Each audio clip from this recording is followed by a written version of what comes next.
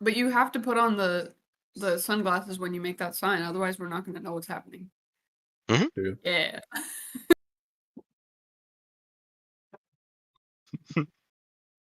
All right. We are apparently live. Woot woot. Exactly. Sunglasses are needed. Hello and welcome. Hello, everyone. Let me check my audio. Yep, that sounds like that's working. Sweet. Oh boy, let me mute that. We're good to go. Gotta get my Discord up. I'm fully ready to accept the DMs of all kinds. Yes. About as ready as Alu is to laugh his stitches off over the next 4 hours. We already almost got him a little bit ago.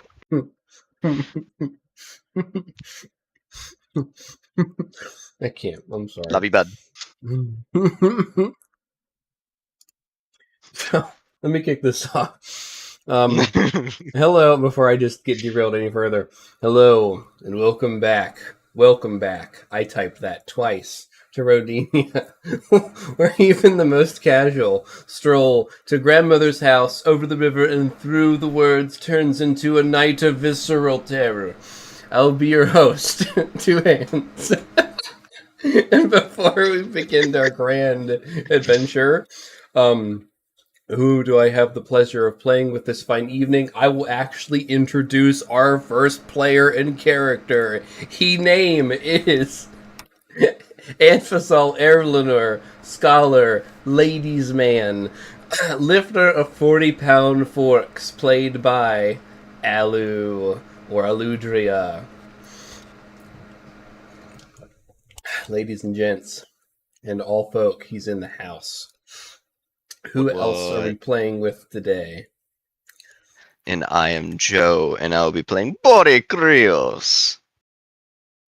Let us hope that he does not get too rowdy tonight. Otherwise, individuals might get hurt. Yes, literally. And hello, I am Sharkbait, and I will be playing Echo, the Feyblood Ranger, who is definitely feeling rowdy tonight. He's just surrounded by a lot of yes, so he's having a great time. So much yes. Oh, good. So yes. So yes, so good. All right. The session opened exactly as you'd expect with the Stormcrows. Freshly spooked and emboldened by things they should or shouldn't do. Departing Calgully, Anvizal packed snacks, alcohol, and casually stuffed a couple boys, dead hobgoblin bodies, into his bag of corpses, because preparedness is key. Bori, the ever-responsible one, found Atreus' secret whiskey stash, but decided against raiding it entirely, leaving a polite note alongside a half-empty bottle. Found it, left it. Meanwhile, Echo grabbed marshmallows in absolute denial that this would be a simple camping trip, despite their ultimate goal in resurrecting Orin's dead mother. And in a surprising turn of events, no one looked at Bori's face directly. Why would they? What could possibly have changed? The journey across the lake was peaceful, barring Echo's questionable survival skills and an accidental killer whale sighting. Arriving at the plains near the verdant forest, Bori cryptically warned everyone not to travel the forest leg of the journey at night, hinting at sinister forest things, but not clarifying further. Naturally, Echo insisted on camping regardless, marshmallows already in hand. Again, no one noticed Bori's frickin' face. The night passed suspiciously calmly, but morning revealed all. Bori sporting a mysterious blue streak across his face, a clear, definitely not good omen. Touching it burned, confirming Bori was indeed cursed, physically, magically. Anvizal offered a medical diagnosis, definitely cursed. Entering the verdant forest, Echo surprisingly managed not to roll a natural one. and promptly guided the party toward varied, dangerous plants and creatures. They encountered a strange old fae who chased them, yelling cryptic threats like, "Life tastes like spoiled milk near you!" proving the forest was anything but welcoming. If the party didn't know better, they would have thought Echo didn't want to be in the forest based on the way he did not want any part of interacting with that old fae, but I digress. But it was too late. Once they started leaving, that old fae sniffed the air like a bloodhound. "Wait! That one smells like broken packs. Who gave you your face?" And this old fart started running towards them, making a great escape from the old Vogie, and boy, it was close. Echo found an alluring lily that projected illusions of delicious picnics. Wisely resisting temptation after nearly falling for it, Echo watched Anvizal casually toss another boy from the bag. The lilies, discovering they were especially carnivorous. The zombie was dragged into the underbrush, caught like a gnat in a Venus flytrap. Verdant Forest Lesson 27. If the plant looks tasty, it's probably hungry too. Next, the group stumbled upon a glowing tree bearing pitcher-shaped fruits. Anvizal determined they required a magical sacrifice. After the group had a brief communion with the tree, Bori and Anvizal eagerly grabbed fruits. Bori gained temporary fire resistance, which conveniently let him touch his cursed face, while Anvizal was less fortunate, immediately transforming into a squirrel. After a minute of confused squeaking, he recovered valiantly. He rallied, his form slightly embarrassed, but no worse for wear. He continued. Their luck ran out upon encountering a monstrous bone-and-vine creature composed of multiple locals, who apparently didn't survive previous forest excursions. Yes, that's right. You did find an exceedingly smart ghoul who will become your butler. I don't remember what you named him, but excellent butler. Excellent butler. And the fright was frantic. Echo and Orin fired desperately, but every time they wounded the beast, it spawned minions in its wake. Bori displayed his telekinetic prowess, and Anvizal's spectral helpers fought bravely and failed hilariously. Thankfully, they were saved by a mysterious fae in verdant warrior garb, riding a hippogriff. And armed with impressive weaponry, she dramatically dove in to assist. Enter Nasaria, stage left. More like Crashland, stage left, as her hippogriff took a direct hit from the hulking creature, and she spun into the woods during the battle after a devastating strafing run. Nasaria's arrival complicated things emotionally, passionately greeting Orin with a kiss, only to realize Orin wasn't his alternate persona, Oberon. Echo experienced immediate romantic panic hidden behind a wide-eyed stare.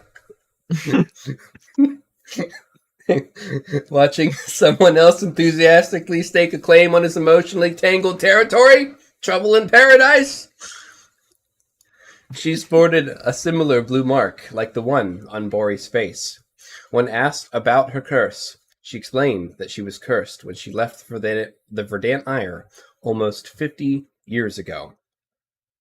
The sun was setting, and Nasaria explained they were in peril, that the veil, which appeared recently in the town known as the Burrow, and has been spreading ever since, would soon be upon them. There were monsters in the night, in the mist. Our heroes needed shelter, if they were to survive, and their only hope was an old, warded Verdant Ire cabin. The group discovered footprints leading in, but ominously none leading out, and a pauper's grave outside. Anvizal nervously noticed the magical wards flickering as the veil ebbed, and silently the fog crashed against them like waves over the bow of a doomed ship. The barrier would not hold throughout the night. As the group bravely entered their new lodgings, they were surrounded by an obscene amount of questionable paintings. And you know what I'm just realizing? I never pulled up that damn stream. Whoopsies. Can fix. no. Uh-oh. I'm like, wait a minute, the stream's black.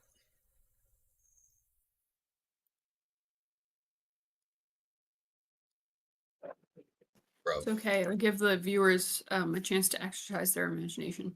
Imagination. Roll Sing if 20. you will, in your mind's eye. Bum, bum, bum, bum. Definitely join as a player. You can't see the secret veil. No one needs to know the secret veil. The secret veil is secret.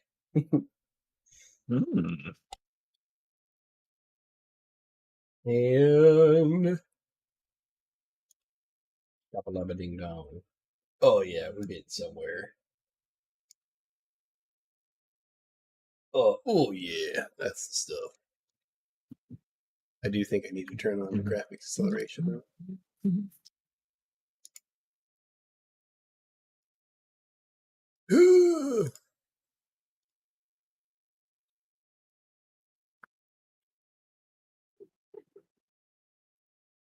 You can do it. I believe. Believe. I'm believing. I'm a believer. Side note, completely unintentional, but I do have my arcane mug, which does have Vi on it for tonight, so. Oh yeah. All right. I got that part of the stream working.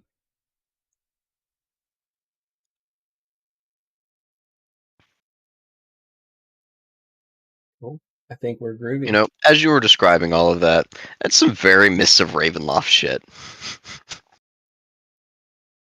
Just Yeah. ever encroaching mist, barrier breaking down, some Barovia type shit. I don't know about you all, but I feel very safe. Oh yes, very safe.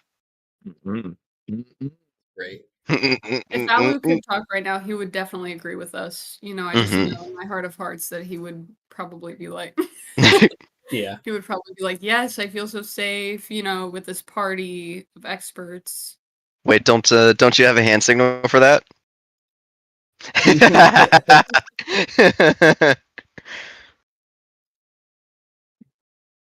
Is anyone able to check the stream real quick and see if it's like laggy?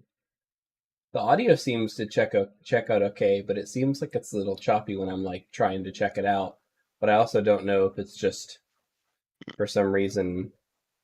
I think that might be this you. It window. looks fine on my end. Okay, if it looks fine on your end, then it's probably just I didn't have Yeah. graphics acceleration enabled on that window that I was watching the stream on. That was probably that.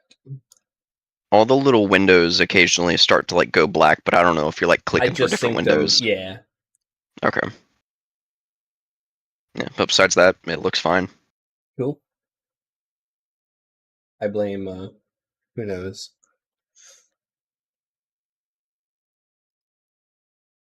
Cool deal. All right, I can move on with life. Excellent. All right, where was I? Yes, the barrier would not hold to. Yes, we were in the what I don't remember. The movie where the white horse was stuck in the mud. As the group bravely entered their new lodgings, they were surrounded by an obscene amount of questionable paintings of very dark woodlight. Boring and Anvisal quietly regretted every life choice leading to this forest, as every room seemed to bear the judging gaze of the mysterious Fae. Echo remained optimistically oblivious, and Anvisal's mind raced to think of a way out. Dangerous ward repairs would be risky. Risky bisky. Danger lurked outside. Wisps of mist trailed, circling the cabin. The Mistwalkers were here, and they were hungry. Nasaria's grave warning hung in the stale cabin air. Don't believe anything in the fog. Don't look at it. Don't follow the voices. And whatever you do, don't leave the cabin tonight. But what awaits the Stormcrows in session 38 of Rodinia, Cabin in the Woods? The GM pauses to consume another butter, which is not any official sponsorship, but it's there. Just saying. I'm Nutter Butter. Mm. Reach out to us over email. That's all I'm saying. Hey, little Debbie, come on. Sponsor the stream. You know, like we'll be raking in millions. That's all I'm saying. Bro. I can't even.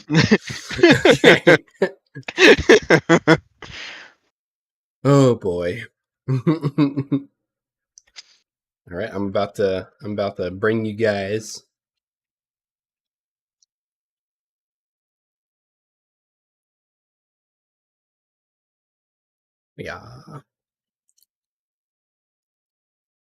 Oh yes, the Pits of Despair. That's what it was.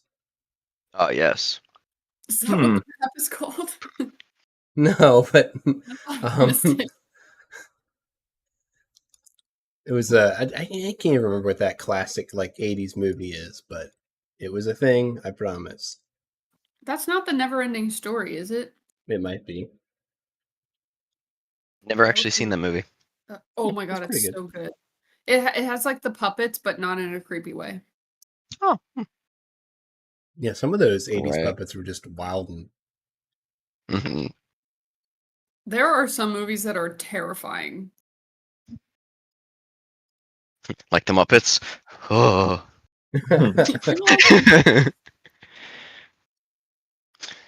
Beach Boy Orin. Yes, that was my choice. We love Beach Boy Orin. Mm-hmm. All right. So, I'm glad the stream's working well because my computer is having a strange moment. But it's only with Microsoft Edge, which usually Microsoft Edge is like my reliable one, but not today. Chrome for the win. Well, if you glitch out, we know what happened. I think I'm okay. It's just that when I'm managing the stream, like on the camera view, moving the map, it's very glitchy. So, but it looks like everything else is working. So that's good. We resume. You all have entered the cabin, all right? And not only have you entered the cabin, but Anvisal, dear Anvisal, the moment your foot crosses the threshold of the Verdant Ire cabin, you stumble across a book. One of the few objects in this room. You open the book. Roll me a dexterity saving throw. There's a lot of dust on this book.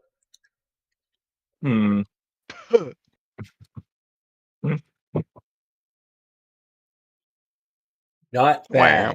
So, roll me a wisdom saving throw with disadvantage.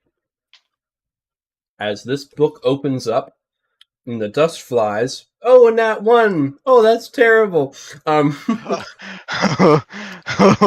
Oh, Christmas, we love dude. you.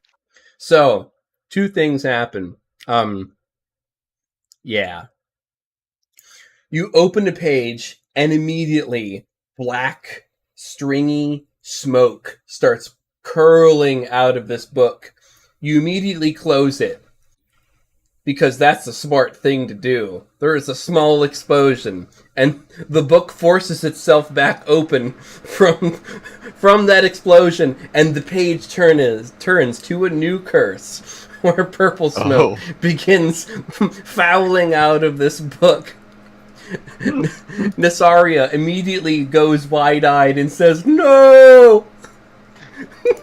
Closes the book. That's right. Yeah, you're a human, aren't you? Yeah. Well, pats you on the back. Can you still move your legs? You dodged the first one. Anvisol, are you good? I've never read a book like that before. That one was spicy. Anvisol, Are you you okay, find my friend? yourself not able to respond to their commands vocally. The Uh-oh. heavens. Nesaria, is this a normal fakers? The Verdant Iron aren't big fans. The humans, they have in the past warded some of their objects, locations to significantly inconvenience any human that comes in. I'm sure we can make this go away in time. I don't know if I have the tools or the resources to fix this right now. We are lucky that only his voice was lost. It could have been worse. It could have been way worse. Well, And Bori just slow turns to Echo. I'm not with them anymore. Like shrugs. Echo's like, I mean, you wouldn't want someone coming into your forest, you know what I'm saying? And Vizal. No offense. No offense, Ambo. You're great, obviously, but And Vizal, your mind, in your mind, your voice is catching in your throat. Your mouth tries to move, but no sound follows. And in your mind, a sensation like ink bleeding through parchment overtakes your thoughts. And a whisper, not your own, speaks. Some truths must remain unspoken.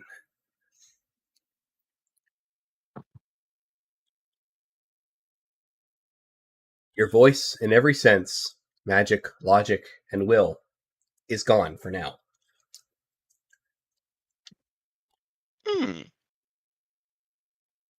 ooh. And my question, well, not my question, but Anvizal, with your nat 20 sleight of hand that you rolled, you break out a trusty chalkboard from your robe of many frickin' things. And immediately, with uncanny wit, you began writing down a series of symbol commands and symbol sentences that you know that your most trusted companions would be able to interpret. And you underline the last one 3 times, and you perform the hand signal. Signal. I'm right there with you, my friend.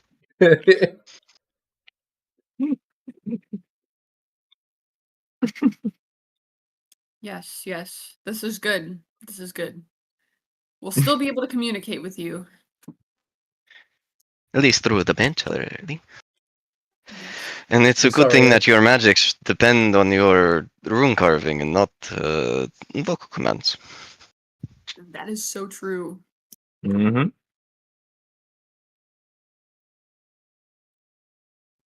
Hopefully, this doesn't impede our fixing of the spotty runes in this cabin. Right. Fingers crossed. Shouldn't, hopefully. Right? I'm feeling like hopefully not. I guess we will have to explore a little deeper to find out if we can repair those runes. Nesaria?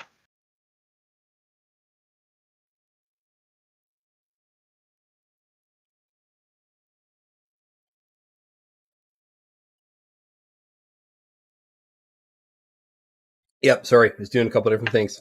So Okay. what were you asking, Nasaria? Bori just said I suppose that we should explore a little deeper and then turn to Nesaria. shall we? Let's be careful. Last time I was in here, I recall there was bedrooms up top and living quarters below.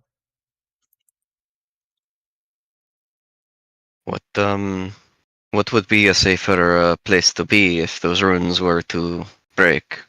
High above or below? The ceiling looked damaged, but there's more windows on the first floor. It will be hard to say. She just kind of looks around, looks back out the door, and just stares at the fog one last time. There's a Do pauper's you- grave outside and an outhouse. But probably minor details. Have you ever fought against invisible creatures like this before? Do you know anything about them?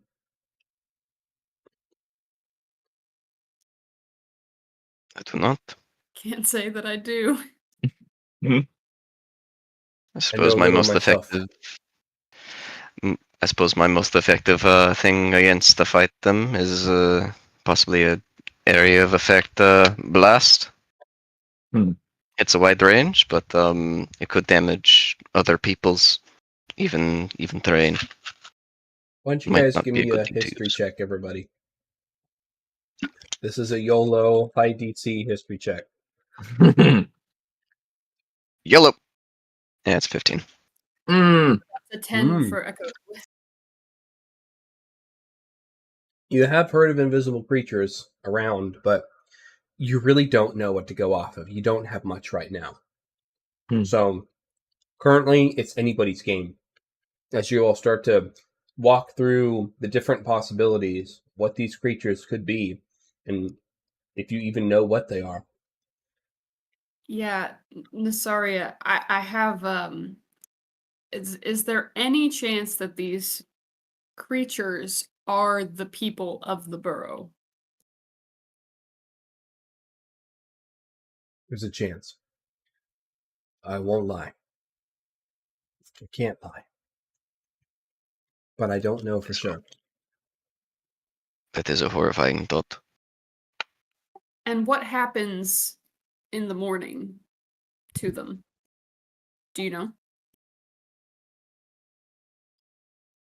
As far as I've learned, when the fog recedes, when the veil recedes, it maintains a small area around the town itself. But the creatures are nowhere to be found. I've not seen them. Okay. Echo. The thing that we came here for. Is it at the center of the town? What is at the center of town? Would I remember? I would probably remember where she was buried, right? Perhaps if I was part of that process. Roll me a history check with advantage. You have seen it in your mind and in your dreams. DC's 15. Okay. No. 13. He's gonna like scratch his head a little bit. He's gonna be like, there's a lot that I don't. Yeah, I could probably find an approximate area. I would find it hard to believe that the burial site would be at the center of town, considering how public that is. If you catch my drift. Fair. And just a thought that came to mind. That is a good thought, though. I definitely think it's probably in town. You know Okay, well, enough to where if you found yourself in the immediate location, you'd recognize and you'd know where you need to go. But getting there, you're not quite sure yet. Ooh. Anvizal writes on a piece of paper that if you all get within a mile, that he can sense it. Sounds pretty handy. Excellent. That is very handy. I guess we should explore a little bit and see if we can maybe strengthen some of the runes that are protecting this cabin. Sure. Because I would love to not have to kill those things if we can help it. If we can kill them. That is true. Yeah. We don't know what we're working with. Alright, well, shall we go in to the rest of the house? Who wants to take point? Yeah, you definitely should not. You stay towards the middle. Stay, you know what? Stay by me. Sorry, just kind of like shoulders through you guys. Move. Alright.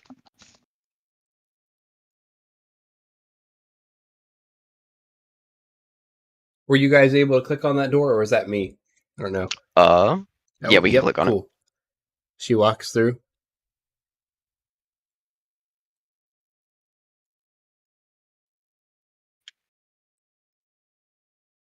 And in this room, nestled away,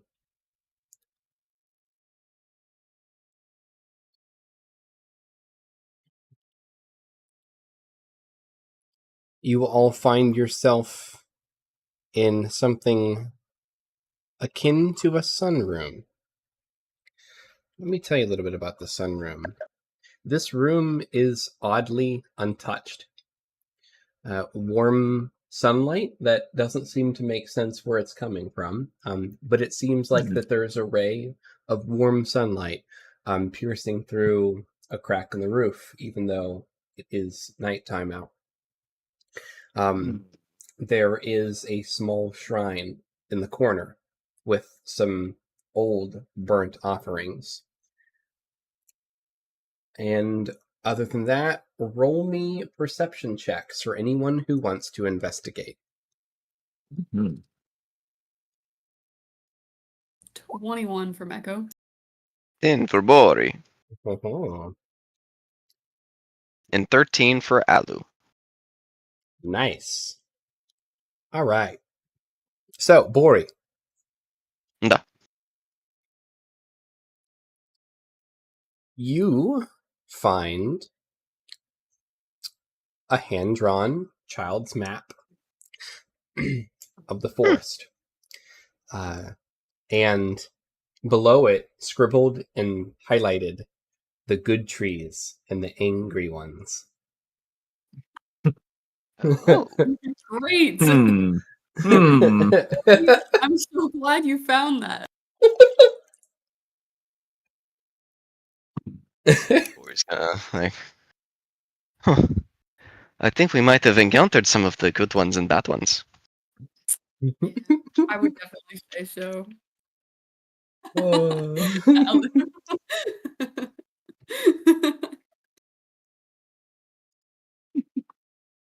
Alu, with your perception roll, you find that this shrine.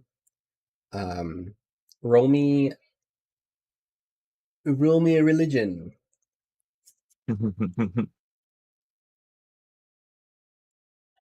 11's not bad. You have a feeling that this shrine might be to some forest spirit, but other than that, it's hard to say. And Sharkbait, where there is intense light, there is intense shadow. You're looking around, and you and only you find something scratched into the ceiling where no one else might see. What the hell? Okay, he's just gonna like just point up for the rest of the party, and I will read you what our We can't hear you. We lost audio. Sorry, truly the stuff of nightmares. I'm going to read you what the GM sent as he points to the ceiling in horror. Okay, so what it says on the freaking ceiling of this cabin is it says, "You don't die in the fog, you vanish. Days later, they find a tree, weeping sap like blood. You're still inside." So that's horrifying.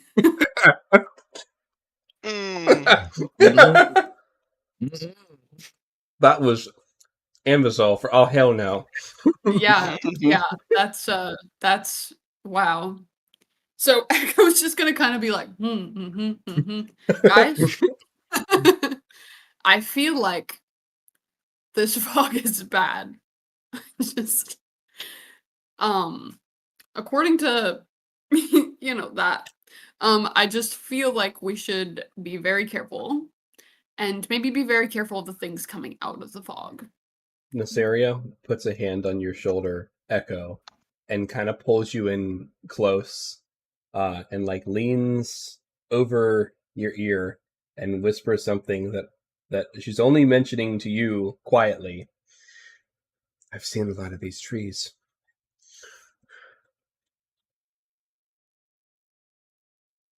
Yeah. How bad was it? Just like looks at you like just looks up at the ceiling and just gives you like a Okay, well, Echo's not feeling great about that. Well, I think we found out what happened to the burrow. Yeah, I hope there's still people left in the burrow. Saria kind of turns around. We don't know that. True. Yeah, that's true. Yeah. Echo's just like thinking about like his mom and like all of his like friends, like childhood friends that are there, and he's just like, ooh, Feels good, this doesn't doesn't have a good feeling. it? He's thinking maybe he should have stayed home today. Maybe we didn't need to come here. All right. Maybe we should have waited. He's pulling that kid from the magic school bus who's like, I don't feel so good. His name's like Arnold or something like that. That's Echo right. Horn chimes in. The only way through is forward. Go. Let I'll us take point this continue. time. Bori will go up to the door and I've got your back.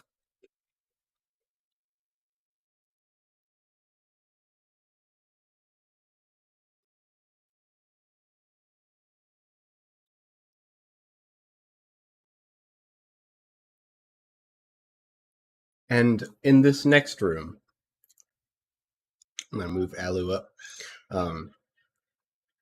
In this next room, you find a relatively normal kitchen. However, the kitchen appears to have been recently disturbed. Some items are cleaned. And while some parts of the kitchen are cleaned, others are just covered in mold and filth and ichor. And maybe it's sap, maybe it's dried food, but almost all of the surfaces that haven't been actively cleaned just are sticky with buildup of you don't know what. The floors are so dusty that it cakes in the corners.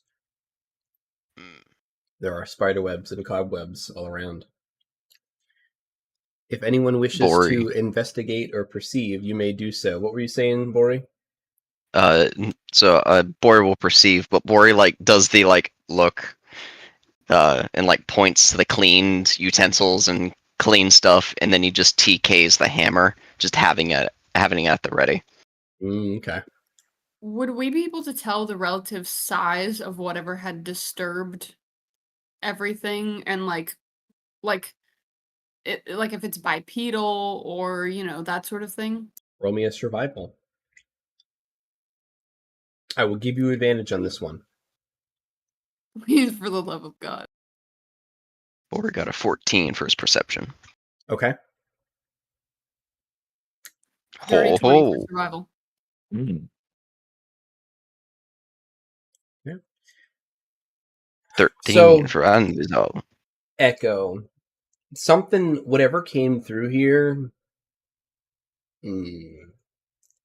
it was shambly.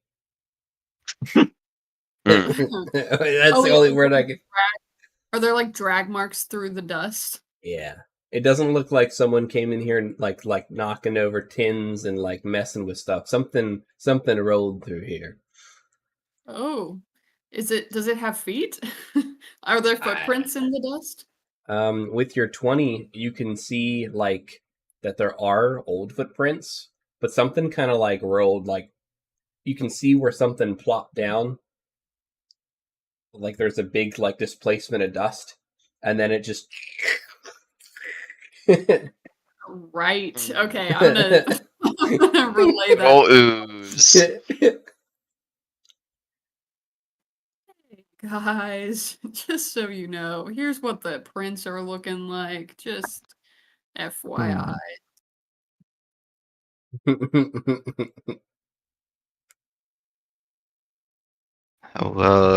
How long ago does that seem to be? Well, it's looking pretty clean. I think.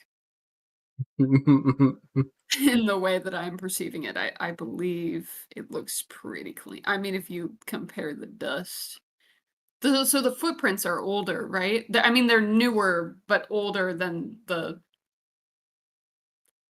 goo. Most of the footprints are older than the goo, except for one pair, and the trail that the thing made through the dust is not old. Cool. All right, I'll relay that to the party. So, just so we're on the ready, I'll turn to Nasaria, and just ask, like, do you have any idea of what could have made this kind of print? Anything could have moved in. This cabin it's old. Verdant Ire abandoned this outpost decades ago. I'm surprised the wards still work. And the only reason that they still work is probably because they haven't been used in so long. They activated when you walked in. Me? Oh, yeah. Yeah. Yeah, What was your name again? Echo, right? Echo, yes. Yeah. I don't know And if what's bringing you back to the burrow? it's a long story. I think It's we'll a have really time. long. Yes. Well, I'm curious about your story too. Obviously, being part of the Verdant Ire is We all have high. stories. We all have mistakes.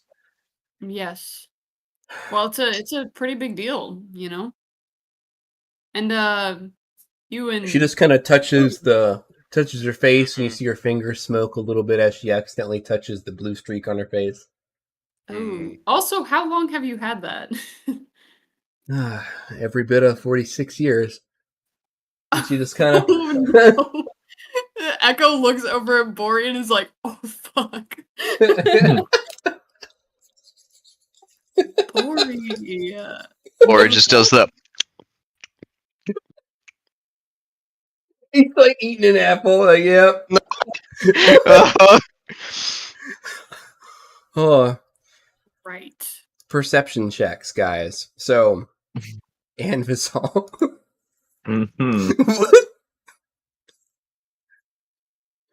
with the 13, you see there is something moving around in the oven. There's like a coal-fired or a gas-fired oven, very crude, and there is some type of window that you can see if it's like ceramic or if it's quartz or what, but there's movement inside the oven. You don't know what that movement is, but there is movement inside that oven.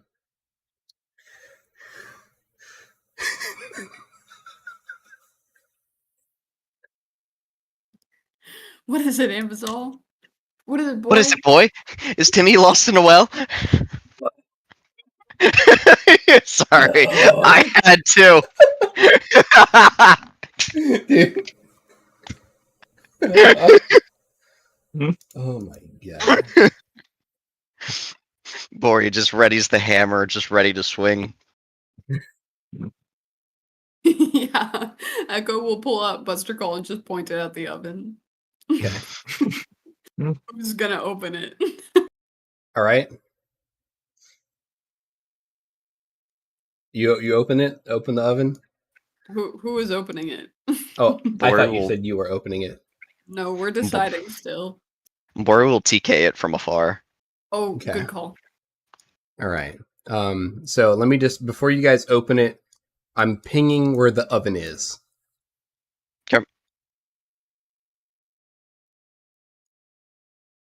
And Bori, when you TK this, a gaseous cloud erupts. A green gaseous cloud erupts from the oven in like a 10-foot line in front of the oven, and just. Episodo! Now, Look luckily, in. nobody's in the blast radius here. But if you were, there would have been saves. There's not something good in there. Oh, this is the oven. Yeah, but this right here. So I don't From think we can see here- your pings. you can't see. Why not? Oh, I'm on the. That's why. I understand. I was on the GM layer. So this is where the oven is, and the line of. Can you see what I'm drawing on here? Yeah.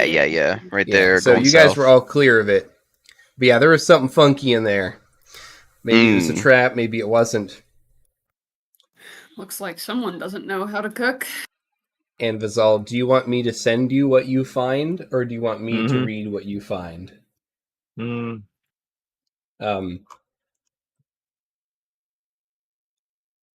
Read. All right. So Anvizal is just gingerly investigating, and he finds a wooden spoon. And Anvizal, on this wooden spoon is inscribed a phrase: "We feed the forest feeds us." Okay, that's not sinister. You know, here's props. You know, You know what I'm saying? kiss the chef, I mean, right? but, well, the only thing is feeding the forest. Like, what does that mean? Feeding the forest. Forests normally don't eat; they photosynthesize. So that's the kind of weird thing about it. You do have to fertilize plants to make them grow better. But normally in the woods, you know, you don't have to worry about that too much. So Lysandria kind of chimes in. The Verdantires killed a lot of people. A lot of people. And they've buried more.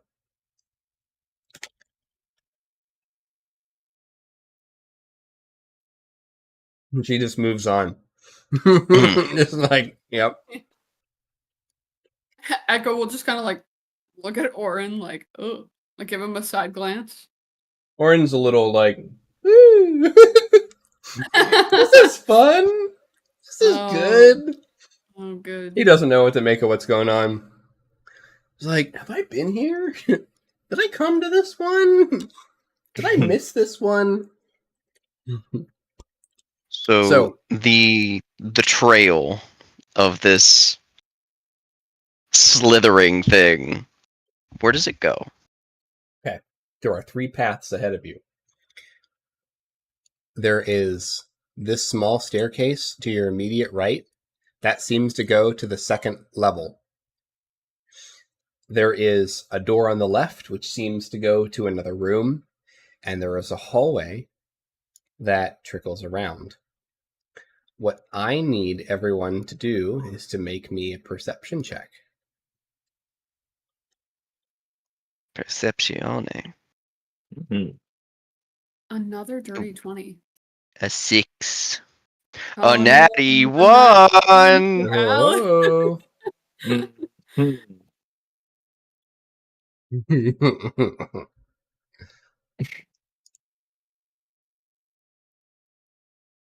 Nice. All right. So the only person that you know what? Yeah, the only person that doesn't see it is Anvisol for some strange reason. But there's like something that like skitters. Skitters and slides back. Hello. Look at that little guy. Little buddy. He's so cute. Aw. Hey, do y'all see that? That's Duh. interesting. That is disconcerting. I feel like I should be quiet now, but it's too late. Mm-hmm. It definitely knows we're here. Should we check that out before we go anywhere else? Yeah, we should. How's Isla feel about that? Echo would like to ready to shoot in case it becomes hostile. All right. Nasaria kind of nods to Orin. Watch our backs. As she starts creeping up with you guys towards the hallway that they saw that from. She'll move up here. It's clear. And she's pulled out a long sword.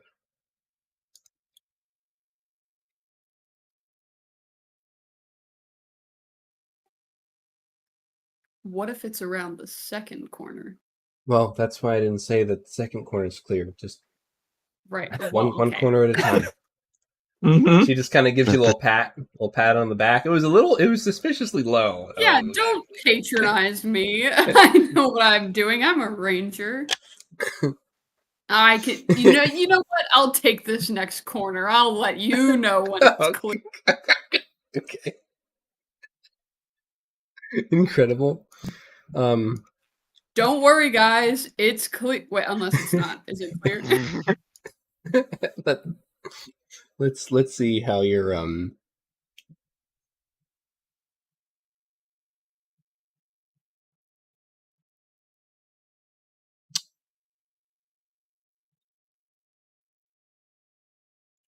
make me perception check. Yeah.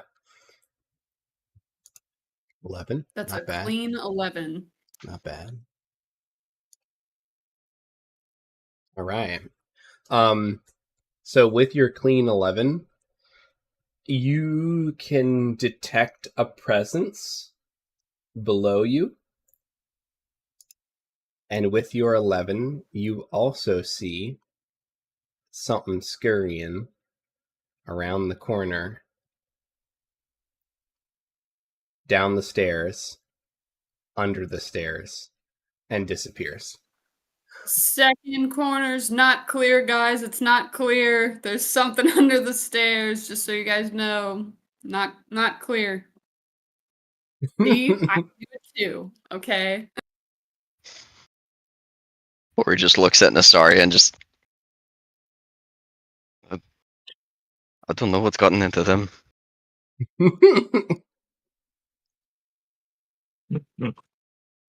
He just kind of smiles and shrugs and just does one of those little like sword whips where you twirl the sword around your hand once and grab it again. Mm-hmm. Fancy.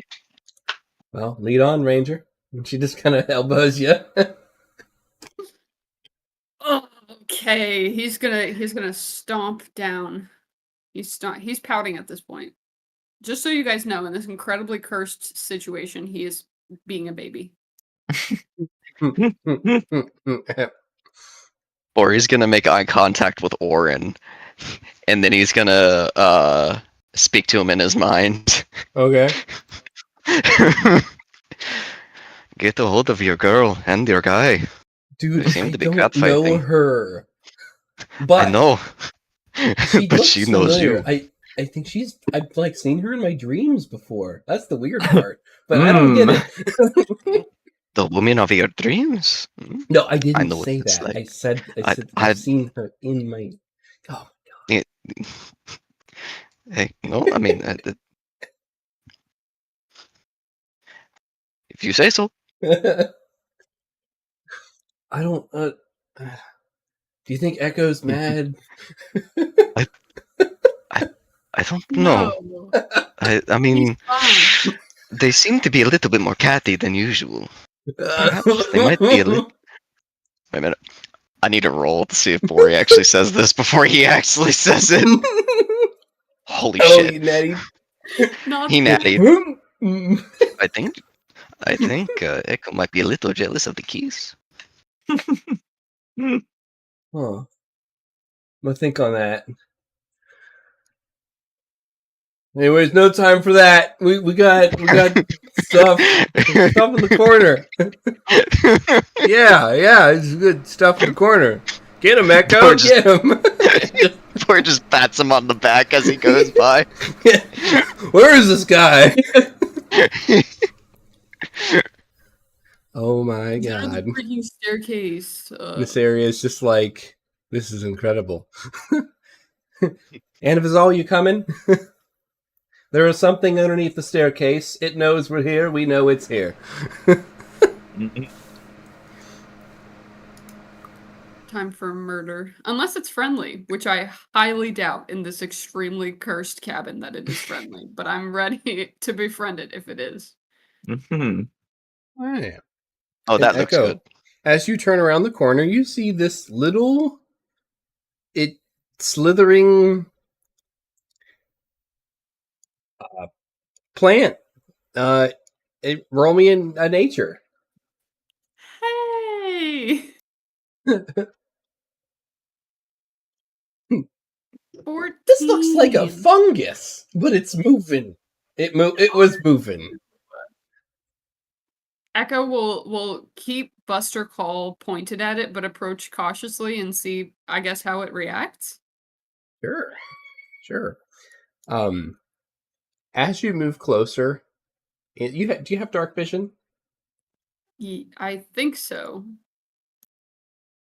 It's hard to say. I don't think it's on my character sheet, but I think technically, as a Feyblood character, I think I do have it. You see a much larger one that hasn't moved at all. Oh, okay. That it runs to. Well, but this big one isn't moving. It looks a lot more like a plant.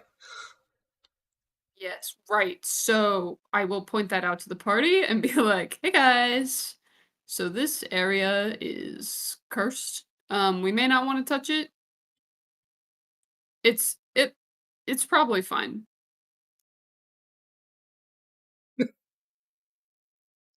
There's a thing over there. Yo! Orin just kind of like looks over the ledge, is like, "Well, that's messed up." He just keeps on Yeah, I don't know what that is, but we probably shouldn't touch it. Asaria, any idea? Oh, Thing doesn't look good. I don't think I want to continue exploring with this at my back. That looks like a giant fungus. And the little one was moving, but I'm sure the big one could move too. It hasn't moved yet. Doesn't mean anything. What's your call, Echo? What do we do? Well, I would say, back when I was a child, I remember my mom would send me out into the forest to forage and, have a good time, spend my day. And her motto, her little motto that she sent me out with was, if you don't know what it is, don't freaking touch it. And so I feel like in this case, I feel like that's a good motto to live by. I just feel like, we may not want to touch this thing. It doesn't look like it's part of like a surveillance or anything like that. It just looks like a plant. So, I mean, if it were a threat to us, I might say kill it, but I don't know that it is. And it looks like it's been here long before we got here, and it looks like it might stay here long after we leave. So I feel like, since we're just visitors for tonight, we should probably just leave it.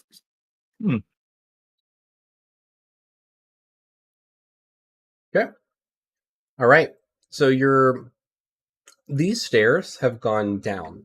It looks like you're headed towards like a basement level of the cabin. Oh, is it blocking something? So it doesn't appear that there's any doors behind that thing, but there is a door in front of you. Oh, yes. Shall we continue and explore? The Annabelle, Excellent. you want me to move you up with the party or keep you back there for now? What do you want? I will be right back. Give me 1 minute. I'm sorry, I Move didn't up. catch that. Was that a all hell no or a all F yeah? Oh yeah. Get you in there. Put you in between these thick baddies, Orin and Saria. That's the best place to be right now. That's where an Echo wants to be, is right between those. Alright, Bori moves up to the next door, readies the hammer, All right. opens the door. Oh, well, apparently I locked it. Or Maybe it is was locked. never open. Oh, so you jiggle, and this door is locked. This one is locked. Do we bust it down? Orin, Nasaria?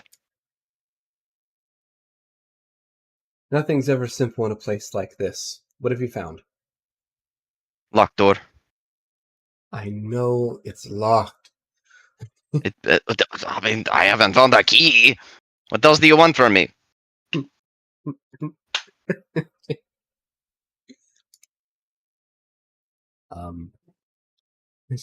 Do we break it down or no? Why don't you roll me an investigation or a perception? All right, investigation, definitely. That'll be a 17. All right. So in this room, in this hallway of sorts, it looks like it once was an armory, but it's mostly emptied. The wall racks are barren, except for vines growing in through the wall. There's one warbow in the corner that hasn't been used, but aside from that, all these weapon racks are empty. You found that there's those strange plant-looking fungus things in the corner, and there is a door in front of you. Mm-hmm. And with your roll of 17, which is pretty good, you can see that this door is emitting some type of fey magic. It doesn't look normal. Also, some inscriptions on it. What do they say, GM? Can you read Sylvan? I don't think he can. Then you cannot read it. But perhaps our wizard can. Ando? Translation, por favor? Exciting.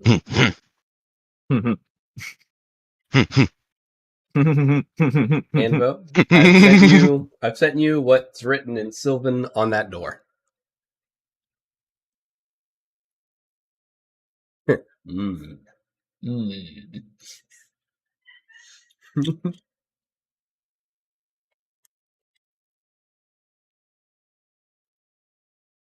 The Anvizal Nods, reads the door, and then breaks out his handy dandy chalkboard and starts writing down the sylvan letters on the locked door, word for word on his chalkboard. And he presents you with these words, this locked door, reading, "I drink without a cup. I breathe without a lung. I grow but never move, and die where I've begun. What am I?" A tree? A plant for sure. And Bori, as soon as you say tree, you hear the door click. Yo, Bori. All right then. Echo will pat him on the back and be like, "Yeah, I guess your brain's not just for TKing stuff, right? You're out here solving suppose. puzzles. Big brain. Big brain." Big brain. So true. And so before Bori opens up the door, you said that there was a war bow on one of the walls. Mm-hmm. Where exactly is that? Is that like close to the plant, or is it just like next to the door? It's behind the big purple fungus on a shelf. Go ahead. Hey, Echo or Oren. What is good? And Bori points to the war bow on the back wall. Bow say. Do either of you want that?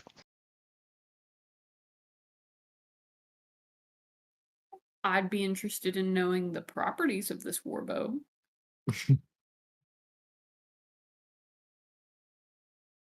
My Buster Call is pretty good, but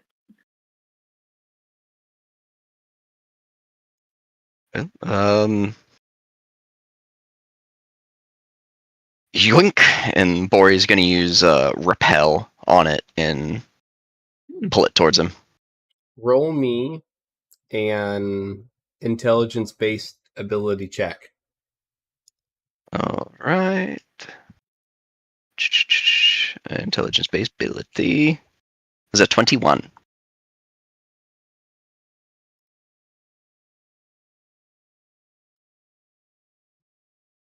Go ahead. So roll. this thing in the corner of the room, after you quickly move that bow, it actually reacts to the movement and tries to snatch the bow. But you are able to move it faster than it can react.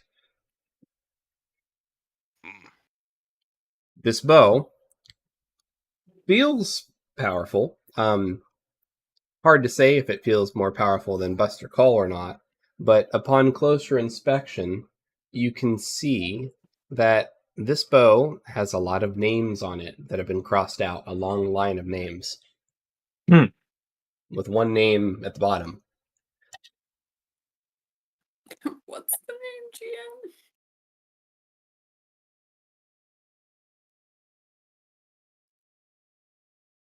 GM? What's the name? Someone named Nasaria.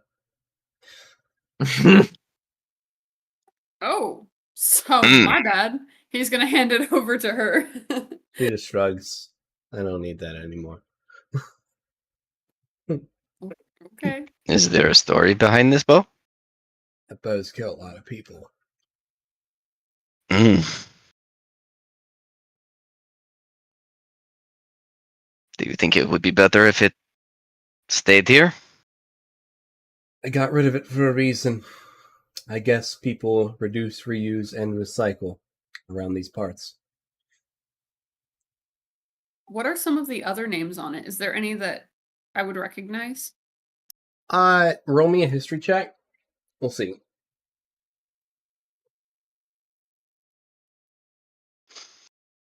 None that you recognize. You didn't really get close to a lot of the Verdant Ire, and there weren't many that were guarding the burrow when you were around. In fact, now that you think about it, none of them went out of their way to ever go near you at all. You knew about the Verdant Ire, and you knew that they were no strangers to the town. But now that you think about it, no Verdant Ire, other than Eridark, ever made contact with you, or even came within your sight. That's what you get with the 12. That is concerning. Coincidence? Yeah. Yeah. Surely I'm misremembering. Surely They couldn't be bothered, that could, obviously. surely there's something else there.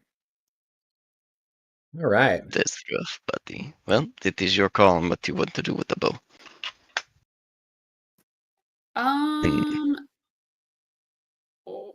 Orin, what do you think about this bow? Do you want this bow?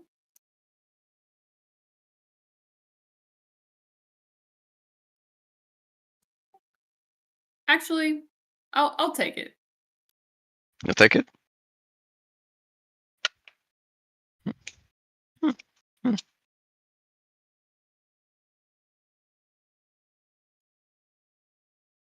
Does it look like it uses normal arrows, or does it use a special type of like big ass arrow? It's hard to say. It's a fairly decent sized warbow.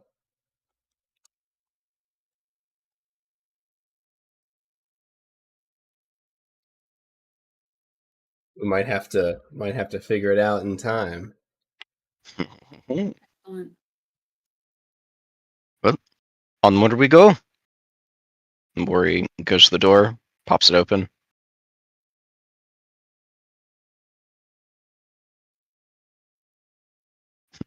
Continues to jiggle the the handle. Yeah, so this door starts receding like roots of a tree until it becomes just an empty doorway, silhouetted in arching roots. It's dark inside. There appears to be another room.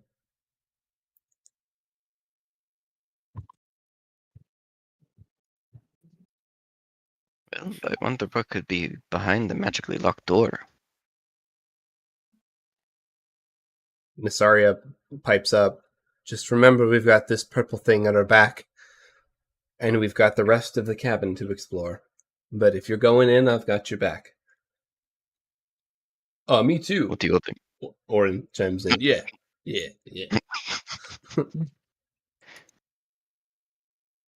Well, Anvo, Echo, what do you think? Save this for last, or check it out now? Let's clear the first floor first, I feel like. And then come back to this. That sounds good to me. That way we can be certain of one level. Yes.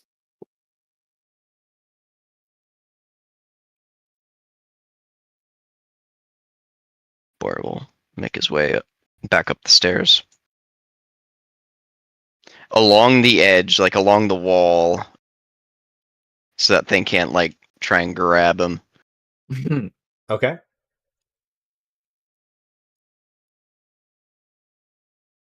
Boar will square up to the next door. As they're walking, can Echo be like, so like uncomfortably, like, how do you know Oberyn?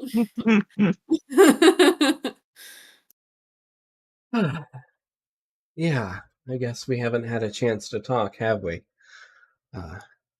And as you guys are scooting towards either this door, is that where you guys are scooting towards? Yes. She'll just... So, I've been around a little in these parts. She clarifies, in these parts. Yeah. Phrasing. Right? Oberyn came to me years ago. And came to me as Oberyn. Not as whoever he is now. Orin. Orin. Go on. Just looks at him. Orin. What else would you like to know?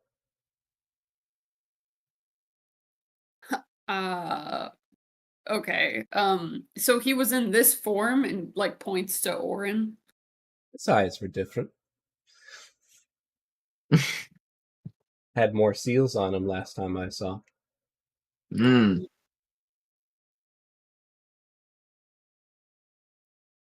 Yeah, he has been through it a little bit. So you're telling me that there's two people in him, in you, and she kind of looks at Orin directly. And she's kind of like taking up a post, leaning against the door, not just because it's comfortable, but she's also watching you guys' back because you guys left that purple thing behind. Hmm. I could learn to like Orin too, and she's just kind of, yeah. I'll tell you about Well, Orin, but why don't you tell me about Orin next? Fair? I'm just surprised you know him Maybe because while we're at it, Orin. you can tell me a little bit about you too. And she just kind of gives you a little wink. I goes like, okay. Um, Sorry, You if you seem insist. surprised that I know Orin. Am I missing something? Yeah. Um, how long ago did you say you met Oberyn? Because Orin and I were childhood friends Hmm.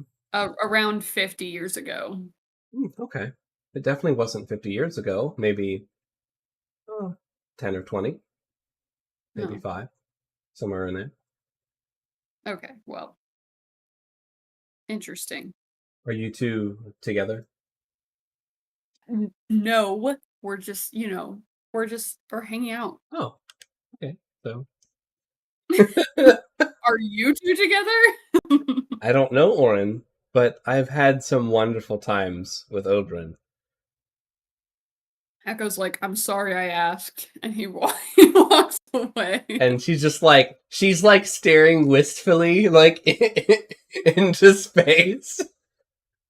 Hmm. He like huffs. He's like, okay, Yeah, great. closes her eyes a little bit. She comes back to reality. Orin, I don't know him yet, but Oberyn, he is what I would say a tortured soul. I think when I first met him, he was rough around the edges, but I have a way with people, and I knew that there was a lonely child inside him who perhaps didn't have what Orin seems to have. Oberyn didn't have a you. He didn't have anybody. And he seems to especially not have a great relationship with someone named Eridark Woodlight, whom we both know. I was assigned to guard the burrow when I worked with the Verdant Ire 50 years ago, but I never met Oberyn until later in life. She just kind of like I looks at Yeah. him. He looks familiar, but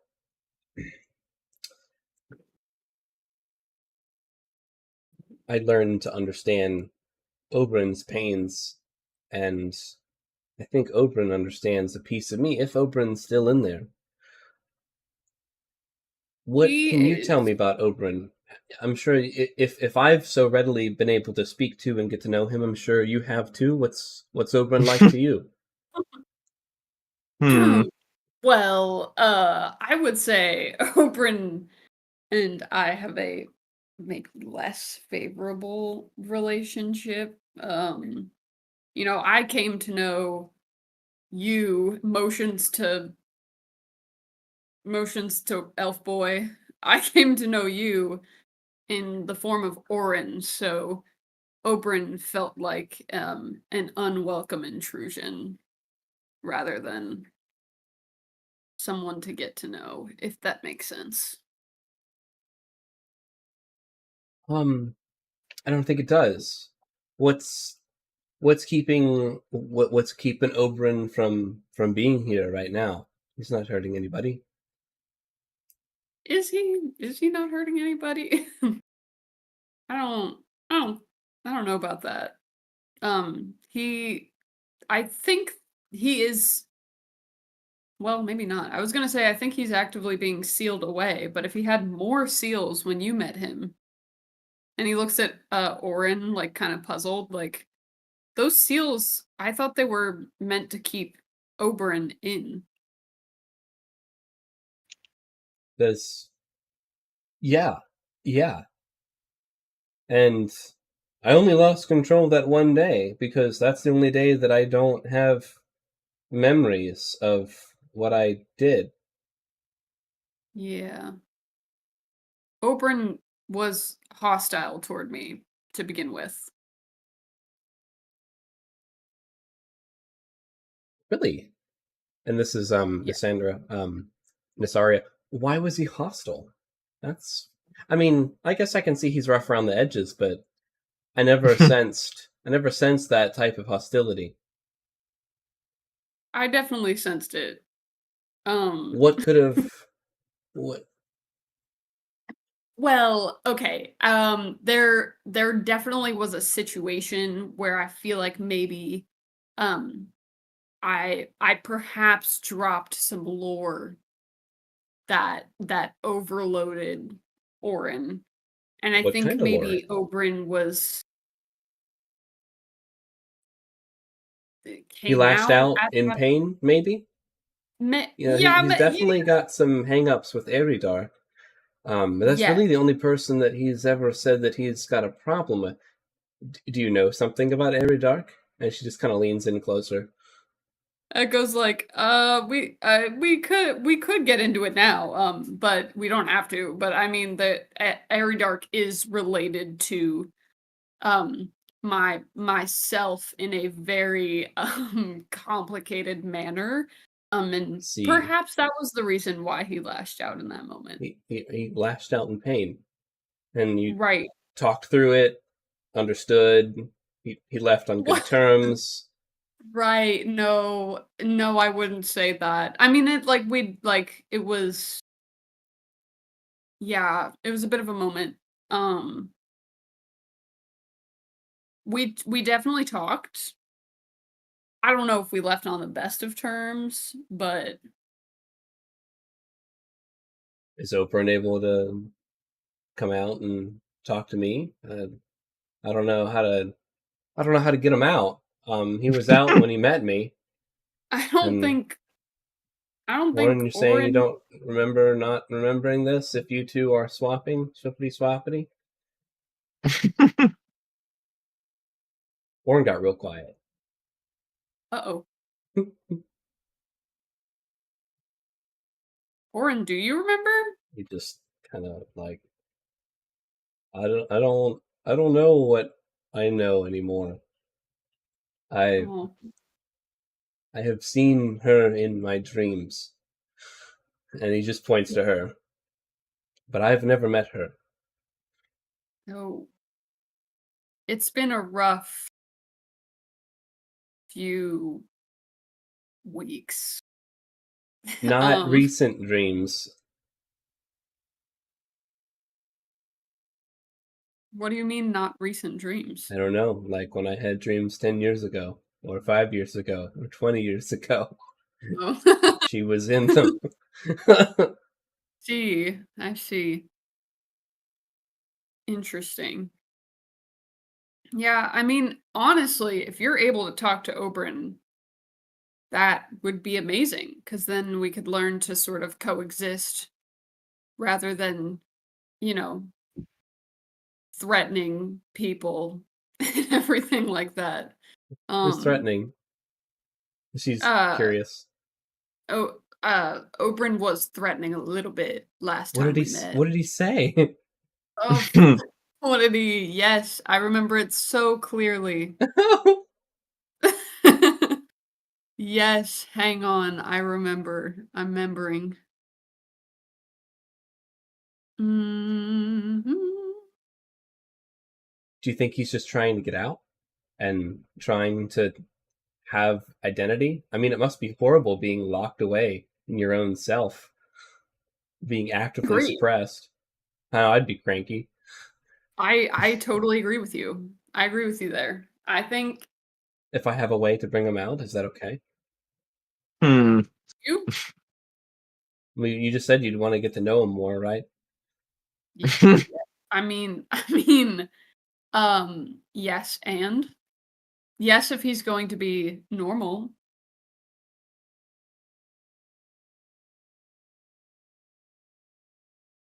Okay. I mean, but what's the way though? Like, you know what I'm saying? Like, that's No. kind of important. I don't have a way. Okay. I have a unique.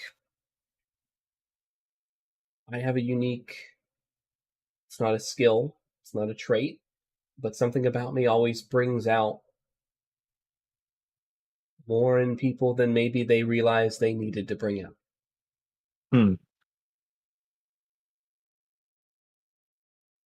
Okay. Well, People let's who put a might pin in not that. always tell the truth are more inclined to speak freely and honestly around me. People who hide their inner pains and hurts bring them to the surface around me, and usually leave better off. One might say I'm touched. By what? I don't know. And Well. she just kind of puts a hand on your shoulder. I'm sure we'll figure it out. Echo just like makes the slightest little like sour face, like, okay. Okay. Oh, all right. Okay. Well, that being said, let's see what's in the next cursed room, shall Do we? it. These rooms are not cursed. Okay. Yeah, no, that ceiling message was very normal and good and nice. Dude, I'm really glad we saw that. That was like, dude, hey, someone needed you to know that and wrote it there. On the Scratched ceiling, it in too. the wall, in the That's ceiling. a weird place to So scratch a weird. message. All That's right. an odd location. So this room is the pantry. Yay! There's a couple things in the pantry. Why don't you all give me perception checks or investigation checks if you want to search for something? 17 for Bori. Also, hope this mini dungeon is hidden right. If not, let me know. There's plenty more spookies. It's hidden. Yes, What me and the Amber were on the hell? same page. Wow. We both were the natural one. Wow. Natural ones. Bori's got a 17. But like, what do I do with these nat ones? Gotta be spicy. Okay, were they investigate? Oh, they were. Oh, okay. Oh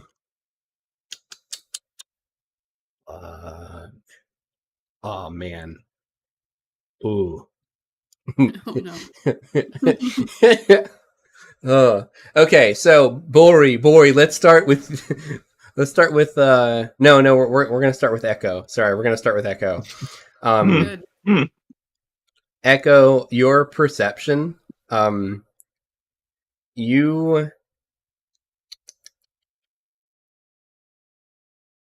find a hastily written ration log, and there is something scrawled on the bottom of it, almost scratched into the bottom of it. And as you pick it up, you bump into Anvizal, who was also running quickly towards an item that he found, and you trip, and the paper tears. No! You are unable to read what was scratched very hastily at the bottom of this. Anvizal, do you have mending? Anvizal. Yes. You trip over Echo. You saw a jar of something bad on the shelf, and you were like, ain't no way. And as you fell towards this jar, you grab it, and it slips out of your hand with your 10, but still nat 1 investigation. And the jar shatters with a splash on the ground, and you hear this soft, meaty as a bunch of little things roll across the floor and leave little trails of a very pungent fluid. And these little spheres in the darkness roll everywhere. What do you guys do? There is a loud crash.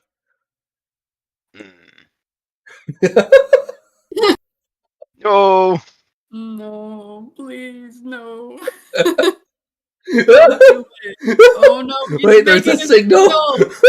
He's making the signal. Oh yeah, that's valid.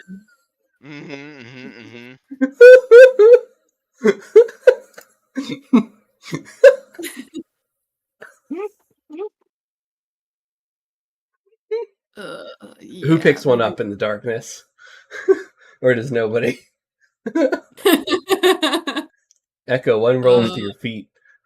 I look at it. Does it look back at me? Yes. Yeah.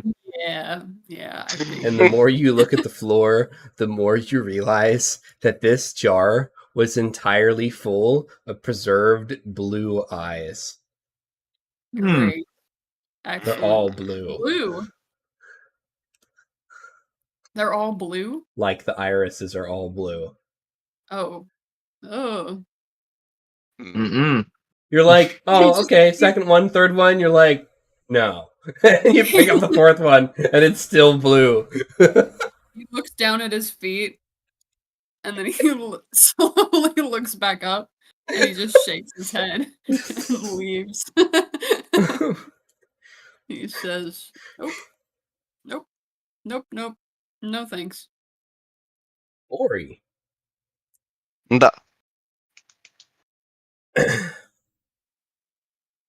Give me a 1 out of 10. 1 to 10. What is your current disposition to the Raven Queen? 10 is great. 1 is I'm gonna kill her. Honestly. Honestly, it's probably a solid 2. You're saying 1 is like I'm gonna kill her. It's a solid 2. Yeah. You are opening cabinets and cabinet. You open one and there's a scratched symbol of the Raven Queen inside this cabinet. Roll me a dexterity saving throw. Fuck. Because it immediately sparks and sputters with magic. Alright. Let me double check. Where?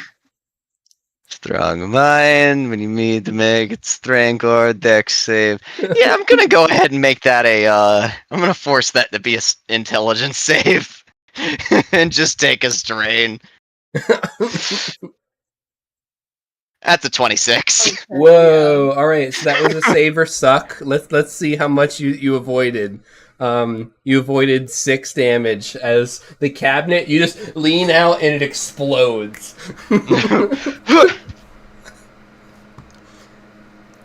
So that was close. Ori, you okay in there? I'm good. Just a little trap. Everything is fine. No, sorry, it's just taking that in, that whole thing.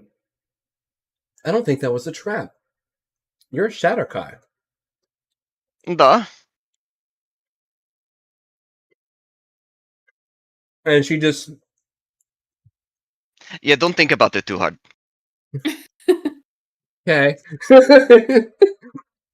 That is something that we don't need to get into. And then Bori walks out. As you're walking out, you do see something on the shelf that hasn't been covered in eyeballs. And it is a bag of bloodroot dusted flour, which is a rare verdant ire healing reagent. You might be able to use this, or someone like Anvisol might be able to use this, or even Echo, to make some type of healing device. Mm-hmm. It's a raw ingredient, but... Yoink. You said bag of... I'm going to put it in Discord, because I don't have a good spot to put it where it won't not get ripped away. I'll put it in Rodinia opened. Okay. I'm just gonna add that to my sheet. Nice, everyone. All right. You all have explored most of the first floor, all of the first floor. The upstairs and the basement remain. What do you do next? All right. Right, do we Shall we go go up check or out the down? basement? I Yeah, think we we should go already check out unlocked. the basement. We already unlocked that door, so we might want to. We'll go do that. Surely Echo. this plant will still be here. Oh, yeah. Echo, roll me a perception check Okay. with advantage. Oh. Perception. 14. 14. Oren's got a white knuckle grip on the handrail behind him. And he's sweating. Where's he looking? He's not looking at anybody. He's just looking straight ahead. Uh-oh. He looks to you. And he whispers, he's coming. Nazaria! Nazaria!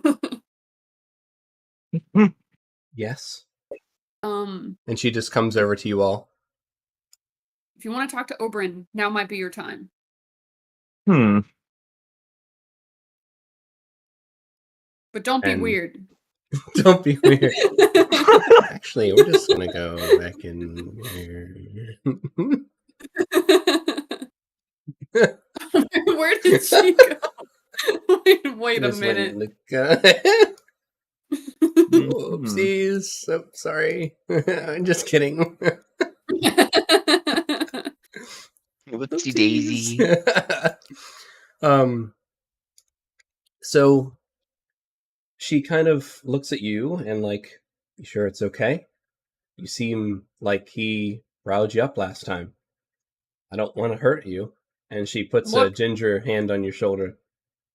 Again, I've only reconnected with Oren for the past like 2 weeks, so I don't know as much about the situation as probably you do. So I'm gonna consider you the expert. You do what you need to do.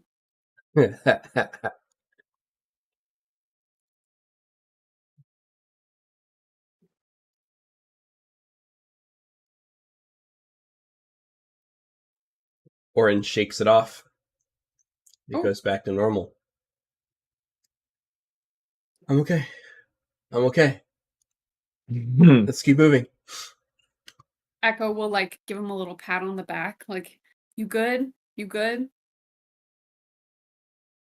So does she. I'm okay. I'm okay. I'm okay.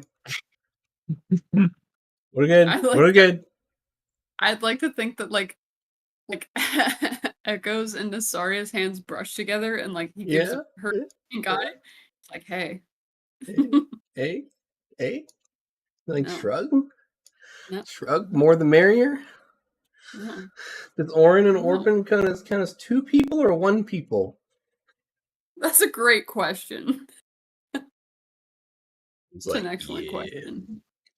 All right, where are we going, guys? Oren's just like, I'm feeling good now. We're good. I'm not being possessed right now.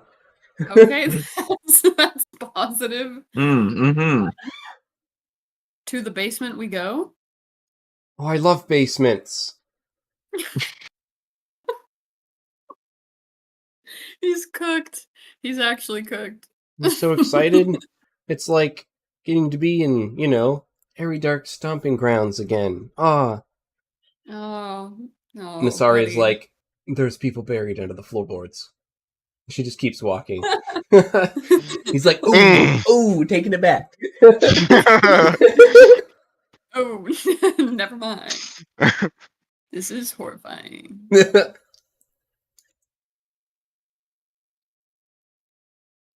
And the doorway opens. Good room, friendly room. I feel good about this room. Yeah, it's a very good room.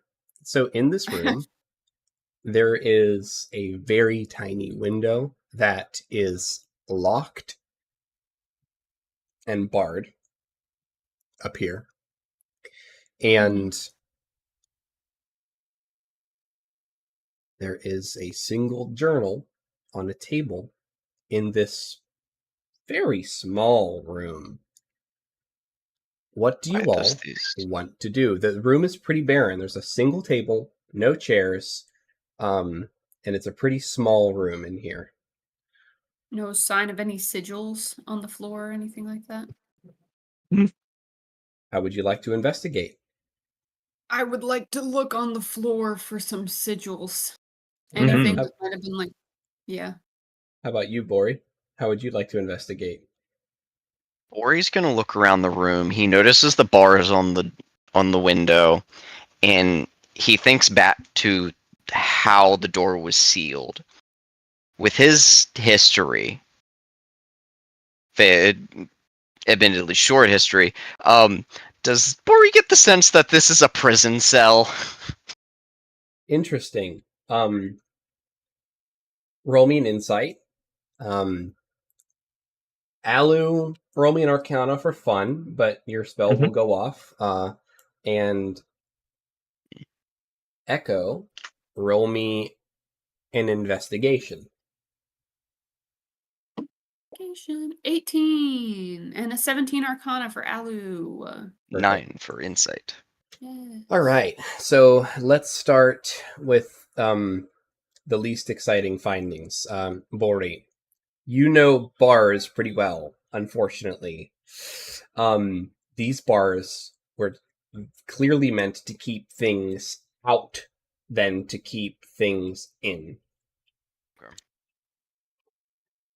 You can So see it's that this room is like, that window is at like ground floor, Mhm. and it's Okay. barred, from the So outside. potentially a safe room. Hard to say. It's the only window you've seen so far that's barred, and it's probably the smallest window that you've seen in here, and the only window that probably still has some remnant of glass inside of it. But luckily, all the windows have,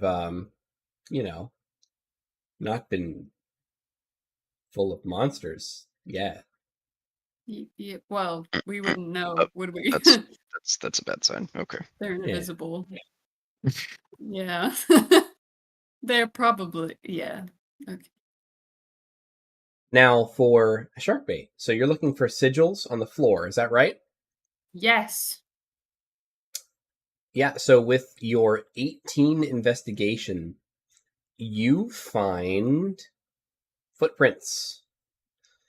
You find footprints leading towards this wall. And while you don't find any sigils, you find some type of evidence of something like furniture moving, etc. Hard to say. There's like soft, unexplained scuff marks on the ground. And Anvizal, with your 17 Arcana and with the spell that you cast, you can see the faintest,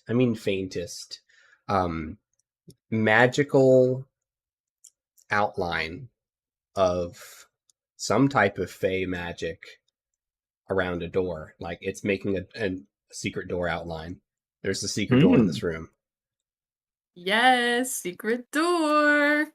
Secret tunnel. Secret tunnel through the mountain. So,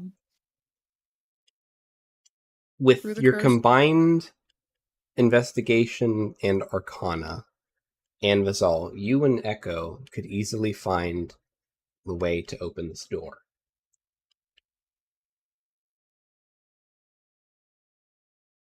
There Let's do it. appears to be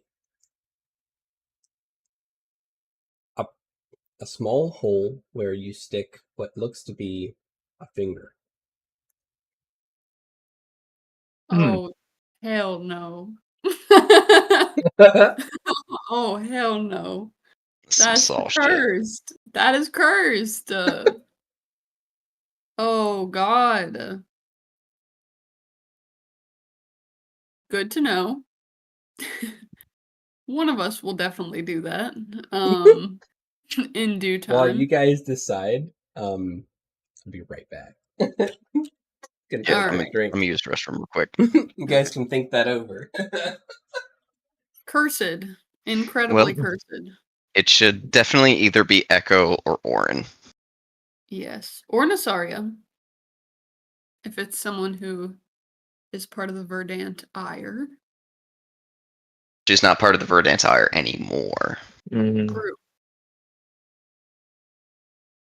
If this is I feel like this is gonna be like a biometric fingerprint scan type situation. She did say that the runes activated whenever you walked in them, Echo.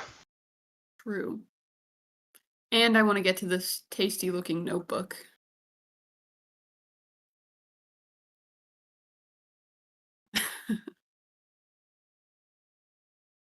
Are we- The idea, though, of coming across an incredibly cursed cabin and being asked to stick your finger in a random wall hole just sounds awful. Sounds like nightmare fuel, to be honest. But, secret door.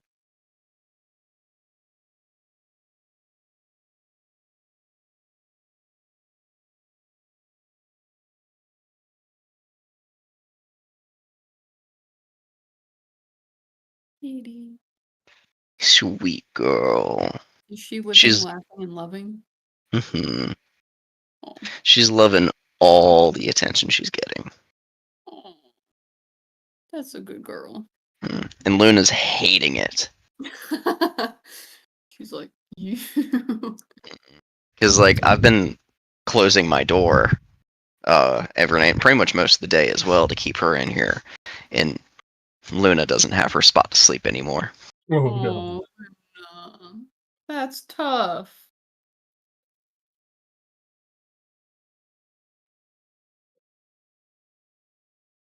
So, this door. Who's putting their finger in this door? Me, I guess. But wait, can we take a look at the notebook first? Sure. You're like, look at the door, like, nope. Yeah.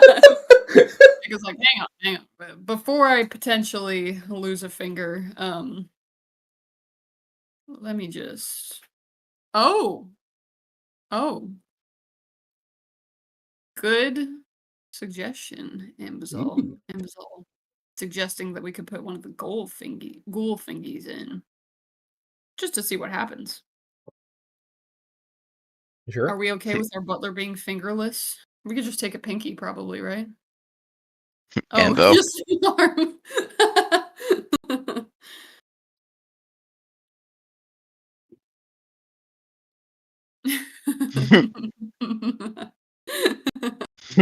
So sorry. I know it's important for our butler to have all of his fingers. All right, we'll use your loose arm that you have in your bag. My bad. How could I have thought any differently? Love it. That's So, we can, yes, that is a plan that can yield a result. Do you want to do that first, or do you want to do journal first? you like journal first, and then we try and mess with the door. Cool.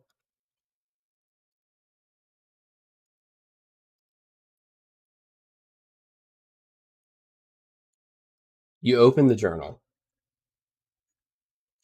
and the first page, there's a couple notes, etc.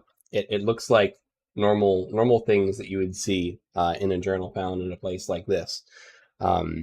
This journal entry is 17th of the dawn of the Thistle Moon. Roll me one history check for understanding these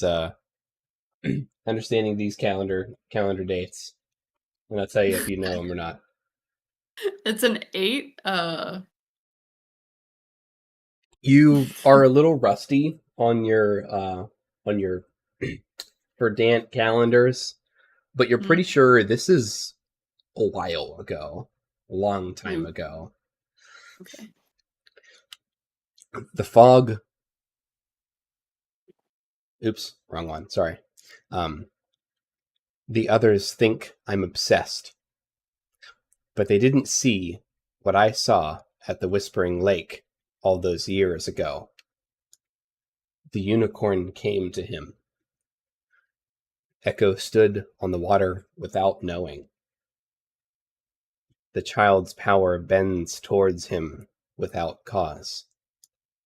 I've seen this before. Every dark feared Neotra, not for her rebellion, but for what she left behind.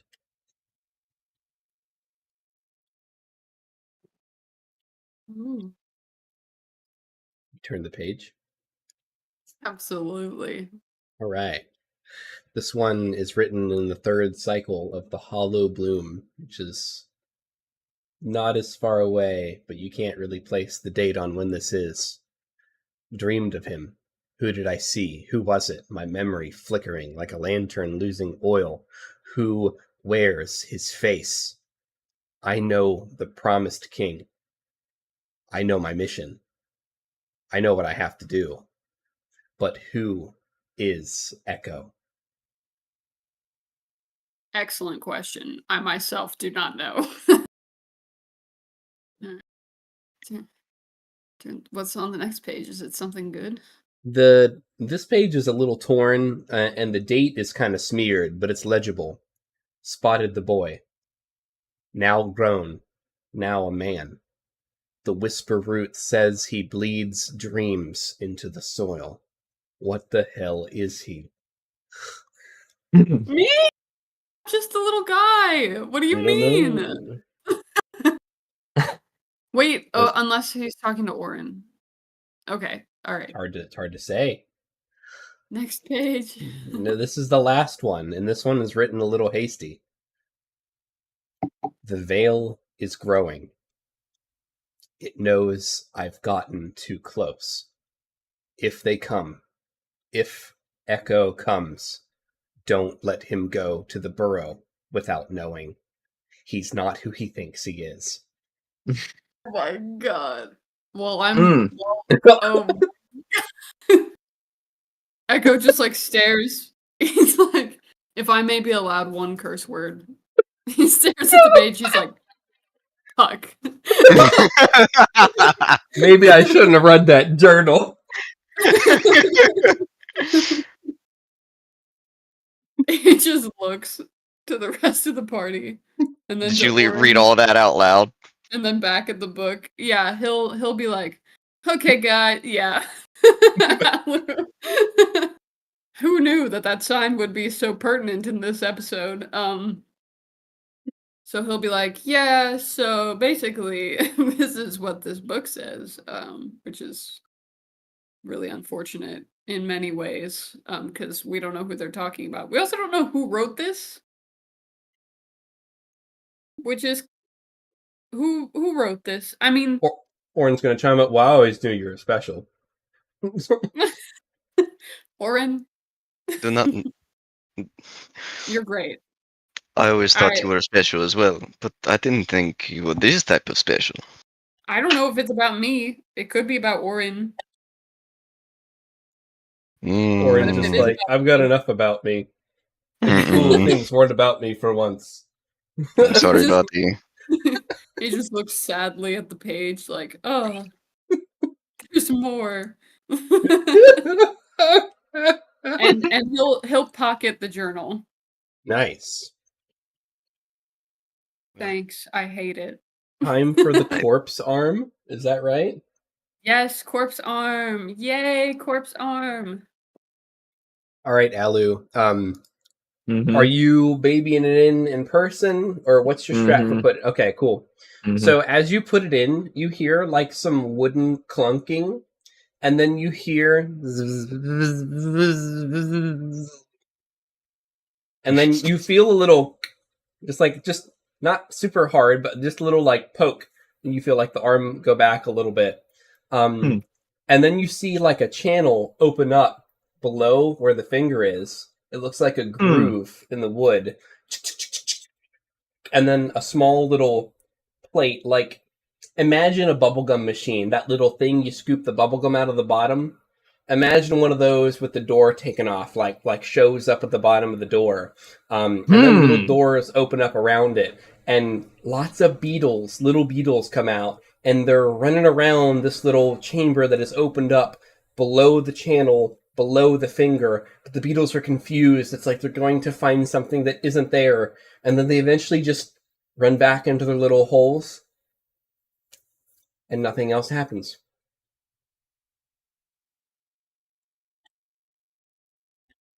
You pull the arm out, okay?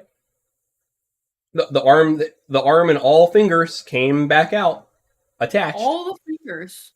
Yeah. We should try something else, he says. Okay, well, cool. So since this very ominous notebook was about me, I guess I should try it. Fingers crossed, I don't perish. All right, roll me a Constitution saving throw. Okay, I can do that. Okay. Not a natural one, please. 19. Cool. So you hear the buzzing.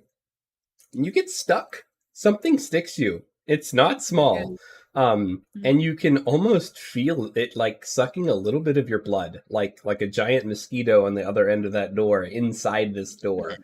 And that channel opens up again. Ching, ching, ching, ching, ching, ching. And you see a couple drops of blood just draining down this blood groove in the door and dropping, pattering. You can hear the drops in the silence of this room as everyone watches, as the 3 drops of your blood from your finger splash in this pan in this little wooden bowl at the bottom of the door, and the beetles come out and they circle your blood spatter ferociously, and they nibble, and with almost a happy, creepy satisfaction, they return to their holes, and you see the door began shifting. And as you look, the seam of the door becomes alive, and the seam of the entire square door was actually made of beetles that looked almost exactly like wood. And the door begins shifting as all of the beetles begin moving in eerie concert as the door shifts and opens and a seam emerges. I don't like that. Dude, creepy beetle tech is the way. Me as a player, I hate that. Thanks. Nightmare fuel. Echo would probably be like, "Oh, cool, beetle tech. I love that."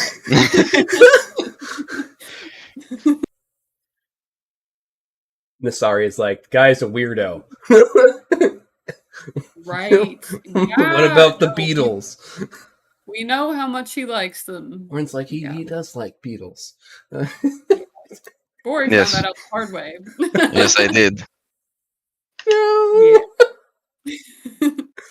All right, so here's where it's gonna get a little freaky. What? It wasn't There's freaky a room. before? There's a room in here. And it's filled with something not good. I call it the red string wall of madness. What? You descend into the basement, and the wooden steps groaning underfoot as you enter the room behind the room. The air grows colder, not just lack of warmth, but as if the very memory of heat has been stolen. The room is dim, lit only by dying candle stubs stuffed into bottles. And there, dominating one wall, is a grotesque shrine to obsession.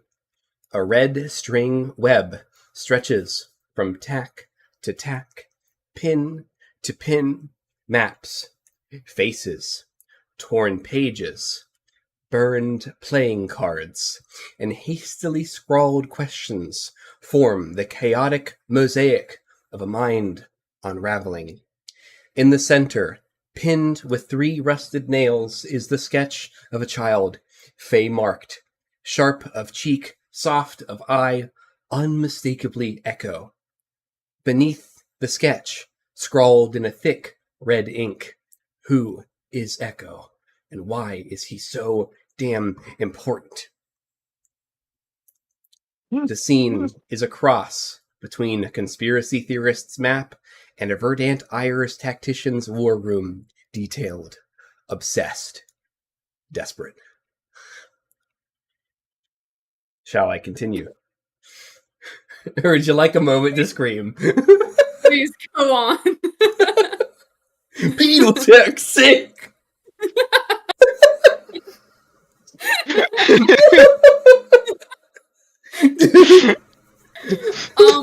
This is not sick. This is Ambo.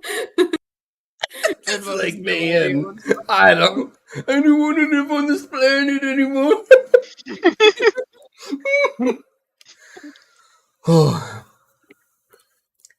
So let's follow the strings from Echo at the center. The connected strings point towards a sketch of Neotra Ciota with questions below it. Deceased, at large, location unknown. There are notes. Soul not confirmed past. And there's strings, and that's with a question mark. And there are strings linking her to Airy Dark, a sketch of Airy Dark, the sketch of you, and a sketch of Oberyn. And Airy Dark has an entry on this table as well. The questions and the statements below Airy Dark. Last to see him 46 years ago. Entire Verdant Ire evacuated from area. Only his most trusted circle knows what happened that day. Sorry, last to see her 46 years ago. So strings lead to who is protector. One leads to someone named Freya, a stone fae, with a question underneath of it. What is she hiding? There's a pinned map of Verdant Ire camps, with several crossed out in red. A line reads, his guilt bends reality. Watch his illusions. And then another picture, a sketch of a deck of cards. Comments below, last seen on Airy Dark Woodlight. Where is it now? Notes, is she in there, or is it a red herring? A burned playing card is pinned below this. And then the dreaded question underlined twice in red, if she returns?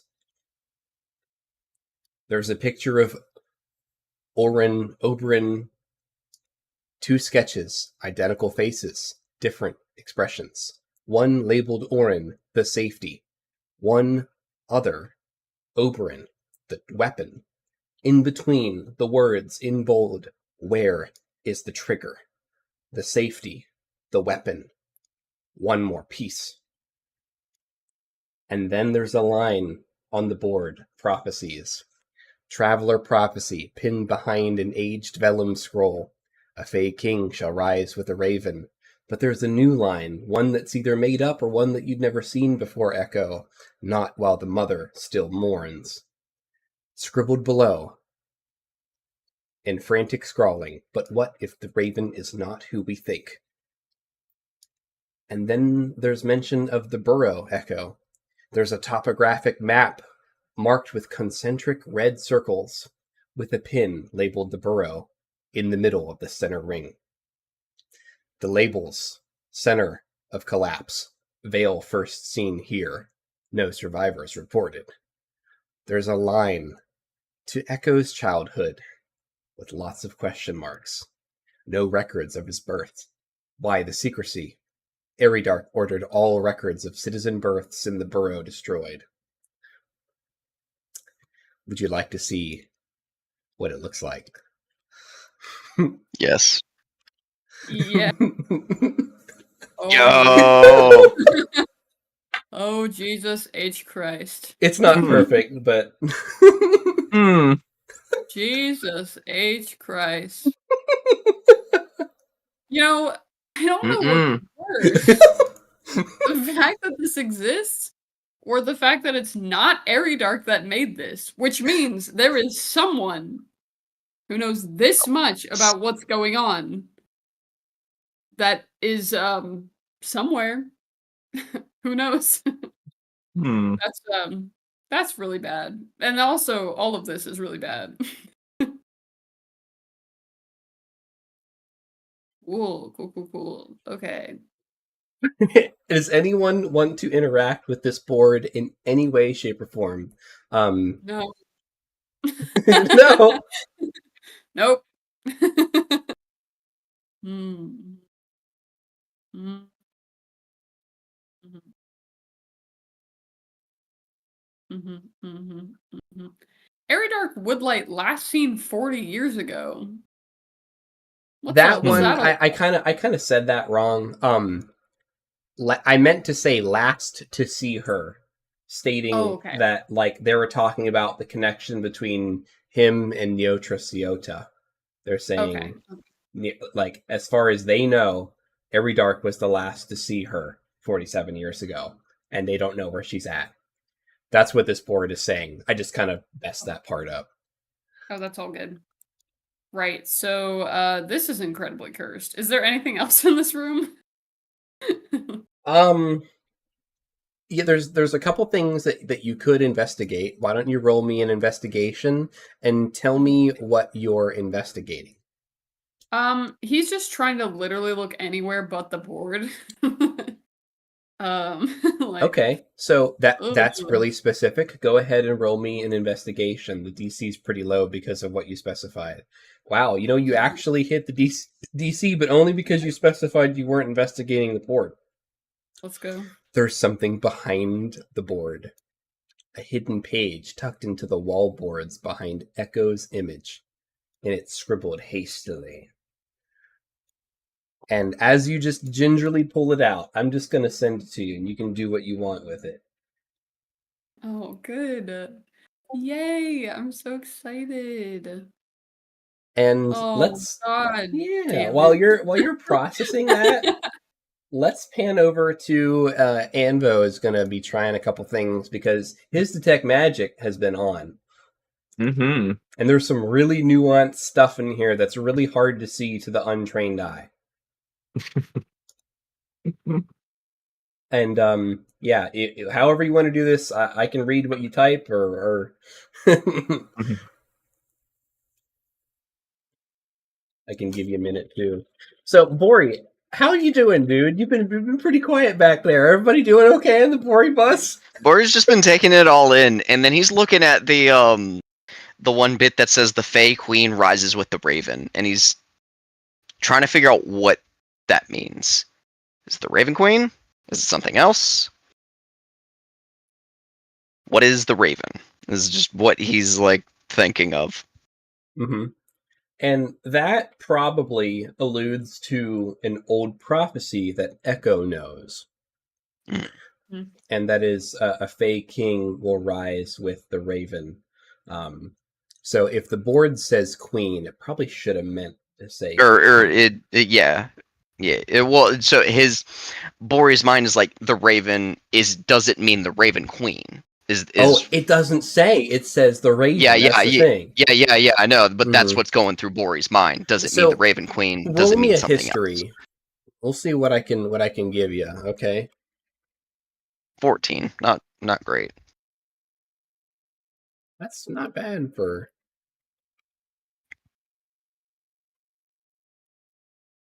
Second here.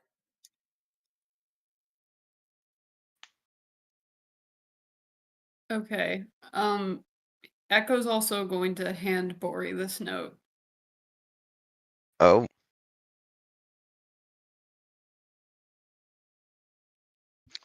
Oh. So, it's probably alluding to a larger prophecy. Most folks know the first part. You all recently discovered the second part. And so when you're trying to think like, what is this related to? Your mind takes you to this prophecy. And it is called, there is a prophecy that a new king will rise to power to rule the Sealies and bring justice to those that were wronged. There is a second verse, unaware to many. His power will rise with the raven. In life, he will bring untold destruction, but in death he will bring salvation. That's the prophecy that you're aware of.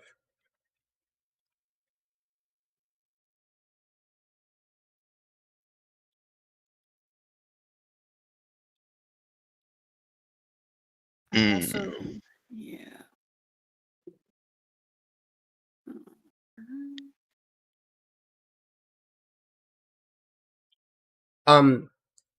Definitely, yeah, give me an Arcana roll. So Alu in the chat wants to roll an investigation or an Arcana to try to figure out the background. Anvizal wants to figure out the background to these strings and what the significance of them being enchanted is.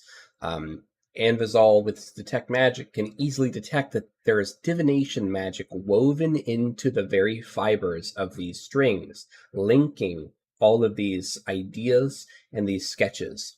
And Anvizal cares less about the thought process of the person who made this and more about the actual mechanisms that it serves, the board. And Anvizal, with the 23, you learn a couple things. Let me find back to where we need to go for this. I'll tell you what, though, now that you can break Google Documents into tabs, that's the way. No more 100-page outlines. All right. So,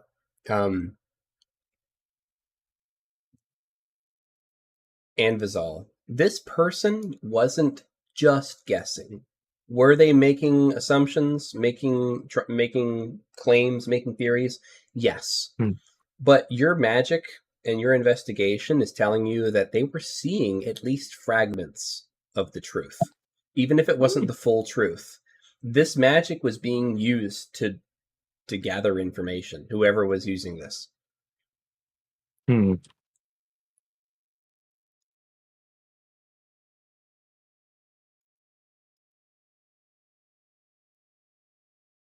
Kitty cat. While Alu's thinking, Sharkbait, what did Echo do with that piece of paper that he found? Passed it to Bori with like a ooh. Nice. Like a little ooh. Bori will read it out loud. She is not the Raven Queen. She's something older. Something wearing her skin. What does that even mean? Then what does that make me if I'm... What does that make Jamin and I if we are supposed to be her sins? What is in the spirit continuum if not her? Yeah, that's a good question. Great question.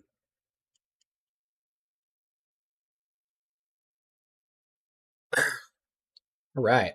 So Anvizal wants to touch the strings and try to tap into the Eridark strings while cutting echoes. Leave no evidence. Whoa. Okay. So what's your goal, your intent with tapping into them, so I know how to try to answer?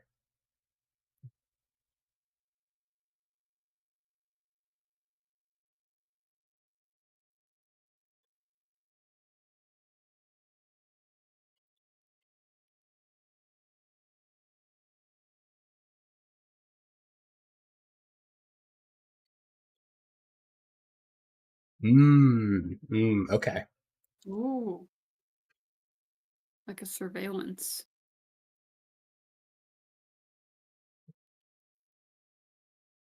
Oh yeah, that's a good call.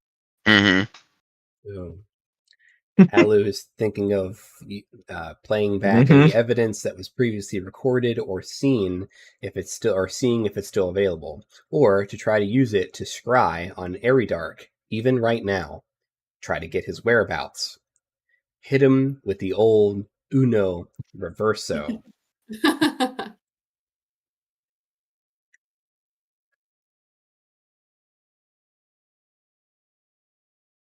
Let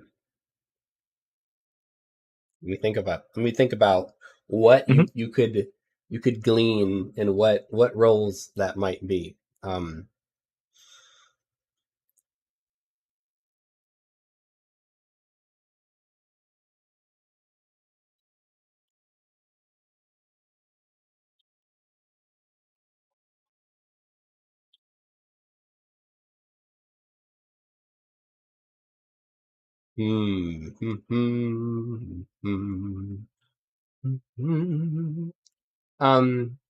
Yeah. So,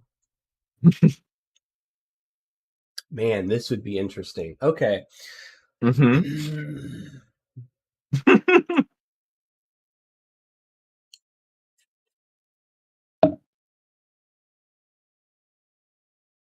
Roll me an Arcana check.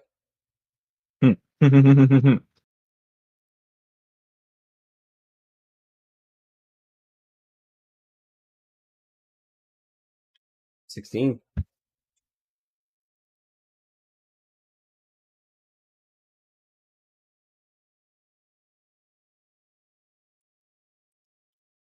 So, with a 16 Arcana, you are able to tap into one of the older strings. You're not able to necessarily use this to Mhm. scry on Airy Dark right now, but one of the older strings shows you something that is interesting, something that you haven't heard before from Echo. And it dials into something related to that first entry that Echo read from the journal. And you see through the eyes of what you suspect to be Airy Dark, watching Echo and what looks like Orin together playing from a distance, and a unicorn trods up to Echo while Echo is standing on the water. And it's clear that Echo doesn't realize what he's doing, or if Echo's even in the right state of mind. But this unicorn also walks on the water and meets Echo in the shallows, bows its head, and Echo pats it, and then it fades away to white. Mm. So I guess my question is, do you explain all of that or some of that, or do you hold on to that information for now? Because that's what you see when you cut Echoes and you tune into Airy Darks. Okay. So as soon as Anvo touches he just does a little, he then just furious scribbling on the chalkboard. He's writing it all down. And yeah, holds it up. Question mark? Echo, I think you pet a unicorn. Mhm. That's nice. Is that a bad thing? Is that not good? Unicorns Uh, are hang on, unicorns are real? What is a unicorn? Oh, well, there are these Everyone, roll me a history and a religion. Sorry. That took me out. Oh my Wow. god. Loser. Sorry. Where'd that thumb come from? It's a bad thumb. A secret sign. But Echo will basically be like, well, they're these mythical creatures that are supposed to have magical powers, and they're these like basically horses, but with a little horn in the center, and there's a lot of like mythical things surrounding them. But I thought they were just fairy tales. I didn't realize they were real. Orin's like, I don't remember that. I don't remember that either.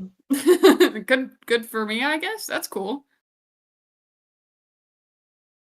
Why don't I remember that? Well, Why don't I how old remember was I? that? Well, I'm used to you not remembering things. Yeah. Yeah. Hey, yeah, hey. Hmm. Everyone roll me a history and a religion, and I will decide on what I share and with whom. History.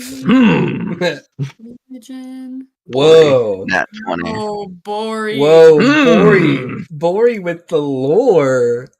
Bori knows Echo Only better a than 7 he knows for himself. religion. I'm Okay. listening. I'm over here. All right. Interesting. So I'm going to send something to Anvizal, and I'm going to send something to Bori. Ho ho ho ho. Correctly speaking. Um. And I left in the dark once again.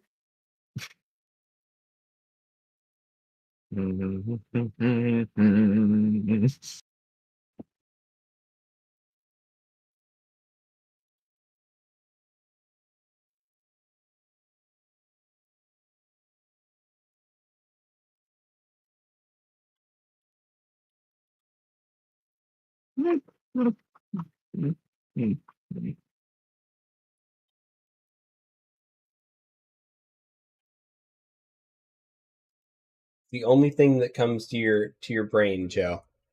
That's what your nat 20 gets you. What you guys are like, huh? Echo's like, la-di-da. Bori's gonna say it out loud, but I'm gonna have you say it, GM, because I don't know how the fuck to say that. I got you.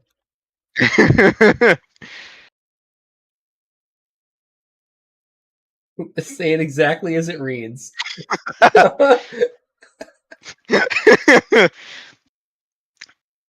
Mieliki?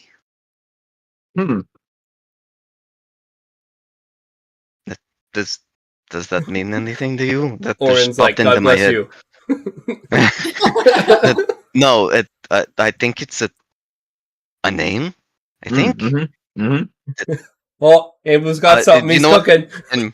And Bori is going to telepathically talk to you, and you can just type out. You can just type it out.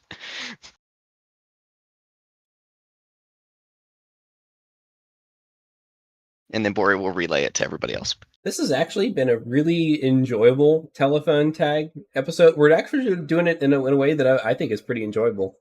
Has it been enjoyable for Alu, hopefully? Cool. Is Echo enjoyed all of it? Dude, this episode is like all about you, Echo. How cool is that? I know. I feel so special. Ooh. Oh, I do want. Yeah, I do want to make sure that everyone is having fun. oh yeah. Oh yeah. We've had a whole lot here recently where it's Anvizal and Bori. Oh. Oh. Oh. Oh, right. Oh, yeah, I should definitely know that. Oren's like, what's he writing? He needs new chalk.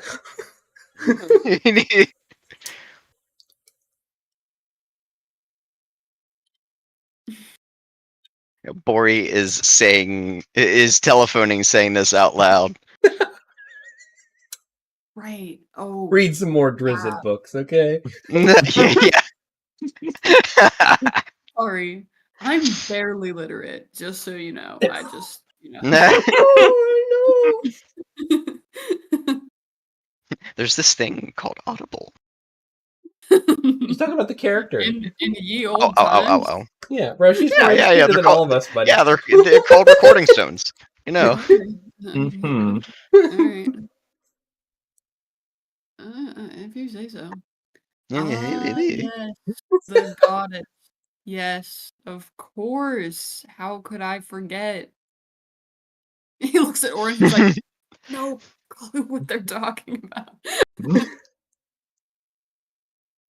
I'll say it for the stream. So, Alu scribbles out on his chalkboard, it'll help me when I do the recap, that she is the goddess of the forest. Mieliki is the goddess of the forest, if Anvizal remembers correctly.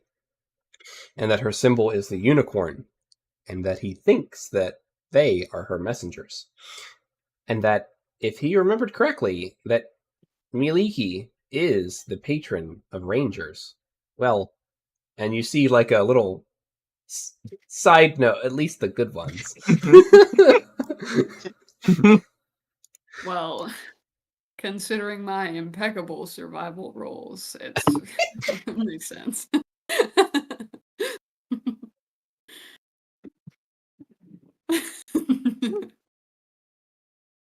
Missaria kind of chimes in.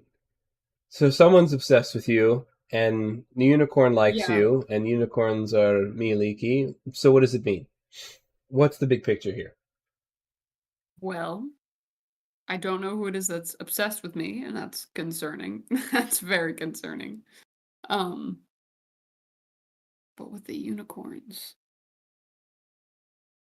there's an angle here where I'm supposed to be the protector of Orin, right?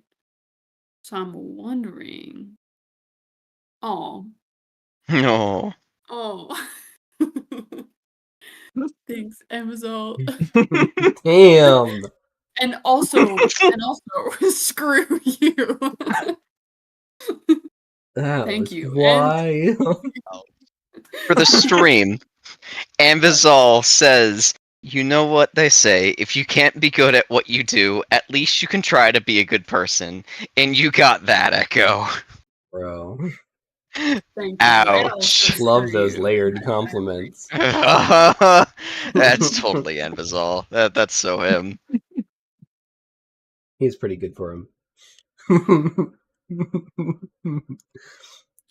There's an angle that Joe is seeing, but I don't know if Bori would see it. Mm, That's the best part.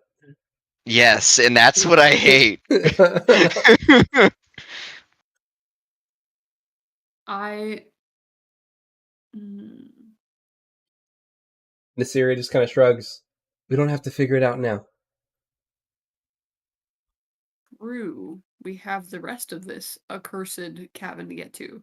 I would like to say though, I hate this. I hate all of this. I'm just putting it out there on the record. Well, hate this. if we have to refer back to any of this information, well, I got you. I'll be able to remember this for some time. Thank you, Bori. Keen mind, I can remember anything I've seen up to a number of weeks. It's very helpful. Big brain. Big Wayne. Big brain. All right, And Oh. cool. if it's been weeks since I've seen it, just go talk to Jammin. Bro, yeah. Remember, he's a boomer, though, so not about, like, technology. Yeah. Do you guys want to take a break and return on the second level? Yes.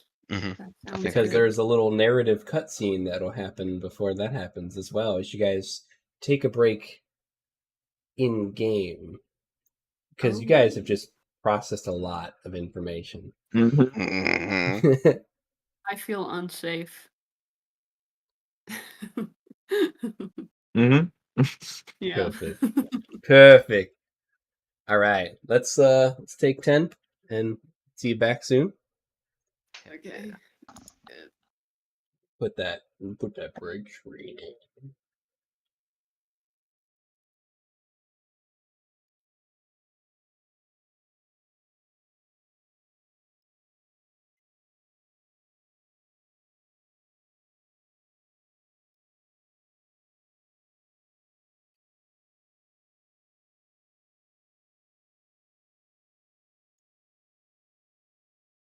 Let's test. Make sure the stream is still getting.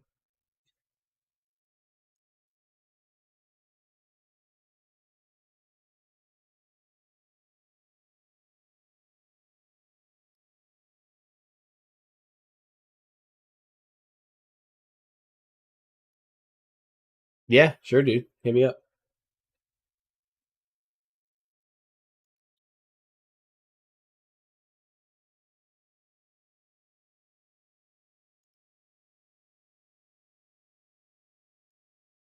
Only one way to find out.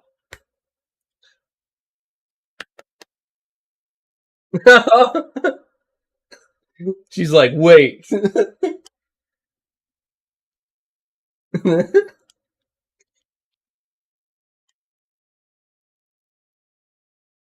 definitely a lot of angles.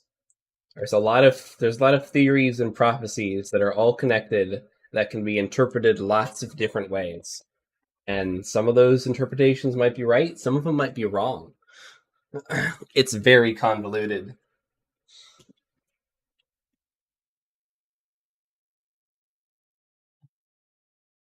But yeah. I love prophecies. Everybody thinks they know a prophecy. I'm like, yes, I like this.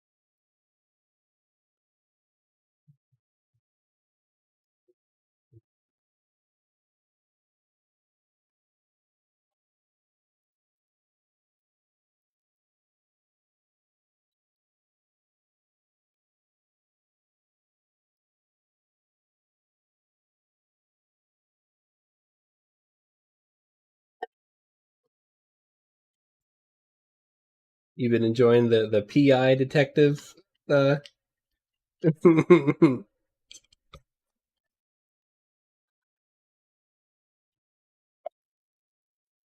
Oh, it was so fun.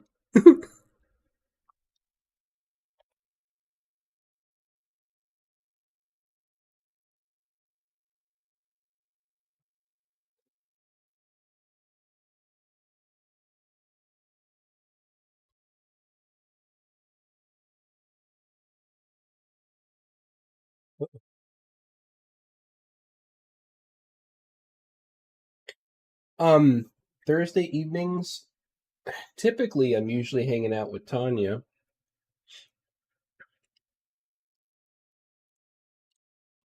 And we usually do something. We go over there and hang out with her and Denny, and it's usually what we do. If we're not doing that, then we might do like VR. That's about it.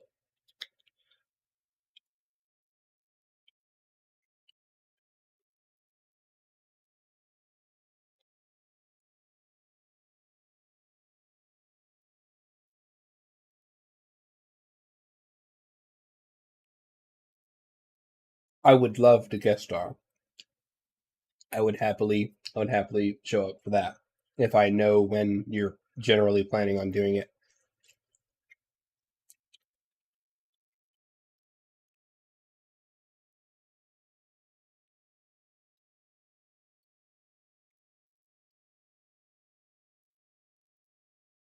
I'm usually out on Thursdays anyways, so I'm sure as long as it's more about like the date of the month. Like, hey, I'm probably going to be expected in like 3 Thursdays from now, like that kind of date.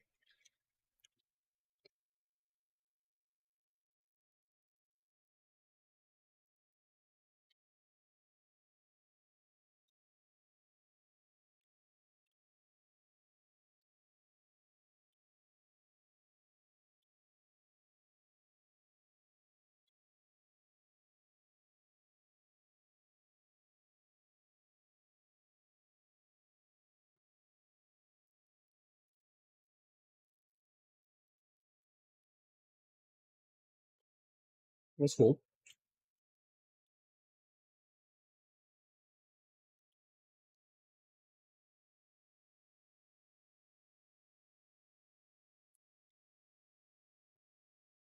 I have to remember how I played Sony Tark. Shit.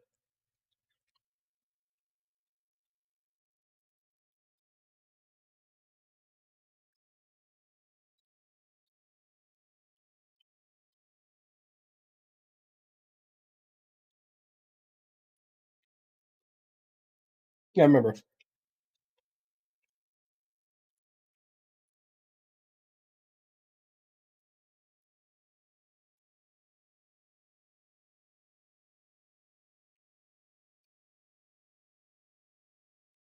Mm. Oh wow.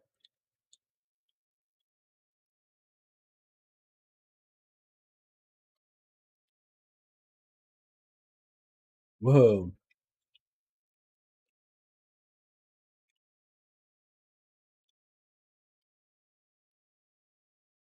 So what keeps her in?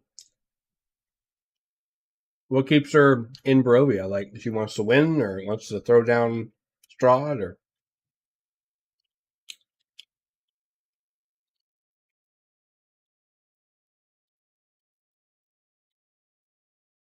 Mm.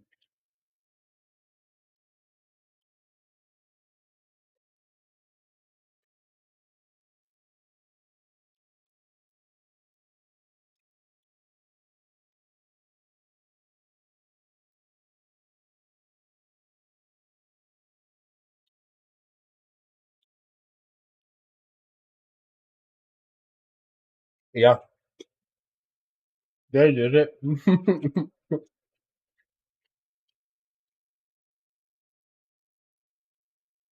I'm putting the band back together. There's going to be some funny like RP there because I'm pretty sure I was like, "Hey, what can you do?" And she's like, "Burning hands." I'm like, "Get out! You can get in the back of the van." Now she's like super powerful. I'm like, "Well, sorry."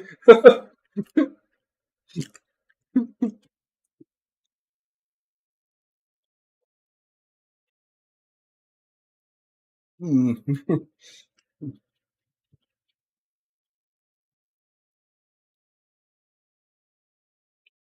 How does time pass in Barovia versus the real world? Is there a desync?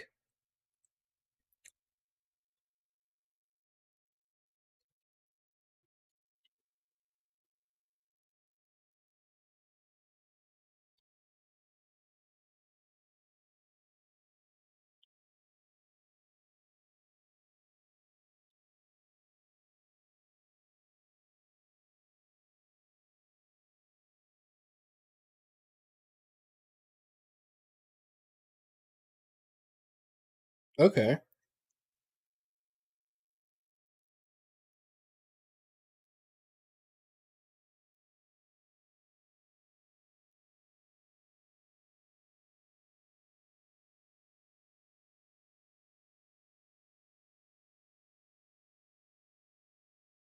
Hmm.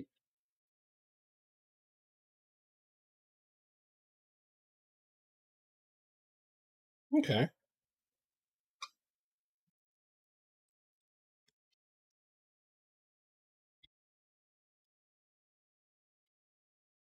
I got you.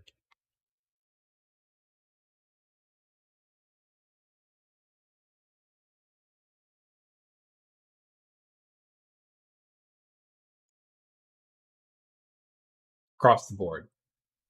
Well, not.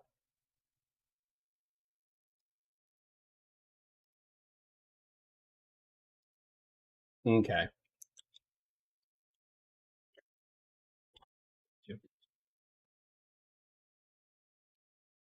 I got you.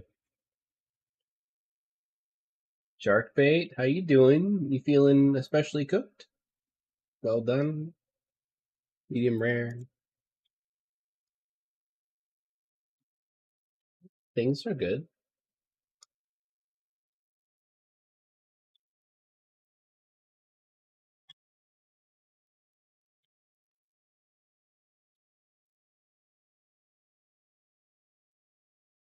Yeah, bro.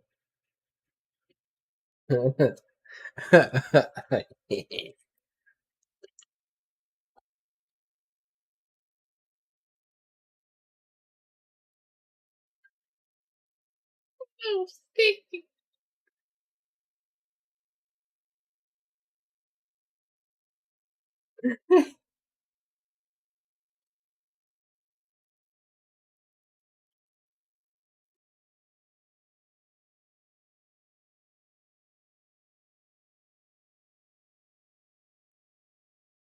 What if I'm the protector?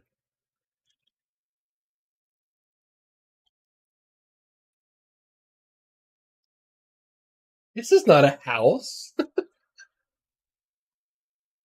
It's a home. Oh my gosh. Oh no. And with that, I'm bringing us back.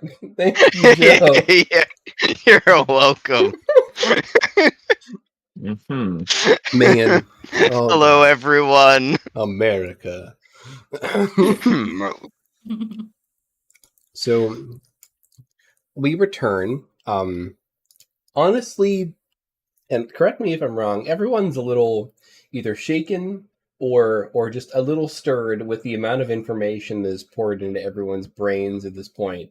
Especially walking out of this room, making everyone just wonder a little bit more about everything else and everybody else in this group.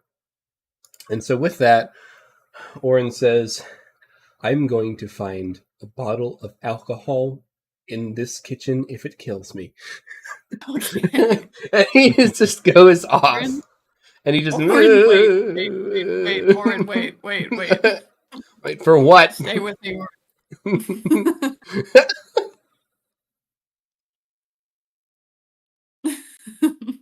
Oh my god, he's going. He's actually going. Oren, come back. You hear screams. Anvizal's just gonna, Bori's just gonna look to Anvizal, and just, shall we go look upstairs? While they go look for a bottle.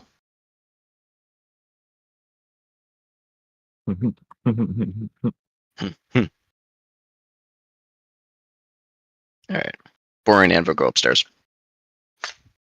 While they have their moment. Mm-hmm.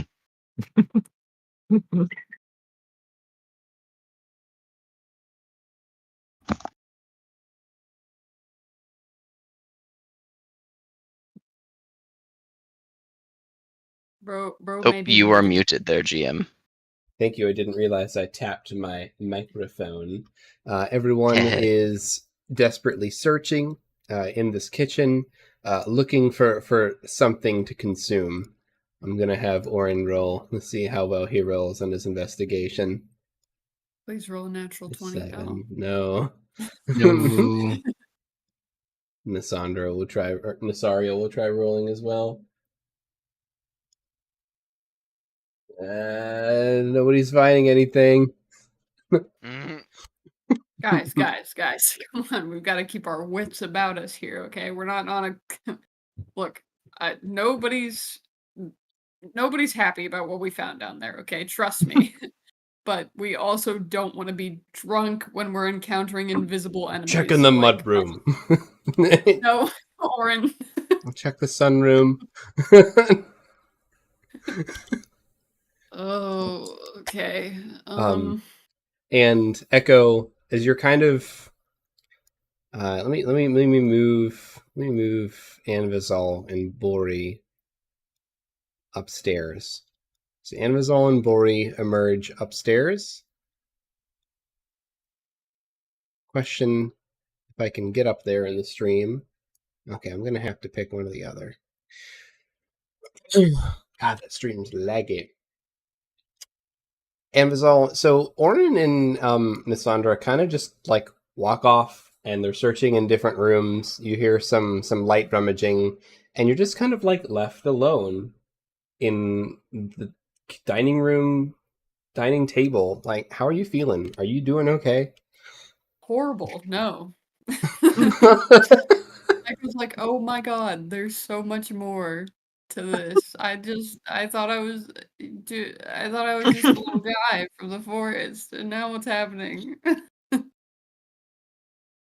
And so go ahead and roll me a perception check while you're just sitting there at the dining room table, like looking forlorn, like out the window.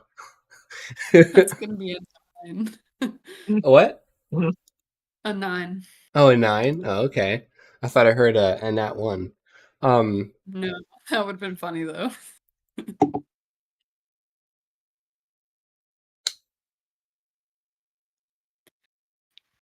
So you're looking out this window, right? Let me ping the window here, and you're seeing the fog go back and forth, and you see a candle on a windowsill wavering in the light, and you just kind of zone out a little bit. Deco! I found something! Yeah? Come on, Neko, you should see what Orin and Nasaria had found outside. Everything about the fog. Everything you know about Orin, it was all a lie. What? Is this coming from Bori, who's upstairs? Seems so. Echo will like yell out. That doesn't sound like Bori. Echo will yell out and be like, Bori? Amazol? That you?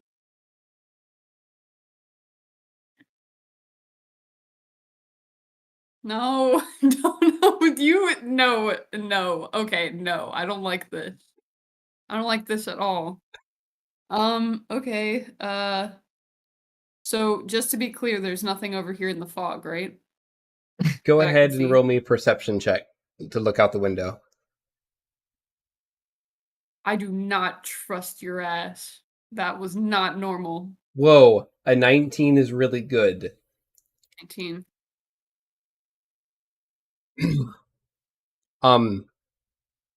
With a 19, you see Orin and Nasaria sneaking out into the fog. In the oh, excuse me. And he'll yell out the window. He'll be like, I'm sorry. Pardon me. Hello? As you open the window, and you go to yell, you see their forms change a bit, you know? You can definitely see some passionate embraces happening outside, in the fog, and it looks like, they're getting it on pretty passionately out in the fog. Well, great. I love that for them. Can you roll me a wisdom saving throw? Yeah, I sure can. 16. 16. Walk me through how Echo's feeling right now. Not great. But okay, Echo's feeling like everyone just suddenly vanished. Echo doesn't think they're real. Echo doesn't think the voice he heard from Bori is real. Echo is very concerned that he might be in like a pocket dimension right now and like is not like in reality. Okay. He's a little concerned about that. And by change, do you mean like a little wibbly wobbly? No, like just they were running and then you looked again and then they were fornicating passionately. Like Okay. roll me a wisdom saving throw for how jealous your character might feel by witnessing such hotness. 19. It's up to you. It's up to you. Okay. 19 is pretty awesome. Echo will not be blinded by rage.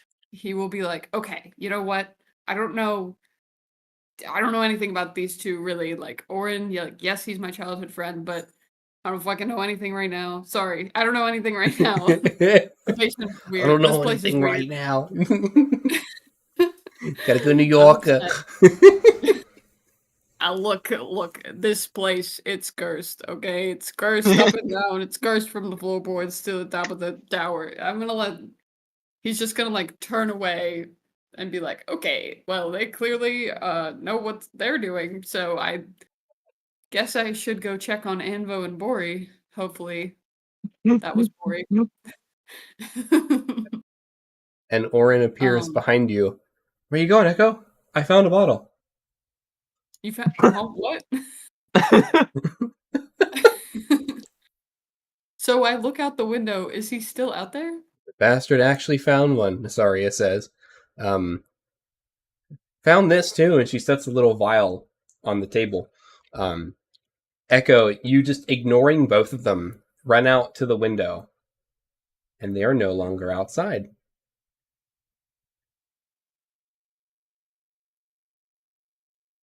He's gonna be like, crazy fog out there, right? You guys know about the you didn't look at the fog, did you? Was I not supposed to do that? I literally said don't look at the fog, but Oh. Mm-hmm. Oh, right. Mm-hmm. No, yeah, I did look at the fog. Full transparency. But you guys weren't out there, right? Because I know No, I that wasn't. would be So I just crazy. wanted to make sure that you guys weren't. Okay. Great. Excellent. Good. All right. We're good. Okay, great. And I may have opened the window also, by the way. Hopefully that's fine.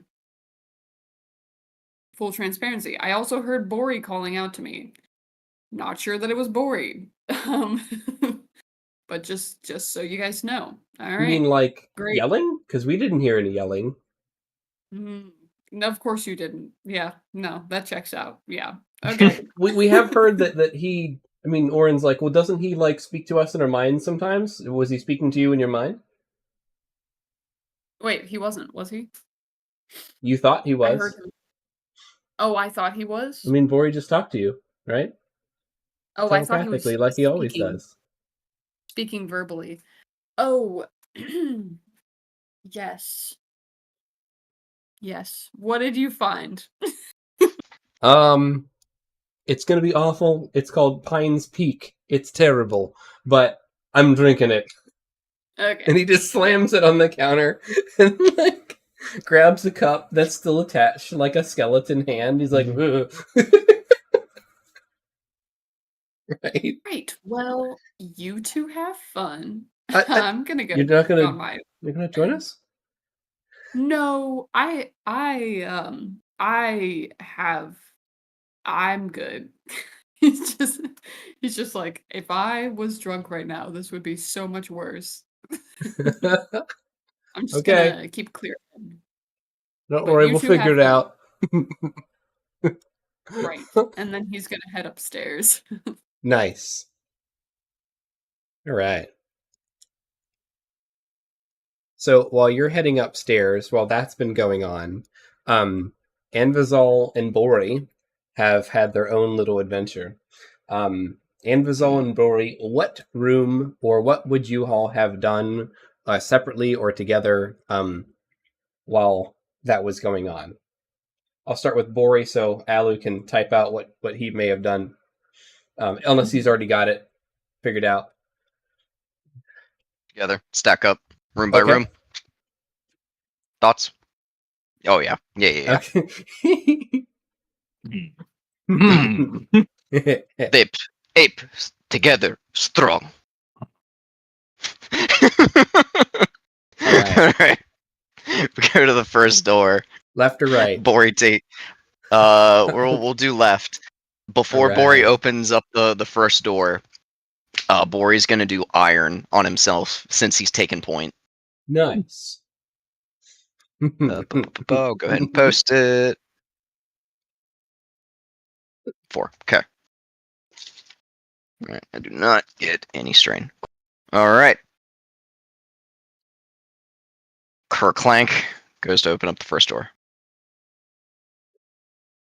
All right. So you open up the first door, and you are met with things. What are you met with, Bori?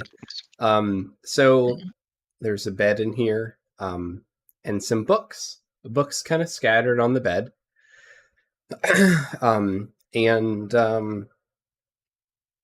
It looks like there's a lot of literature in here. And the books are kind of piled up on the edge of the bed, on the foot of the bed, where like someone might have easily kind of accessed them and dumped them when they would be like reading in bed. And otherwise, this room is in pretty good condition. Okay. Bori will motion to the books to Alu, and then Bori's going to investigate the rest of the room, see if there's anything of use. There is a dead body Or in of here. value. I forgot to mention that. Oh! There is a dead body in here. Oh, good. How fresh? Old. It's a skeleton. Oh, okay. Bori will walk over to the poor guy and take a knee and just look him over, just to take a look at him. Like, still got his like clothes and armor on, I know. It looks like. or is it had long been decayed? It's only bones and what may have been a scrap or two of cloth at the time, but very few things remain on this person. You can imagine they weren't wearing too much. And yeah. Alu, these books are kind of in a pile on the corner of the bed, on the side of the far on the wall.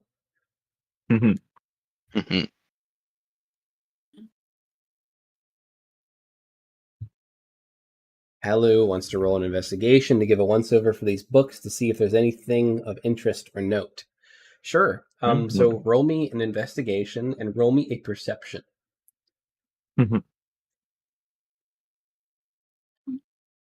Bori will investigate the rest of the room after he's done looking at the bones. Bori, also roll me a perception. Percepzione. 12 for Bori's perception, 7 for Ambizal's perception, and 18 for his investigation. All right. Thank you.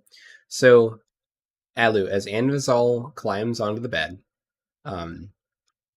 with a 7 perception, The bed feels comfortable and warm, and you climb over to the bed, and these books are kind of sitting there, and a lot of these books are books on forest warfare. Yeah. Mm. Hmm. That could be useful. There's even a letter in one of them that looks well read many times over front to back. And it's a letter from one scout to his brother, it seems. And in the letter, basically, it's I'll fight to keep you dreaming. And it's obviously there's a lot of shared connection between these two guys about how one day they want to have a home that's safe. And that one of them is a little bit more braver about it than the other. So you kind of come across that shared bond and these books, which are probably pretty strategically valuable, and this warm bed amidst this cold, dusty room. And there's even a book that is, well, somebody journaled actively in this book, and it's from the Verdant Ire's early days when they were first a disorganized band of just groups of people who decided enough was enough.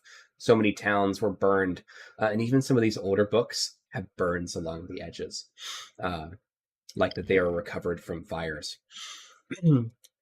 And talks about the times that they fought human and dwarf raiders encroaching on their lands.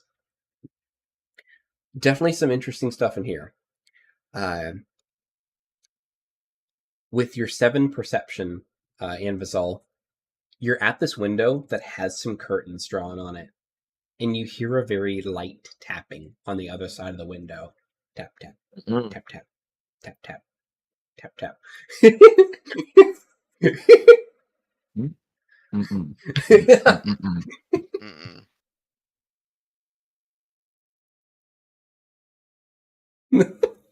Tap, tap, tap, tap. Tap, tap, tap, tap, tap, tap, tap, tap, tap, tap, tap, tap, tap, tap, tap, tap, tap, tap.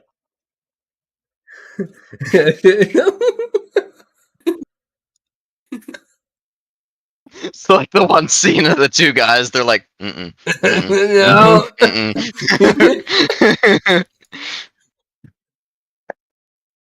No. nope. Bori Krios. You hear with your, what'd you roll for a perception? 12. You rolled a 12 perception. You hear a child crying outside, coming from over here, from this window. You're hearing the sound come from this window. It sounds like a child desperately crying. And Vizal, roll me a perception for this one.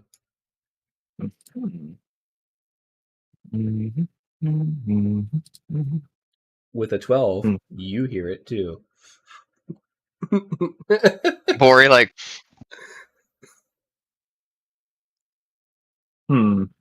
That's good. you can tell it hurts Bori to ignore it. You can hear, help! My parents won't wake up. Help! I see monsters in the woods. Help! Oh my god.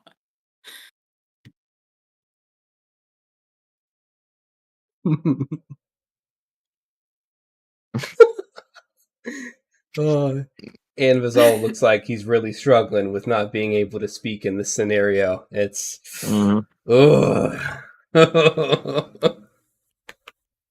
it doesn't hurt Anvo to hear it. Oh, I misread. Oh my gosh. Anvo's like, for shame. Let him die. Let him die. Okay. Oh. It gets worse. Sucks to suck, kid. Sucks to suck. Joe. The child starts to say more. Help. I heard, are you a Raven Guard? My mommy said that they were heroes. My papa said that they save people. Papa said Raven Guard fight very bad men. Very bad men. Bori, Do you look out the window? Or he's like, he's fighting. He's fighting it. He's like, but Bori does not. You It don't look hurts out the him. window. No, Cave. it hurts him with every fiber of his being for a crying child. His fatherly instincts, but he does not.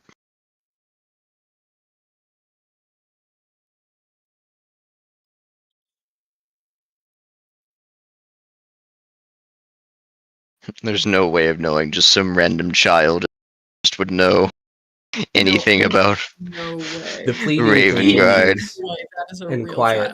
child. And then you hear, "Oh, are you Raven Guard too?"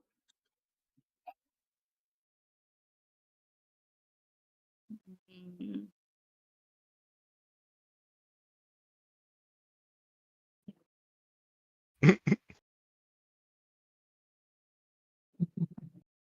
Ah, yes. He's just a little guy out there. Classic child in the middle of the woods at night. Mm-hmm. Mm-mm. Mm. Mm. Mm-hmm. Mm. Boris like, We're above that? You were on the TV. And then nothing else is said from the child after that.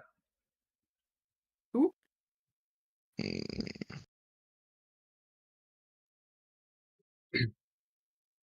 Ah, yes, the child. They That too. That too.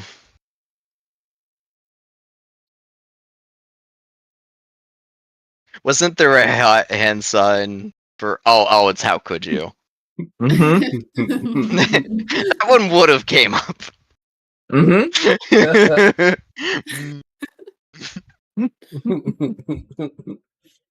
Can't help it.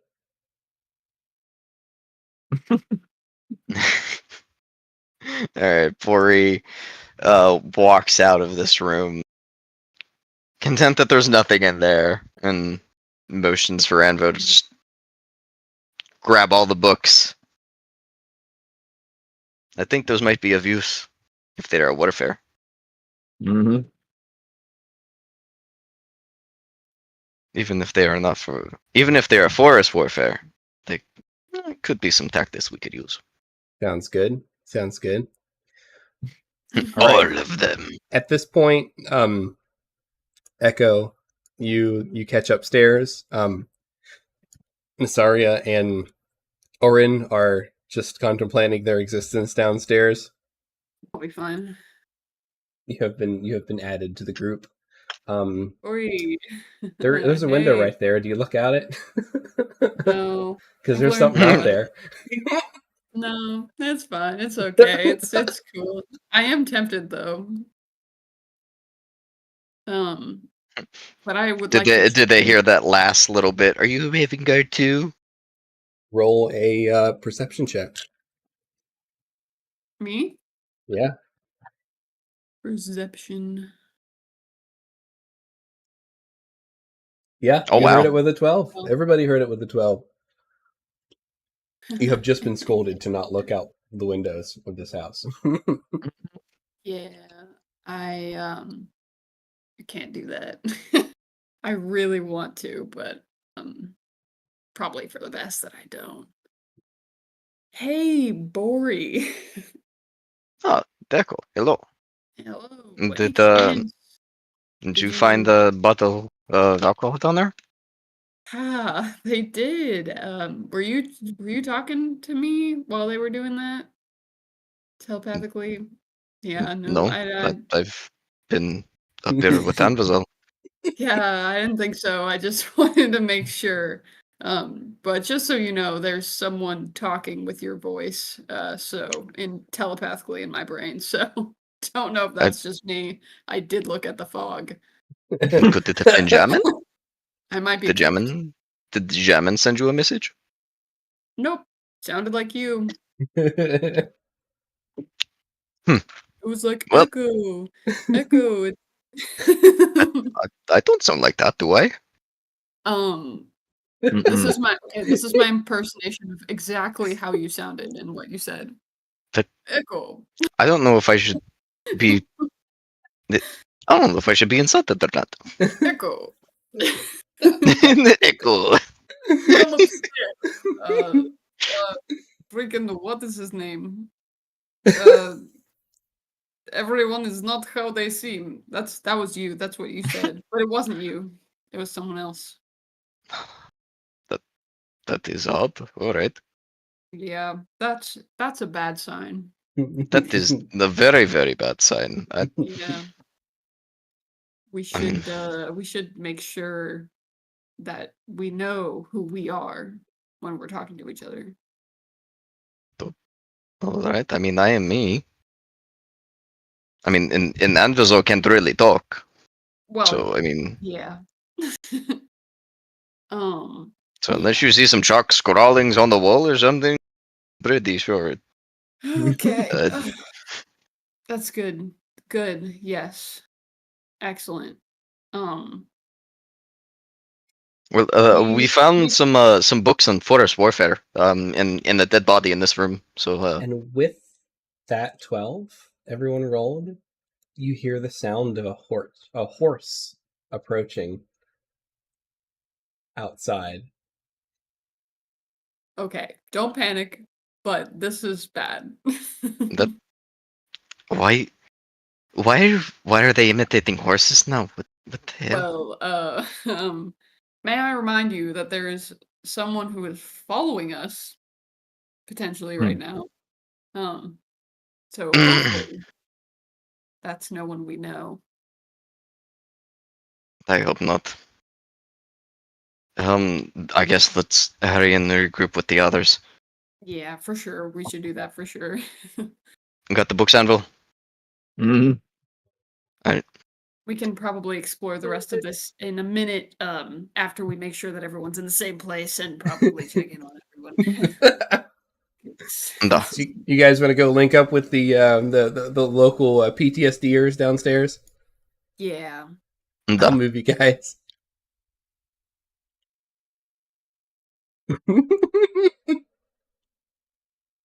You guys are really hanging in there. You're not peeking. I'm not done.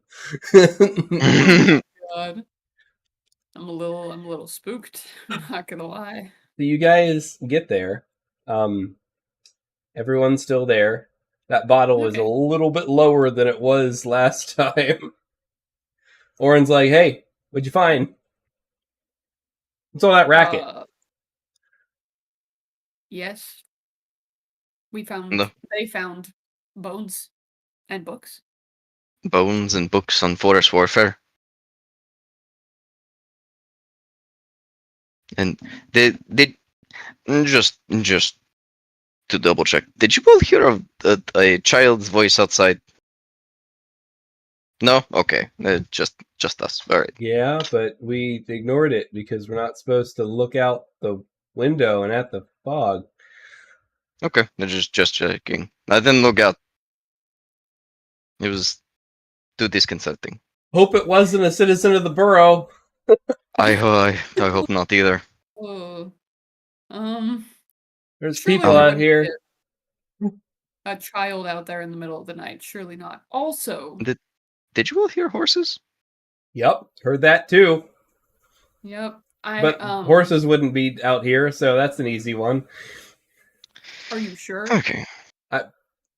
Like, Nasaria just shrugs, like, I can't think of why they would. Would okay, you said this fog, right, is like all encompassing, right? It's very dangerous. So if someone were to travel through the fog, what would happen to them? Nasaria chimes in, from what I know, the fog doesn't kill you. The fog tries to trick you into the fog by showing you things that you almost can't ignore. The creatures that are invisible in the fog are what will kill you. But I haven't seen them. But as long as none of these events are plausible, if you can logically talk your way through them, then it's going to be okay. You know? There shouldn't be anyone on horseback out here.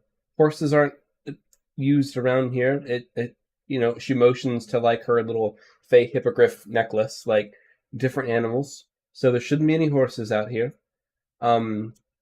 It's unlikely that child is real, and if they are, that's really sad.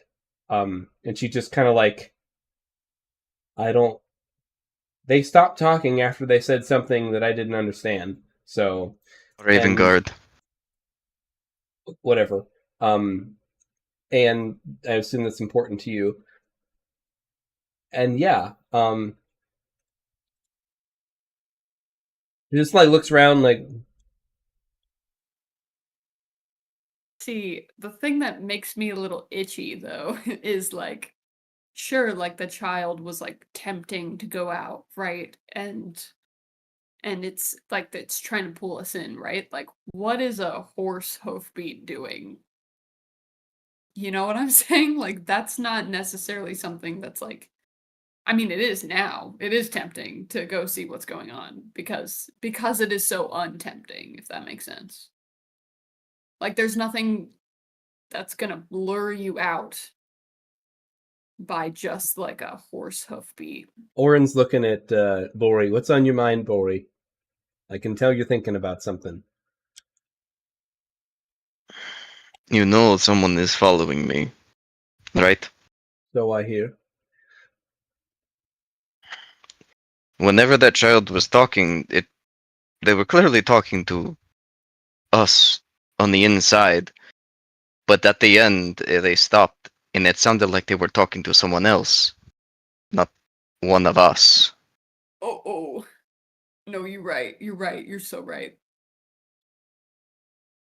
What side of the house was the hoofbeats on? Towards the front? It sounded like the child's voice and the hoofbeats. You could hear them from the window, but that was the nearest like thing that you could hear them through. So it's hard to know for certain where exactly that noise was coming from.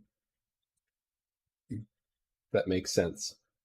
So it's Okay. possible that the child was talking to whatever else was on the outside, not whoever else was on the inside. I see two possibilities.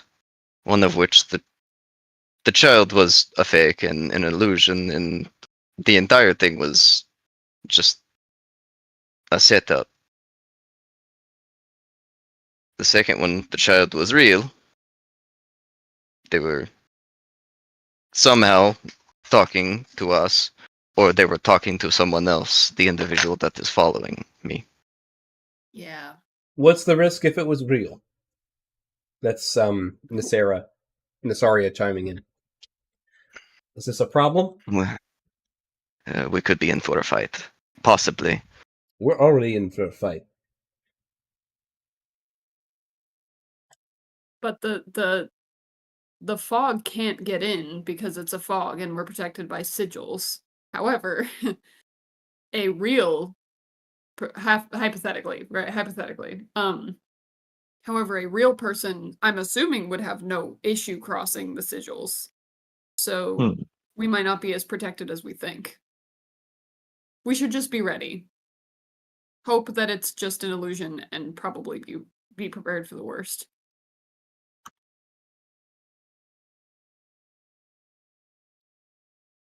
Before I proceed, I just need to know one final time. One more time. Do you guys look, or do you let it pass? Oh, I want to look so bad. I want to look as well. I already looked. I'm already cursed, okay? I feel like I'm already cursed. I realized I have advantage on saving throws against being charmed. No. Ooh. So maybe I'll have advantage. Yeah, I have Fey ancestry. Amazal, your hand is just smacking off of iron. Look, guys, I have to know. This is your call. I won't look. I'm looking. Freaking Ooh. tie me to the baluster, bro. I'm ready. So, Put the wax Sharkbait, in my ears. Sharkbait, can you make a promise with me? Yes. Your eyes only. Mm.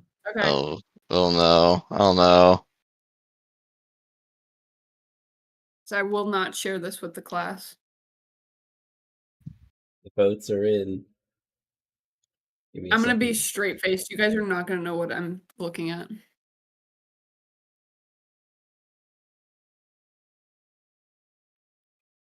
That's what you see when you look outside. Okay. I'm scared.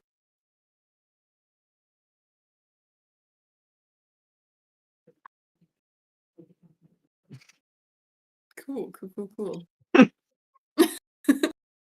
Great. Cool. Very cool. All right. I'm gonna hope for the best and prepare for the worst. Am I right, guys?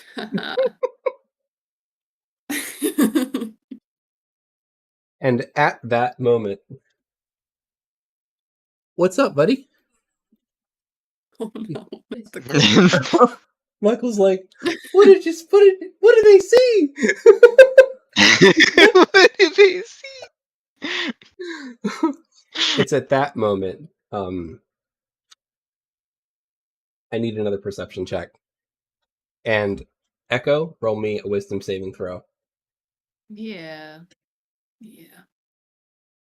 Valid. Bolster ego. Mm-mm. You warned May me. I? You warned me not to look out the window, bro. Do a roll off. Base dexterity roll, and we'll see. Because Okay. she starts running out into the fog. Because My she's God. crying. She's crying, Echo. She's sad. Oh no. All right. Wait, 3, I'm rolling dexterity. Roll a 2, dexterity. Whoever 3, rolls Okay. higher. 2, 1. She's gone. I'm highly I'm highly dexterous.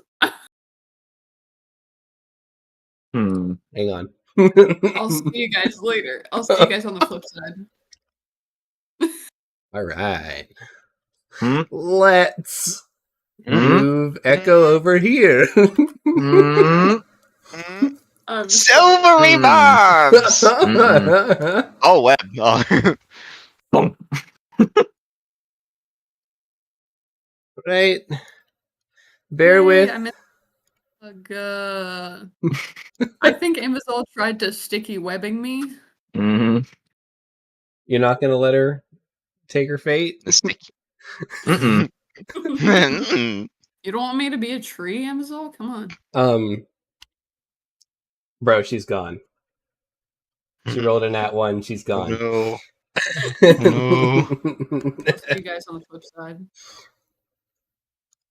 All right, Echo.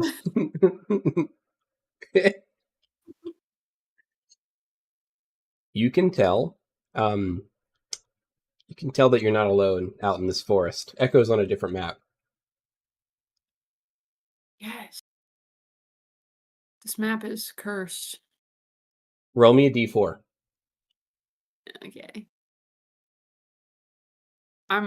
This is good. Good. That's a 1 on that D4. You know what? You might live.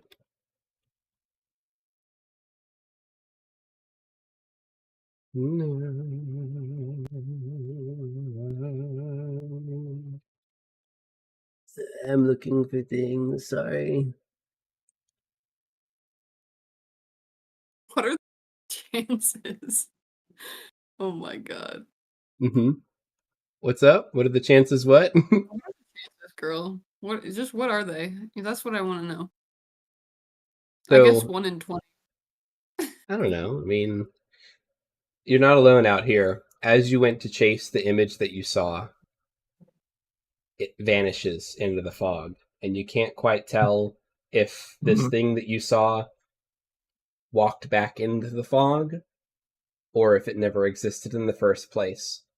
But once you got out into the fog, roll me a survival to see if you can find your way back, because you can't see the cabin anymore.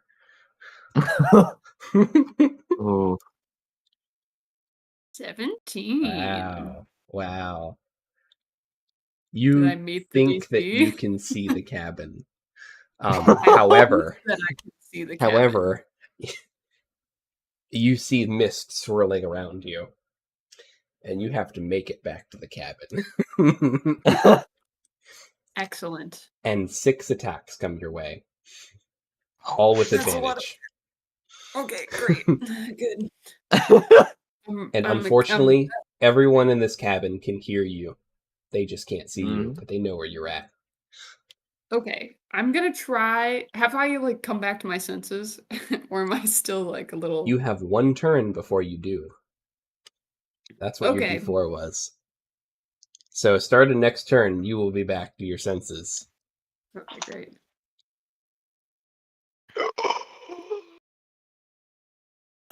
Some of those don't hit. Oh, actually, only one of them doesn't hit. So. 1, 2, 3, 4, 5. Let me get my calculator. That's a lot of damage. ugh. Hmm.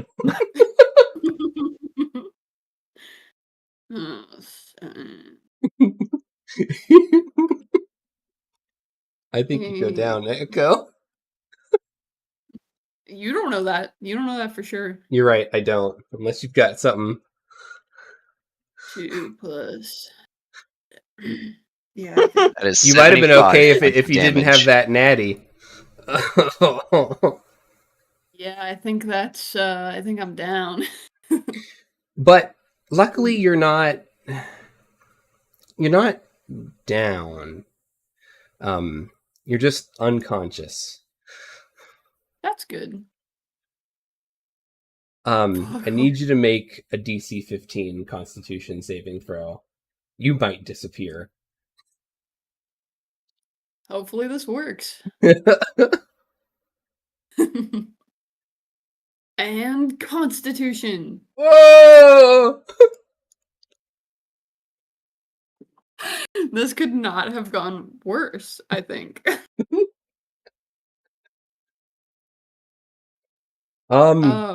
So what happens next? It's hard to tell because you're unconscious, but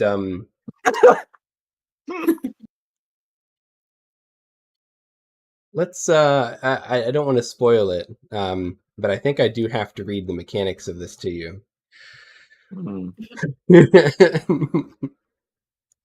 Great. This would be fun.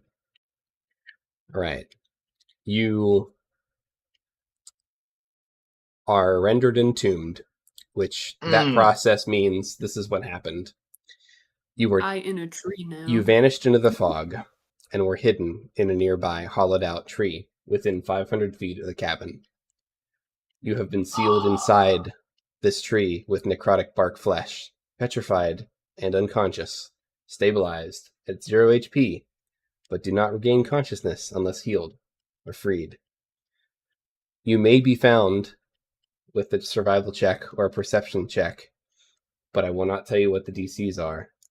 And if you are left undisturbed until next dawn, you will die, consumed by the skulks, in a ritual of memory draining. Good. Yes, I'm so glad. Now, luckily, there could be a way out, both from your friends and yourself. The real question is, what happens next? Good things. Good. I'm so glad. Did you say memory? It's you inside. Amazon's about to engage in some deforestation. Mm-hmm. So, back to the party. You see Echo. You can't stop him. He runs out into the fog, chasing something. And Nesaria says, "Oh, fuck." And she just goes. Let me show you how my ancestors did it. And you can see, like, Amazon's just, like, loading his proverbial shotgun, like, I'm gonna kill this person once we get them back. My real question is, number one, I'm glad that somebody did that. Number two, Bori and Anvizal, like, what are you guys gonna do? Like, as players, like, how do you want to handle this? It's also okay to take a beat and think about it. Go take a whiz real quick. I'll be back. Holy hells. Oh my god. If this is where Echo dies, this is where Echo dies, you know what I'm saying? This would be an so on brand for him for a character death. Like, this would be just the most appropriate way to go. Like, entered back in his home forest and just like annihilated.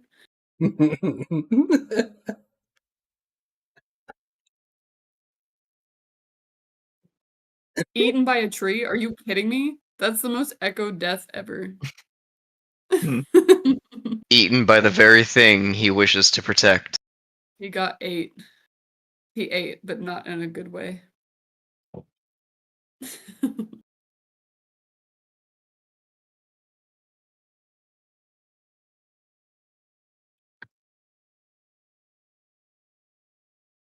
I'm so glad.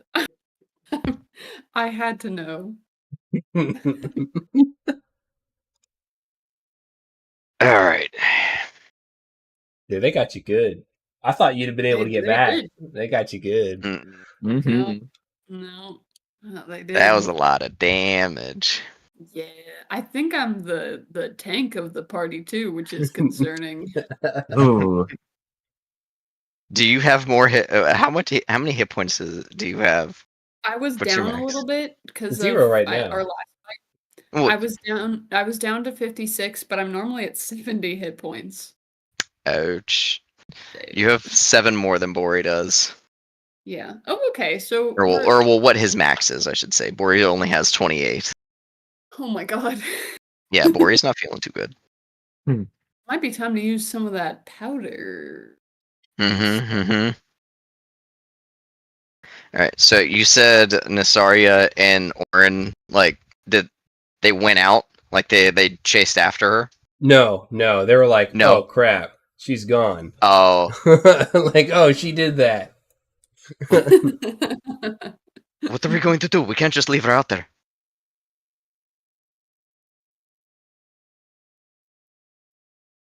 We have to go after her.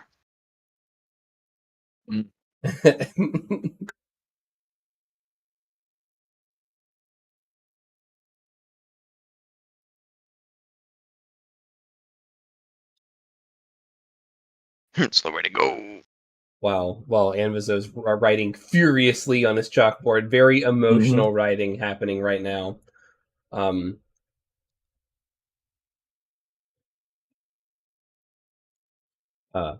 Orin just chimes in. I can't let her be. I can't let Echo survive. I can't just let him go like that. We have to get him. We have to save Echo. And we might bind him when he gets back, but we have to save him. Even if he comes back blindfolded and handcuffed. Orin.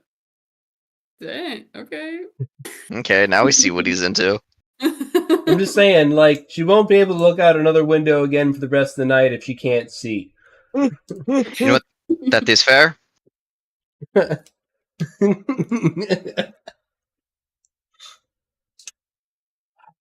Sorry, just sighs. Like she looks at Or just like, Anvizal, gives you a respectable nod. Like you'd be like, "You part hobgoblin?" Mm-hmm. Yeah, thought so.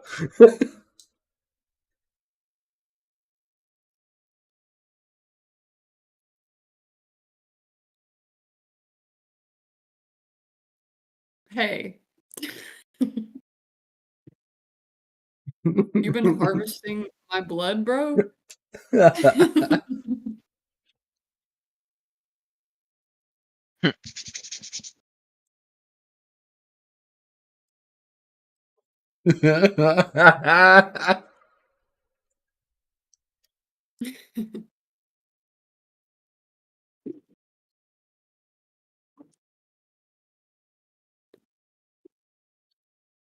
So Anvizal writes furiously on his chalkboard. Mm-hmm.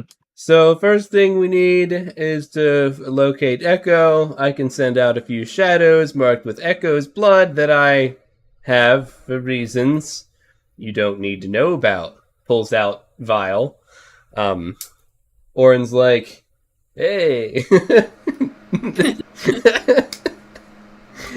And Vasal continues, giving a proud bow.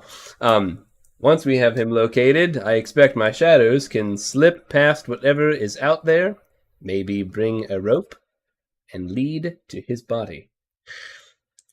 All we need to do is pull, unless they are a tree. Boy, that would suck. I did hear a thump. Surely. If they are a tree, I can turn one of us invisible or puppet one of my dead outside these walls as needed to do the work.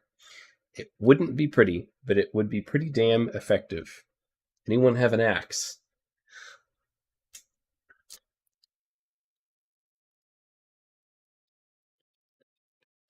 Bori just shakes his head. I do not. I have a hammer though. Not effective here. Mm-hmm.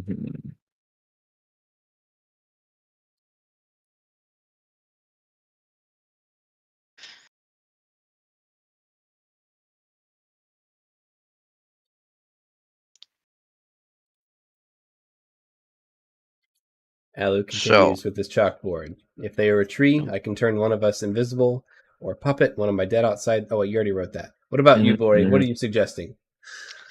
so this is more of to the GM for rulings because this power doesn't specifically say anything about them being unconscious. And generally, with like the sending spell, it says if they're dead, it doesn't have any effect. Think about someone that deletes a bit.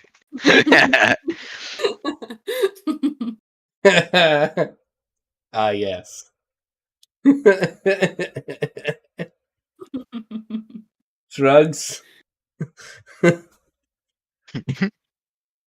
Pretty big longsword. To answer your question, Bori, I mean, dude, if it doesn't specify, it's fine if it's a no, but I figured I'd ask. I actually kind of like the idea of you being able to communicate with Echo and Echo not being able to move, because Echo is deprived of his senses right now. So, and it's not like the volume of the distant voice is going to increase or decrease based on distance. So yeah, I mean, sure, you can talk to Echo all day.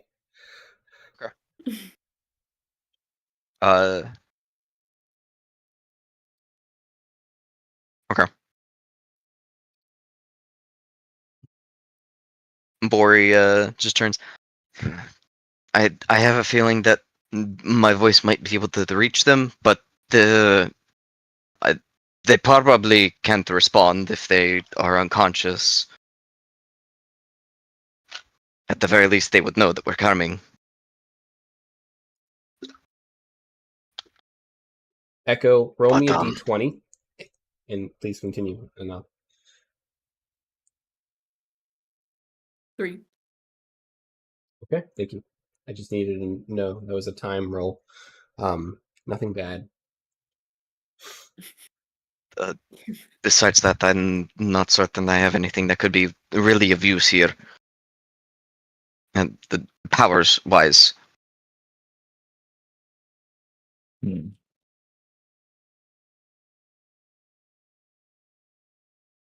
Okay. I'm sorry, yeah, thoughts?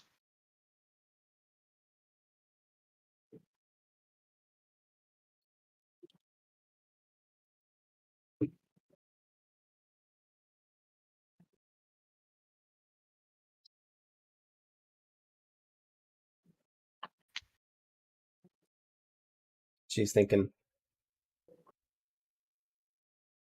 if we stayed as a group and stayed reactive, there's a chance that we could fend them off, but not seeing them is a real problem. And this mist, this fog, it gets in your brain, it tells you things. We all know that pretty well, unfortunately.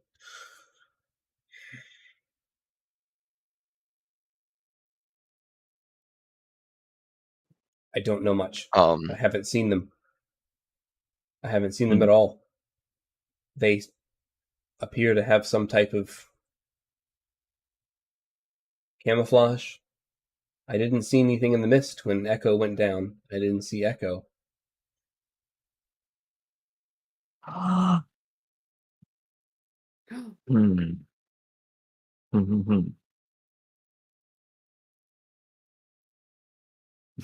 Maybe there's something in the house that can help us.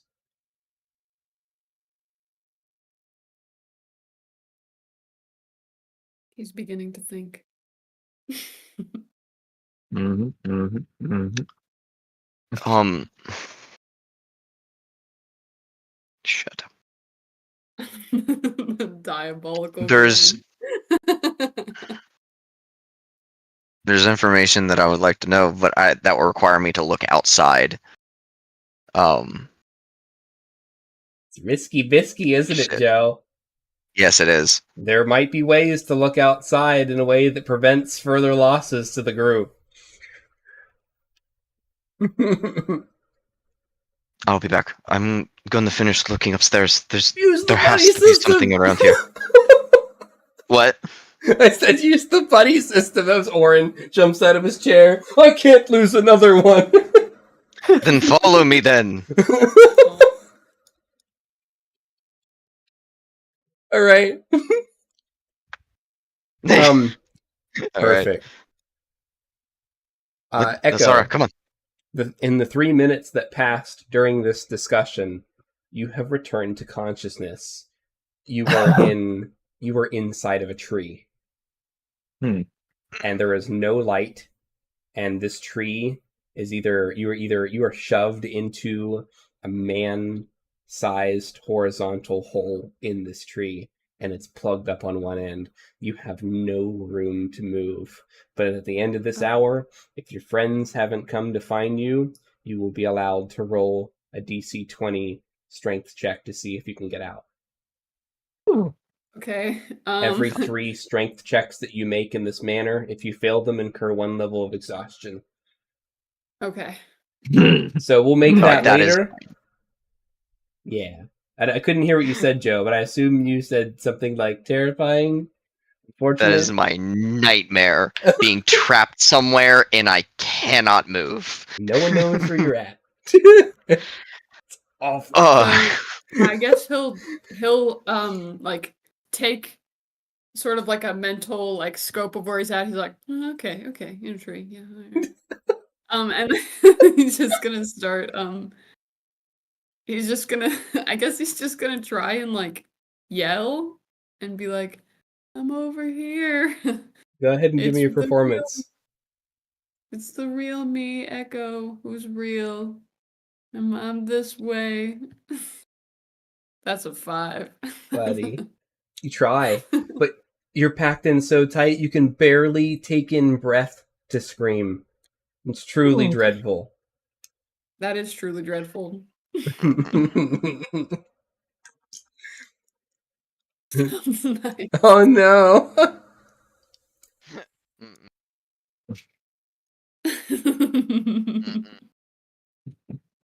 Everyone moves back up. Like an extra Extra snug hug.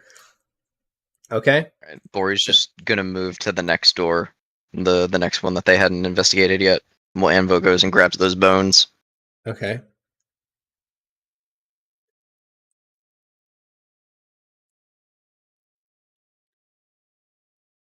Interesting.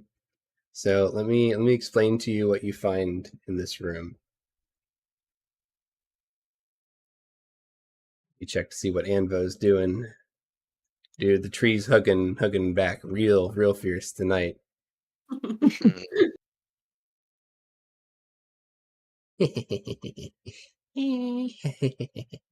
all the love from the Lorax right now. The Lorax. All right. I'm the Lorax. I speak in the trees.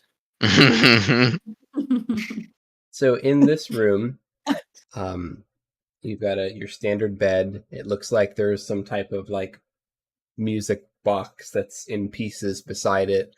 There's dead flowers in a jar. And strangely enough, this room is filled with 3 mirrors, one of which is a hand mirror face down on the bed. The mirrors. Bori's gonna look in the mirrors that are standing up. Do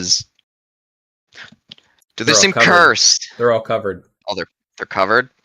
Bori's gonna look to. Does anybody walk in with him? Mhm. Or he's gonna look to Anvil. Good idea? Bad? As he's like gripping the fabric that's over the mirror. Mm-mm. No.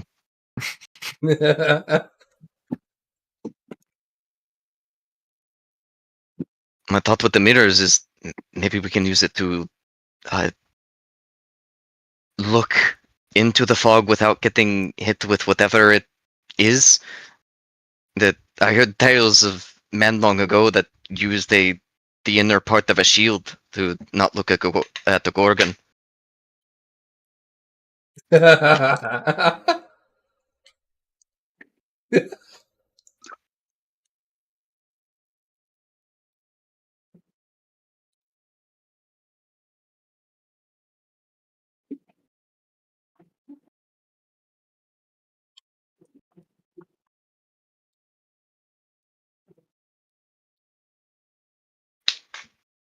All right.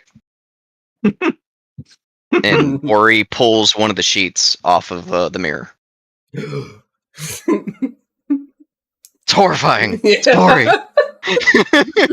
Oh no. It is just you in that mirror. Nothing crazy. This looks to be just a standard mirror. Give me a perception check and an investigation on these mirrors. Perception, investi. So perception is 11, investigation is 18. One of them appears more clear, like the image appears more clear and consistent. And upon further investigation, even do a little bit of like tapping into your fake backstory as a character. One of them is a silver line mirror. One of them is not. You know, like some mirrors are made of silver. Yeah. Like... Mm-hmm. Interesting. Huh. This one's silver lined. I wonder if it would make a difference with these things. What do you think, Anvil? Hmm. And Bori will pick up the hand mirror that's on the bed and look at it. When you look at that, your reflection looks away. Nope. Bori puts it right back down. Nope. Nope. Bad mirror. That's not how mirrors work. This mirror's stupid. This mirror's broken. It's good for shaving the back of my head, but that's about it. Yeah. Just convenient. Is that my back of my head? All right, 10-4, and Anvizal grabs the cursed mirror and slides it into his bag for later. Mm-hmm. I like your plan. Totally. With the mirror and the rope. Is there anything else you want to do or check out before you test that? Definitely gonna check out the other rooms. Okay. Bori's gonna look at Orin and say, "We have 2 mirrors in there. I have an idea. Maybe we can use it to walk into the mist, or at least see into the mist without getting charmed, so to speak." Okay. It sounds like a good plan. And Bori will open this door, go in, and just see the blood on the ground. Well, that's not good. Hang on. Bedroom number 5.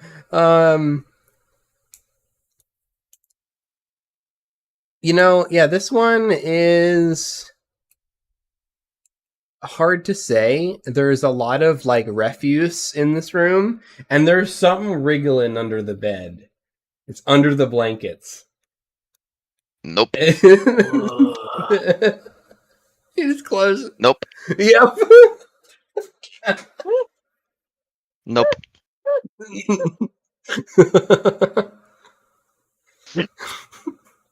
Nope. Not messing with that.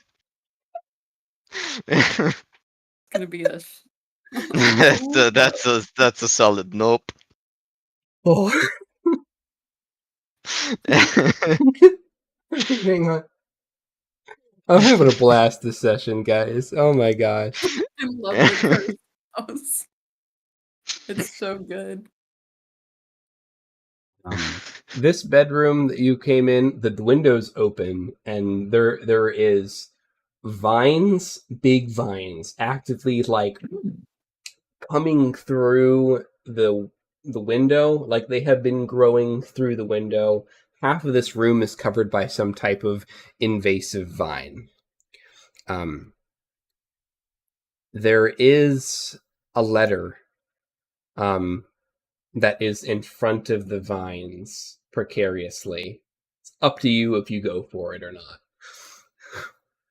Bori is going to lift it up off of the vines, like TK it, and just lift it straight up and see if the vines have any response.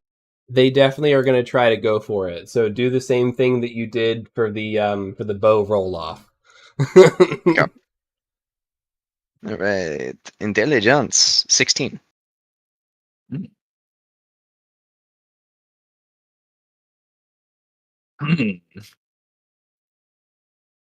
Nope. All right. So you get the letter. All right, where we'll open it up. I will send to you what it says. All right.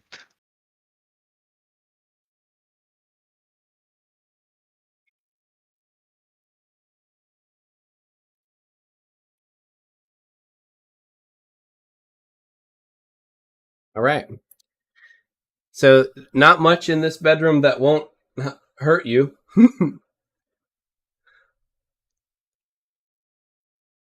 We're just gonna walk out, reading the note. And he's gonna look up at Nisaria. Forget what color are her eyes? Great question.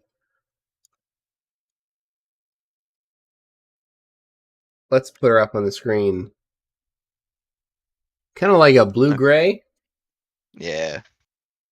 Well, she came as one of us. The glint in her eye was silly gold. Well,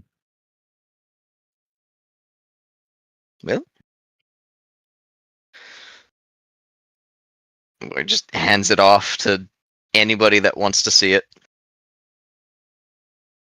Orin's like, nice paper. Yeah. And Goes to the last door. Him, like, real talk. Canonically, can Orin read? I don't know. I don't think he can. He's a smart guy, but he's got by on a lot of real world experience. He's a little. All right, Joe. Ahead is a room, like a kind of like a hallway room that leads to 2 other 2 other bedrooms, and there is a window that overlooks. Right. I He need is you to ignoring- roll me a perception check. 19. Wow. So the DC was 15. You go to step, and the toe of your foot squishes against something invisible. A wall. Oh! An invisible wall. Oh, A What the squishy, hell? And he- invisible wall. Roll And he me an insight. Beetle tech. beetle dick. You don't know what it is, but there's a wall of something conveniently sitting in front of the door, and it's invisible to the naked eye. Well, we have something down here, something invisible, and it's squishy. It's like some kind of wall. That my boot did not like it. Huh. Want to take a look, Resident Wizard?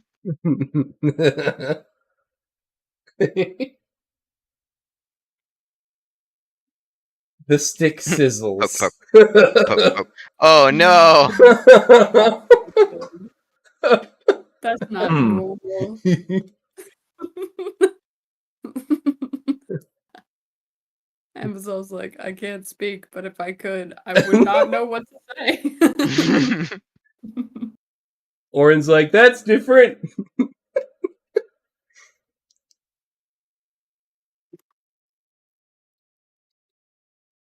Well, if it is a slime, we're not getting in there.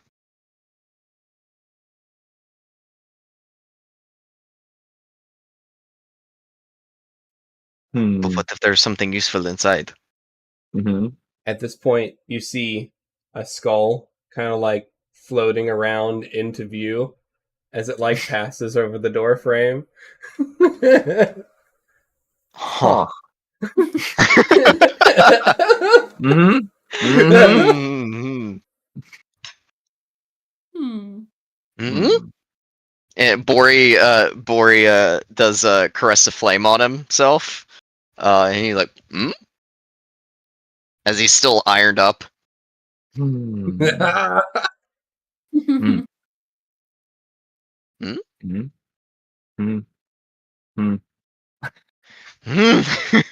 What does he do?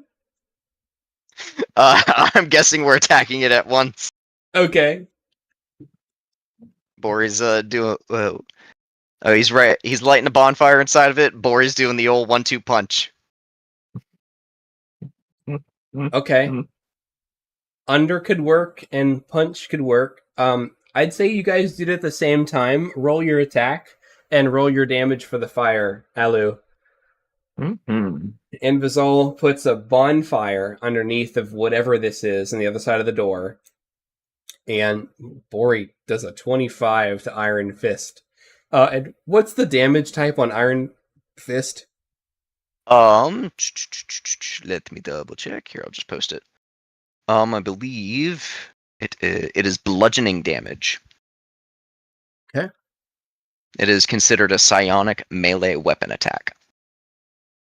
Okay. And I'll go ahead and roll the Bludgeoning. damage for that. It has 13 points. You slap this thing pretty hard, and with the fire burning underneath of it, it shudders back, and now that it's moved, you can see what it is. This cube. Yeah, baby. Sneaky. Slimy boy. Dude, gelatinous Or it does cube in the doorway is evil. Reloading the arms. Dude, yeah. I think you'll be able to plow through this guy real quick.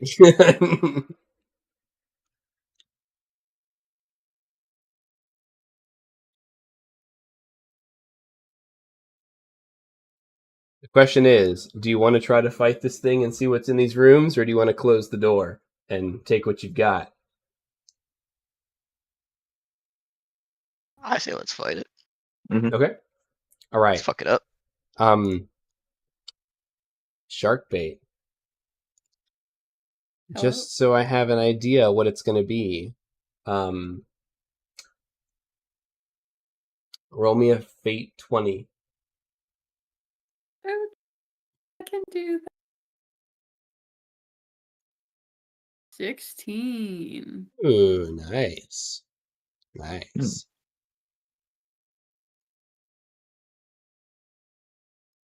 All right, who's ever getting in this fight and plow through this guy? Mm-hmm.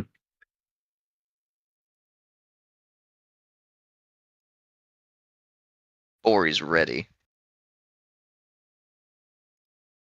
Woo! Beach bum Orin.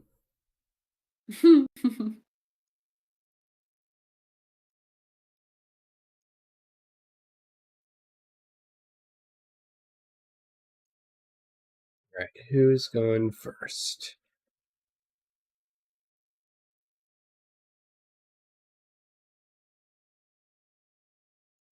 So many random things in this initiative that I don't understand.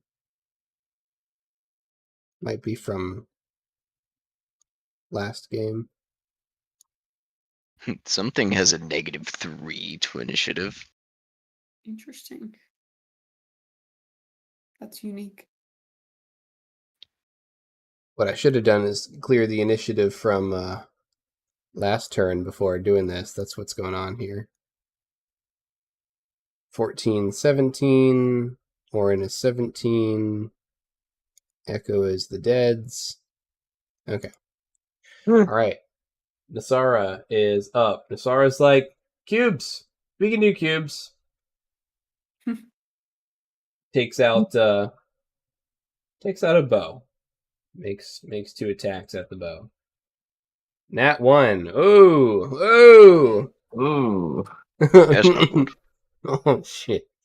The Nat 1, she is going, that arrow smashes through this window. This window can now no longer be closed or locked.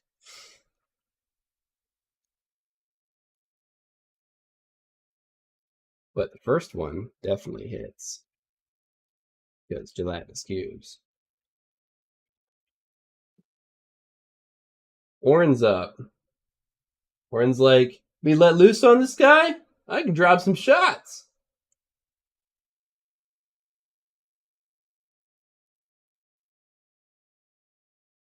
Dude. That's a nat 1. Another one. 2 of them hit. I roll fate 20 for this other arrow. All right. That arrow went somewhere. We'll come back to that arrow. Uh-oh. Hey, don't that to me! The arrow heard around the world.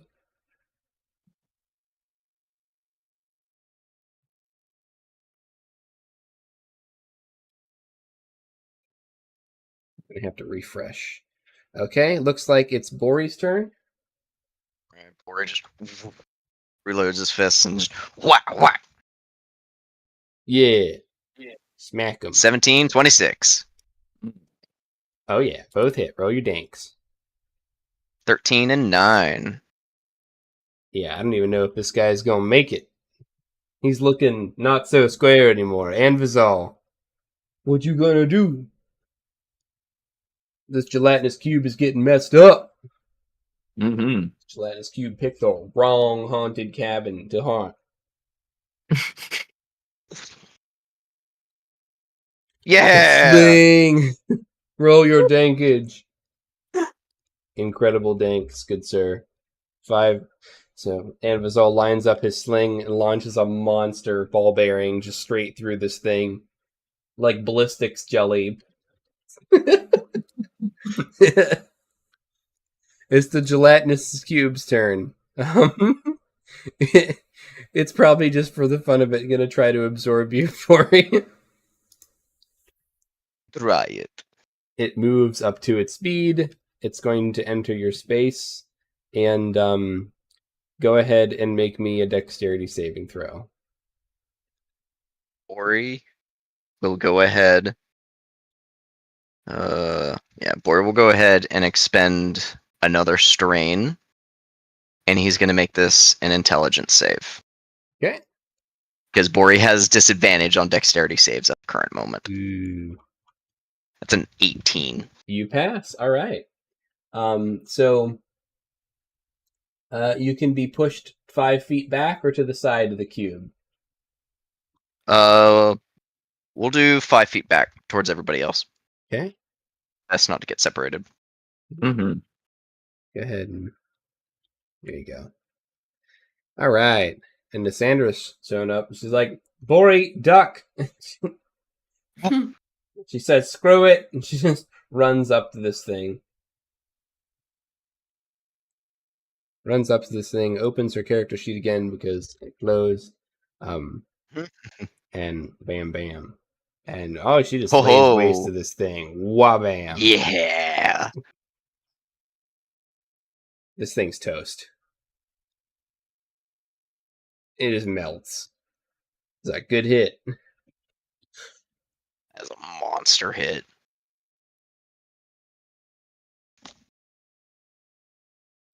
Big girl. Or just looks at her like, you fight well. Let's go get our friend. No, let's hope it was guarding something useful. And Bori opens up the door that it was guarding. So this room doesn't have anything interesting in it, but it looks like there is a bathroom on one side and one final bedroom on the other. The bedroom that you're in is number 5. All right. It's a simple room. There is an altar to an unknown fey deity in the middle. There is something scratched on the floor in this room. What does It it say? reads, "If I die, let me be reborn a root." Root. A root.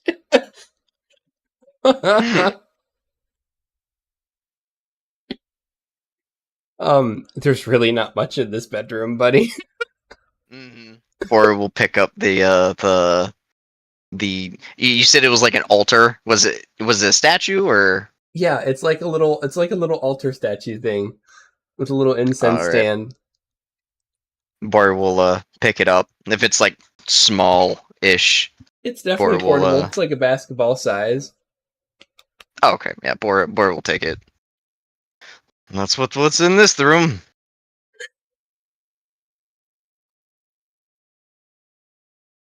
He'll open up this one. Oh, good, more blood.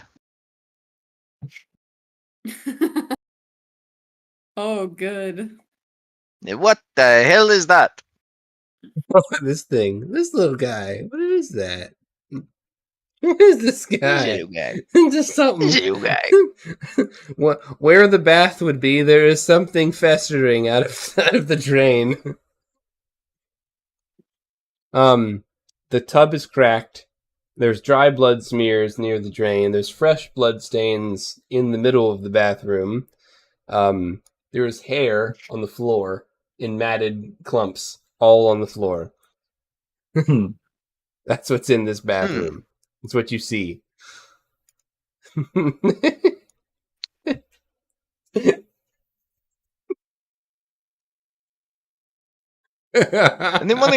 Anybody want to come take a look at these? Amazon just raises his hand. Or just points to the thing festering in the drain. What the hell is? Huh. It's kind of adorable in its own special way, but I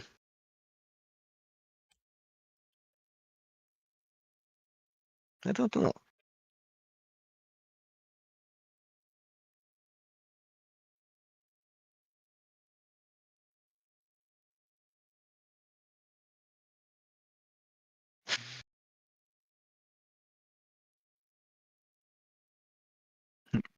Poke, poke, Mm-hmm. poke, poke. Invisile's poking it with a stick. Gently, mind you. Mm-hmm.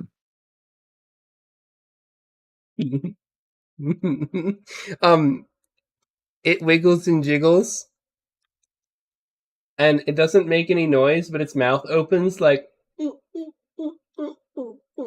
almost squeaks.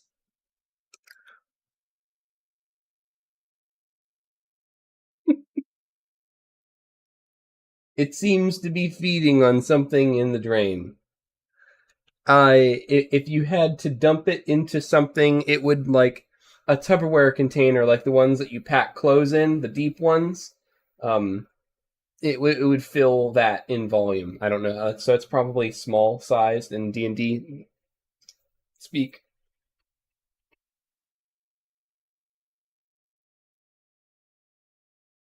What do we have? Do we want to take it with us? I don't know if it's to help our immediate situation. I think it is quite content in the drain at the moment.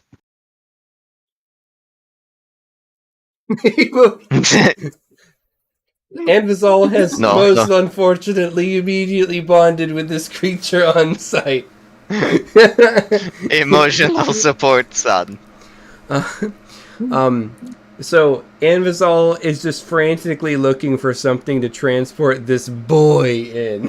Mm-hmm. He rolls into this empty room that had the "I wish to be reborn as a root brother" scratched into it, takes the nightstand, kicks the drawers out of the nightstand, and just like kick flips this thing on its back and drags the makeshift crate into the bathroom and starts making a bed, silent as the grave, with refuse and matted hair scraps and bones.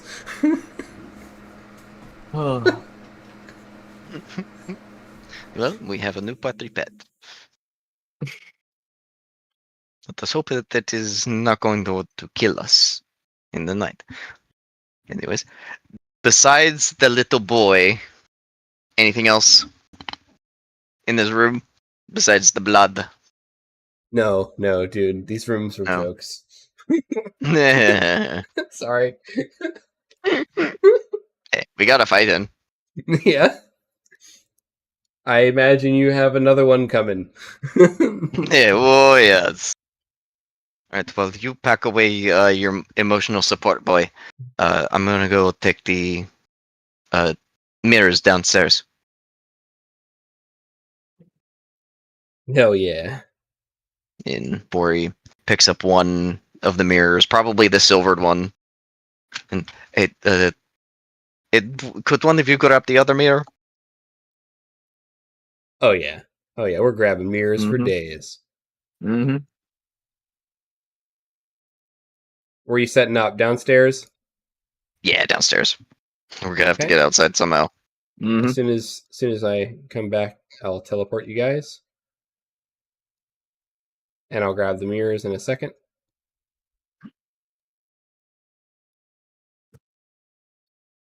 Mirrors are on the token layer.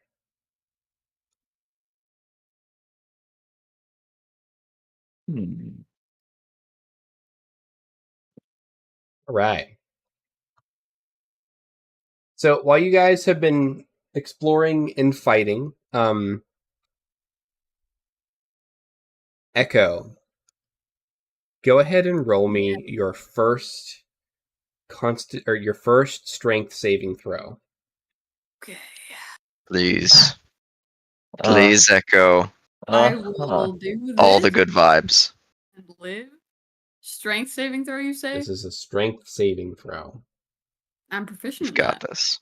Oh. Unfortunately, I'm not strong. That was a 9. No. You try to break out. Did not work. Oh, this tree is a tree. It's strong. The darkness I feels like it's closing try? in. Like all of my spells are either visual or somatic, which is unfortunate. Um however, can I try and like I don't know, like leech out some magical energy to like try and like alert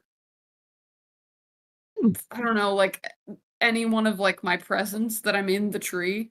Do you have any means of doing like that's a really good idea. Do you have anything that you could do to try to make that a reality? What could you I focus mean, on or try to channel? I can like I'm trying to see if I do have like a concentration like hunter's mark. It does require me to cast it on a creature that I can see within range, but I'm wondering if I could like concentrate on like what I would be casting, just to see if that could just leech a little amount of like magical energy.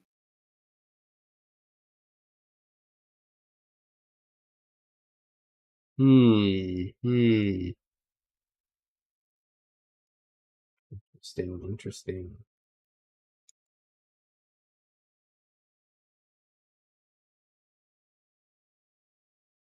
Oh, you're cooked.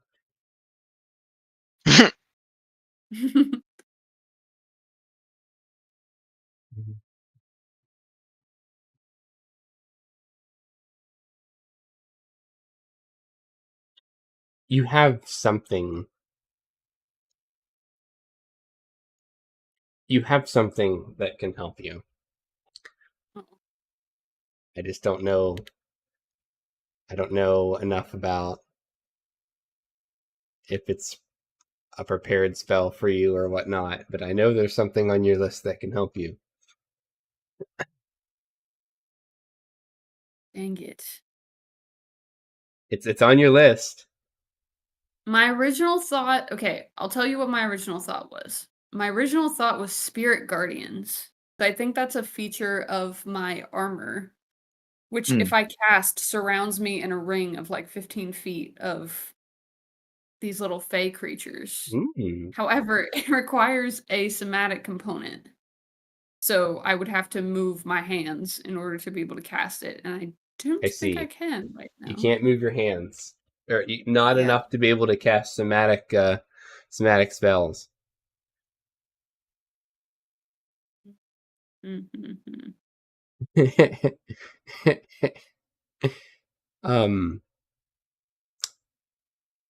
You do have one thing that could help you here. It's on your character sheet.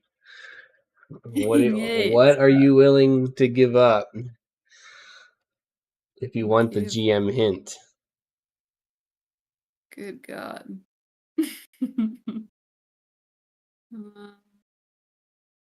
It's fine. It's fine. I'll hang out for a second. Come back to me. Okay.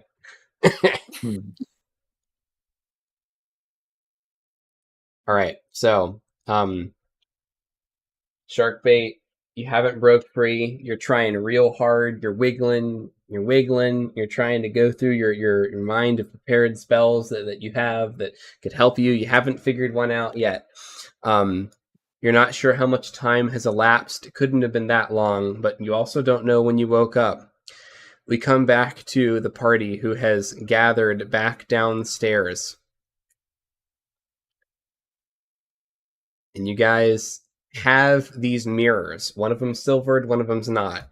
The one that's vertical is silvered. The one that's at askew is not silvered. What's your strat? Bori is going to go ahead and use his psychic boost and reduce his strain. That was by 3. So that these 2.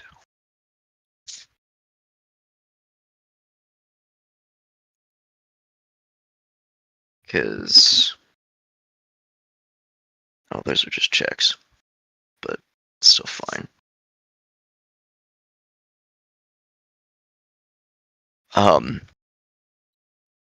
Bori's gonna grab the silvered mirror. Look to the rope. Make sure it's nice and tight. Looks to everybody else. And he's gonna have the silvered mirror like in front of him, and Bori's gonna have his back to the door.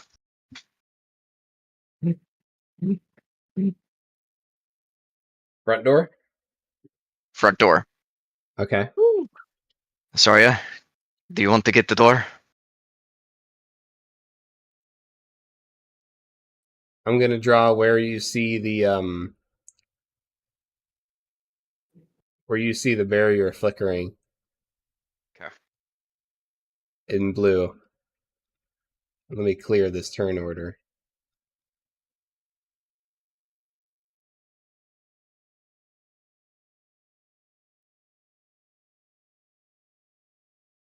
Hey Joe, move yourself to wherever you want to be. Okay.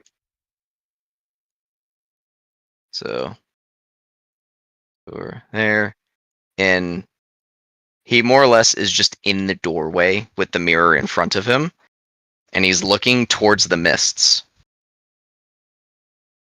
So facing the house with the mirror. Yes, in facing front the of you. house, mirror is pointed back towards the mists.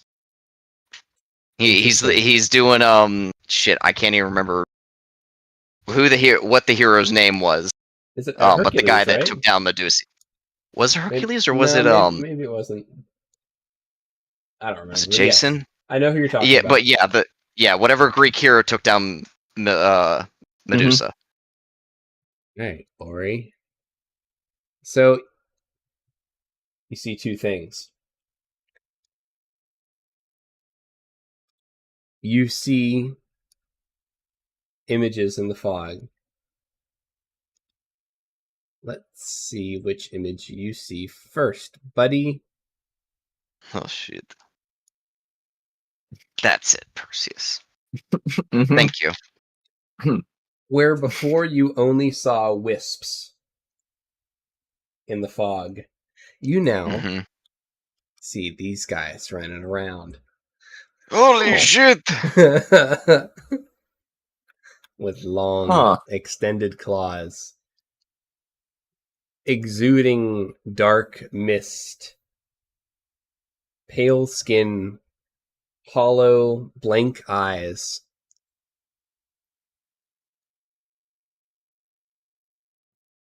Moving gingerly, barely even disturbing the ground. As they lap the cabin.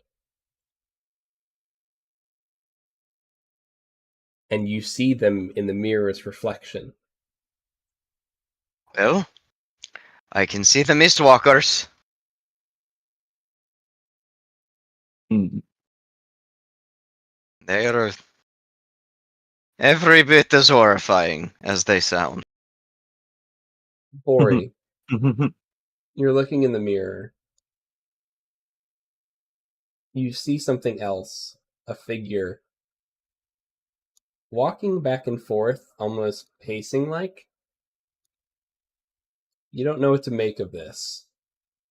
But since you're looking safely, there's no saves or anything that has to be rolled.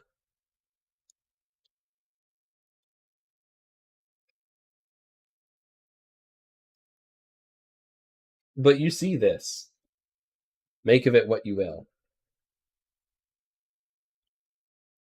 Is that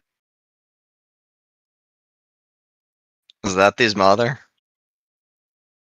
Or is Looks it like your someone mom. else? A little different than the last time you saw her, but it looks like your mom out there, Bori. Mm. Oh shit.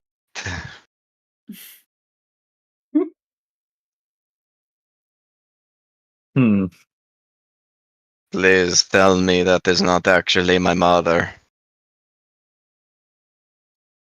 Please tell me that is just the trick of the miss. I'm not. Shit. I'm not feeling anything coming on. That is what I am seeing. I'm trying to relay what I see.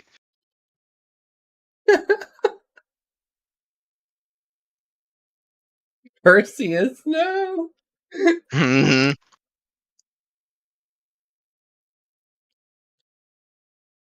Exactly. How would she even be here? So Well, I'm cryptic. sure that there's some type of tracker that she's capable of using to follow me. Thanks You've to been the air Raven tagged. Queen, not Raven Queen, apparently. That's if the theory's true. It's a lot of rambling on that table. A lot of rambling. All right. Anvizal is making jokes to Bori, claiming, "How could your mom even be here? Good grief, all of you! If that's your mom out in the mist, can we trade?" Oh, Jesus. Oh my god. Who knows? If he looks into the mist, he may see things too. Yeah, why don't you take a look, Anvo? There might be something special for Or you out in the mist. Everybody's we'll got walk something special forward in the mist. Boy will walk forward, place the mirror down, and he'd go right ahead.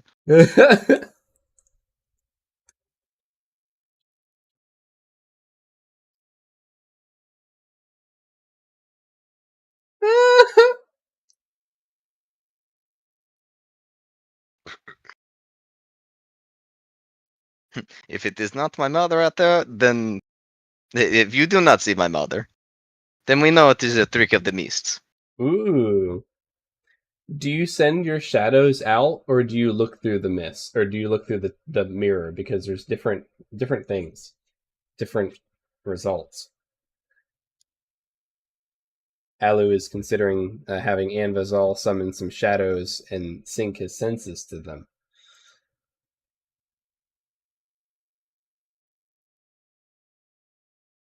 Can you warg through your shadows?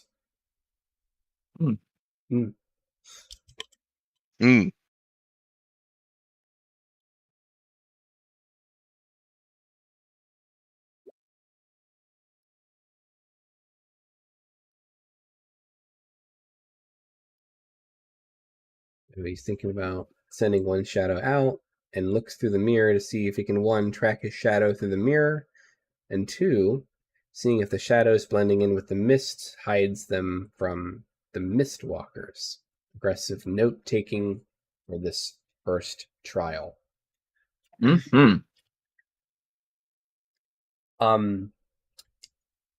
It's going to be a toss up on. You have some working theories, Anvasal, about how these two creatures might interact with each other. And it's inconclusive, and you'll see. We'll see how that pans out.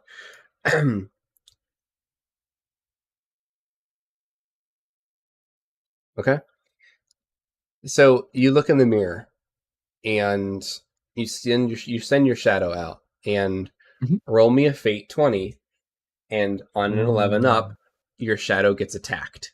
On a 10 down, they get ignored, because this is truly a toss-up. You send your shadow up, and for a bit nothing's happening, and then one comes in at the side, and the other one comes at the side, and your shadow gets torn asunder.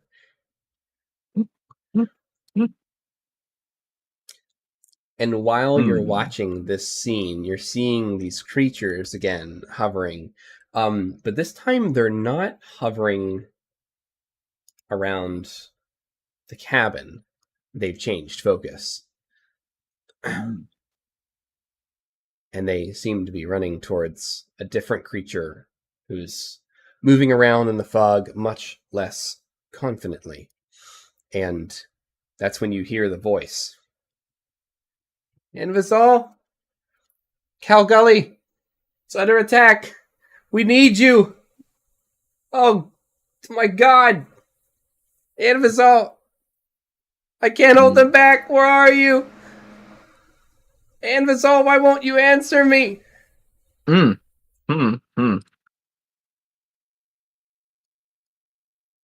you see Calcut out there, sword drawn, fighting these beasts while calling your name desperately.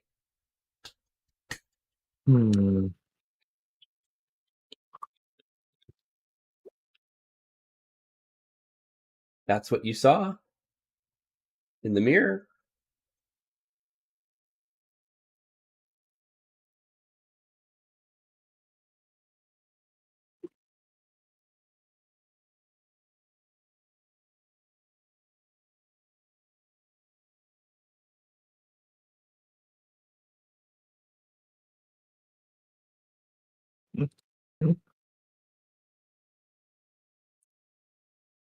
It's a legitimate strategy.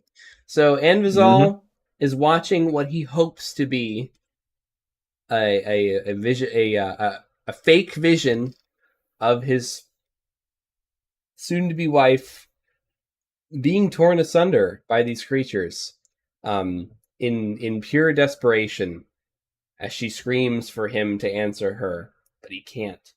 And he prays to whatever. No, he probably doesn't pray, but he hopes to God that it's not real. So yeah, go ahead and roll some stealths, and I will roll. Well, you know what? There's a passive perception. Let me see what their passive perception is.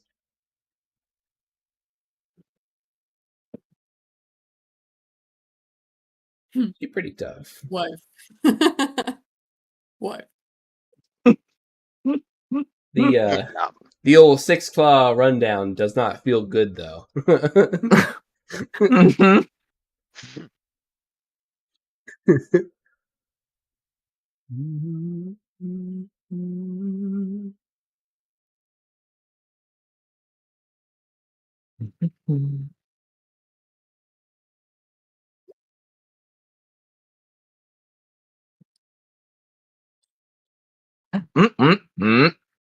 Yeah, you have advantage. Mm-hmm. Oh, there you go. 18's good.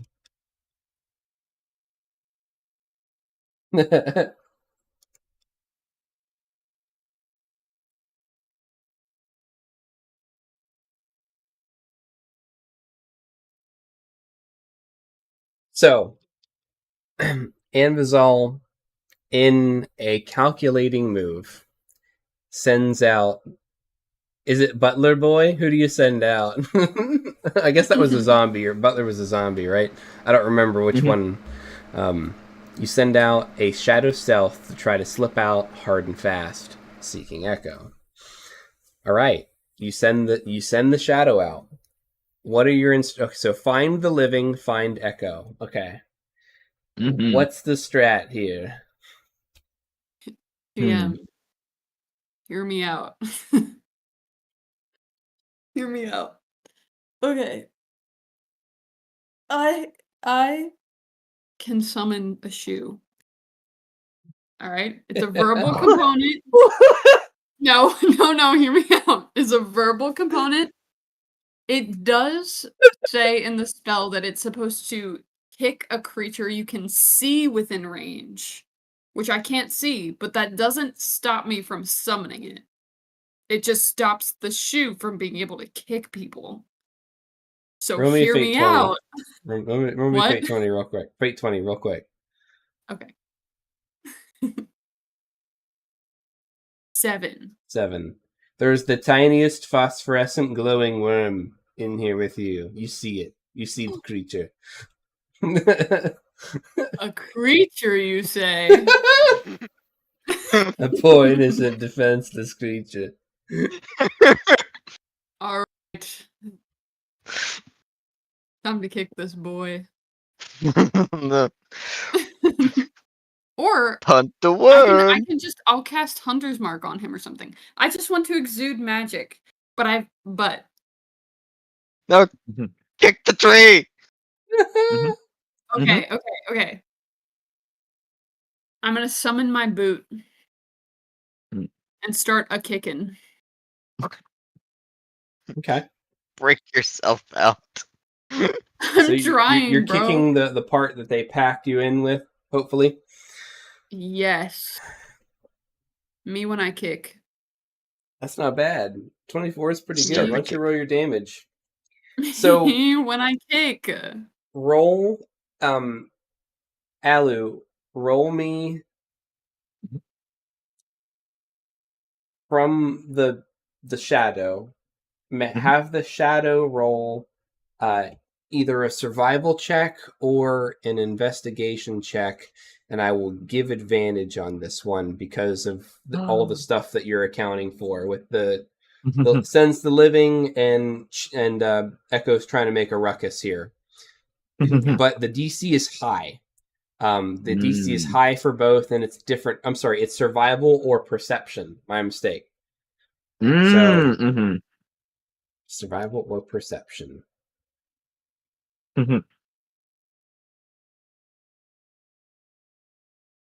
There's also you have advantage. Okay. I would say with the 22, the DC was 20. Yeah.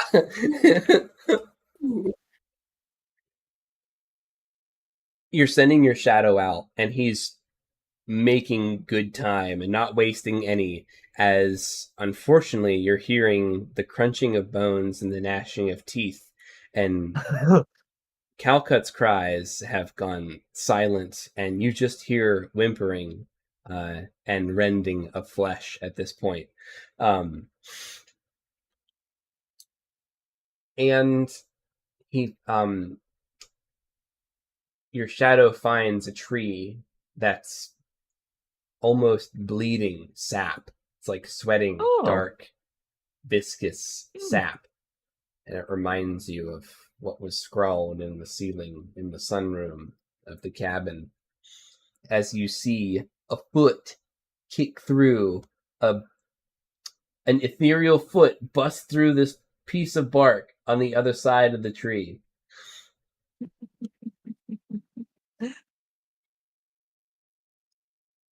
So your shadow has found life. Now what? It has found the living.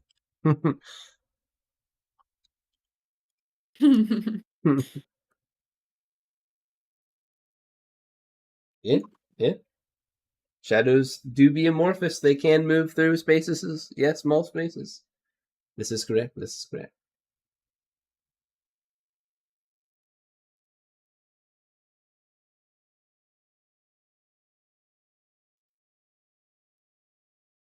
I also, if I can just see the other side of this tree, if I can just see outside, I can get out. I just need to be able to see it. So, and to move a little bit. Maybe this thing can help you. I'm gonna say that the shadow, if Anvizal is able to not roll a nat 1 on an Arcana, would have instructed it to help get you out, not just find you. Not a nat 1, but close. Oh my god. So as you kick this nasty necrotic bark off that was actually starting to rend memories from your skull, you were slowly beginning to forget who you were. You were becoming nobody. Literally, figuratively, spiritually, nobody. This shadow finds you and begins materializing as like a pillow, putting pressure up on your chin and forcing your neck in a painful way up until your eyes make contact with the fog outside. Okay. Giving you the opportunity to do a little step in the mist. I'm stepping mistily. She's stepping mistily. You when I step? You when I misty step? Roll me a dexterity saving throw. Because we'll see if you can stick the landing or not. Definitely not. Actually, I have a pretty good dex. Whoa. 26. Oh. I don't know how Let's you go. did it, but like, even though your legs were numb and your arms were numb and you were like kind of dead, you landed it. You just kind of like, I'm ready. As soon as Echo hits the ground, he's gonna start bolting toward where he thinks the cabin might be. Hopefully, Okay. fingers crossed. Roll me a survival. Do not, for the love of the gods, roll a 1.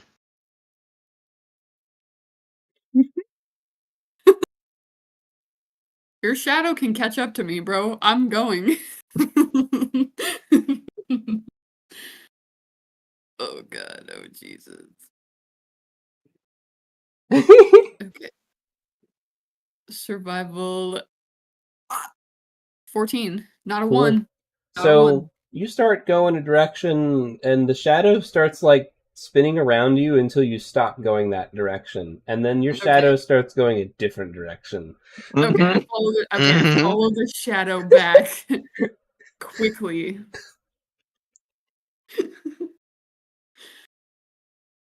Oh, you see the cabin. It's never looked so beautiful. Okay, within the last 30 feet, I'm going to Misty Step again, just in case. Just in case. Yeah. Give me a roll me a fate 20. Roll me a fate 20. 8 up, you're okay. All right. 18. You misty step in, and you can see that there were wisps in the fog, like shark fins coming out of the water, like 3 of them coming forward. And then as soon as you cross that barrier, you can see and then they spread out again, Ooh. circling the cabin. Ooh. Barely made it. And where we're going to end the session is as soon as you guys recover. That was great. I'm just kidding. You all will have an opportunity to take a short rest. Yay! After that short rest, you hear a window break upstairs Yeah. Yeah. as the barrier begins to fail. Oh. And that's where we end it.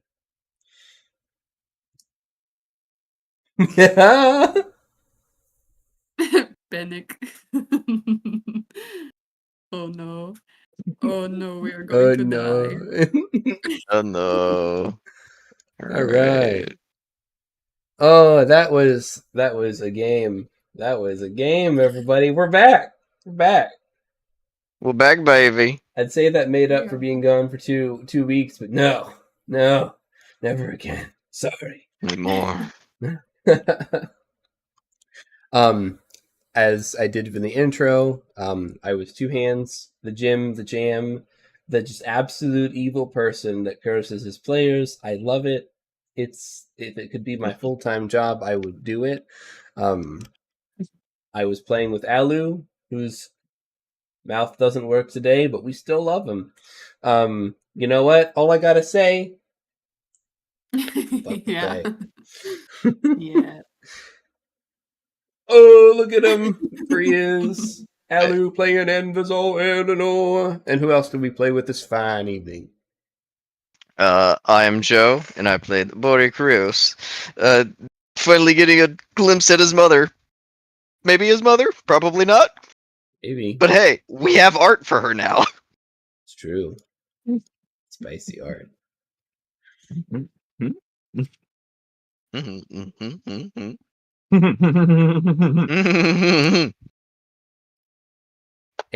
who And was the final person? who was And it was our me. special player? Yes. I'm Sharkbait. I was playing Echo, the chronically cortisol inducing character. Thanks, and he's still alive. So that's look at that. Right, Thanks, and guys. special guest appearance, Bori's mom. Yeah, folks. Is she real? Boy, I hope not. But she's sad and she's crying. Why is she crying, Bori? What have you done to upset her? I don't know. Or what is she about to do that upsets her? She gotta punish her son. He did the Boy, bads. Joe. Oh boy. Trading is still in the air. Just Alu is like, saying. my price is doubled. Mr. Bong, you didn't say she was cool, dude. Why is she kind of bad though? She's kind of bad, dude. That was my Everyone's a response, like, baddie in why is she hot? Rodinia. I can't help it.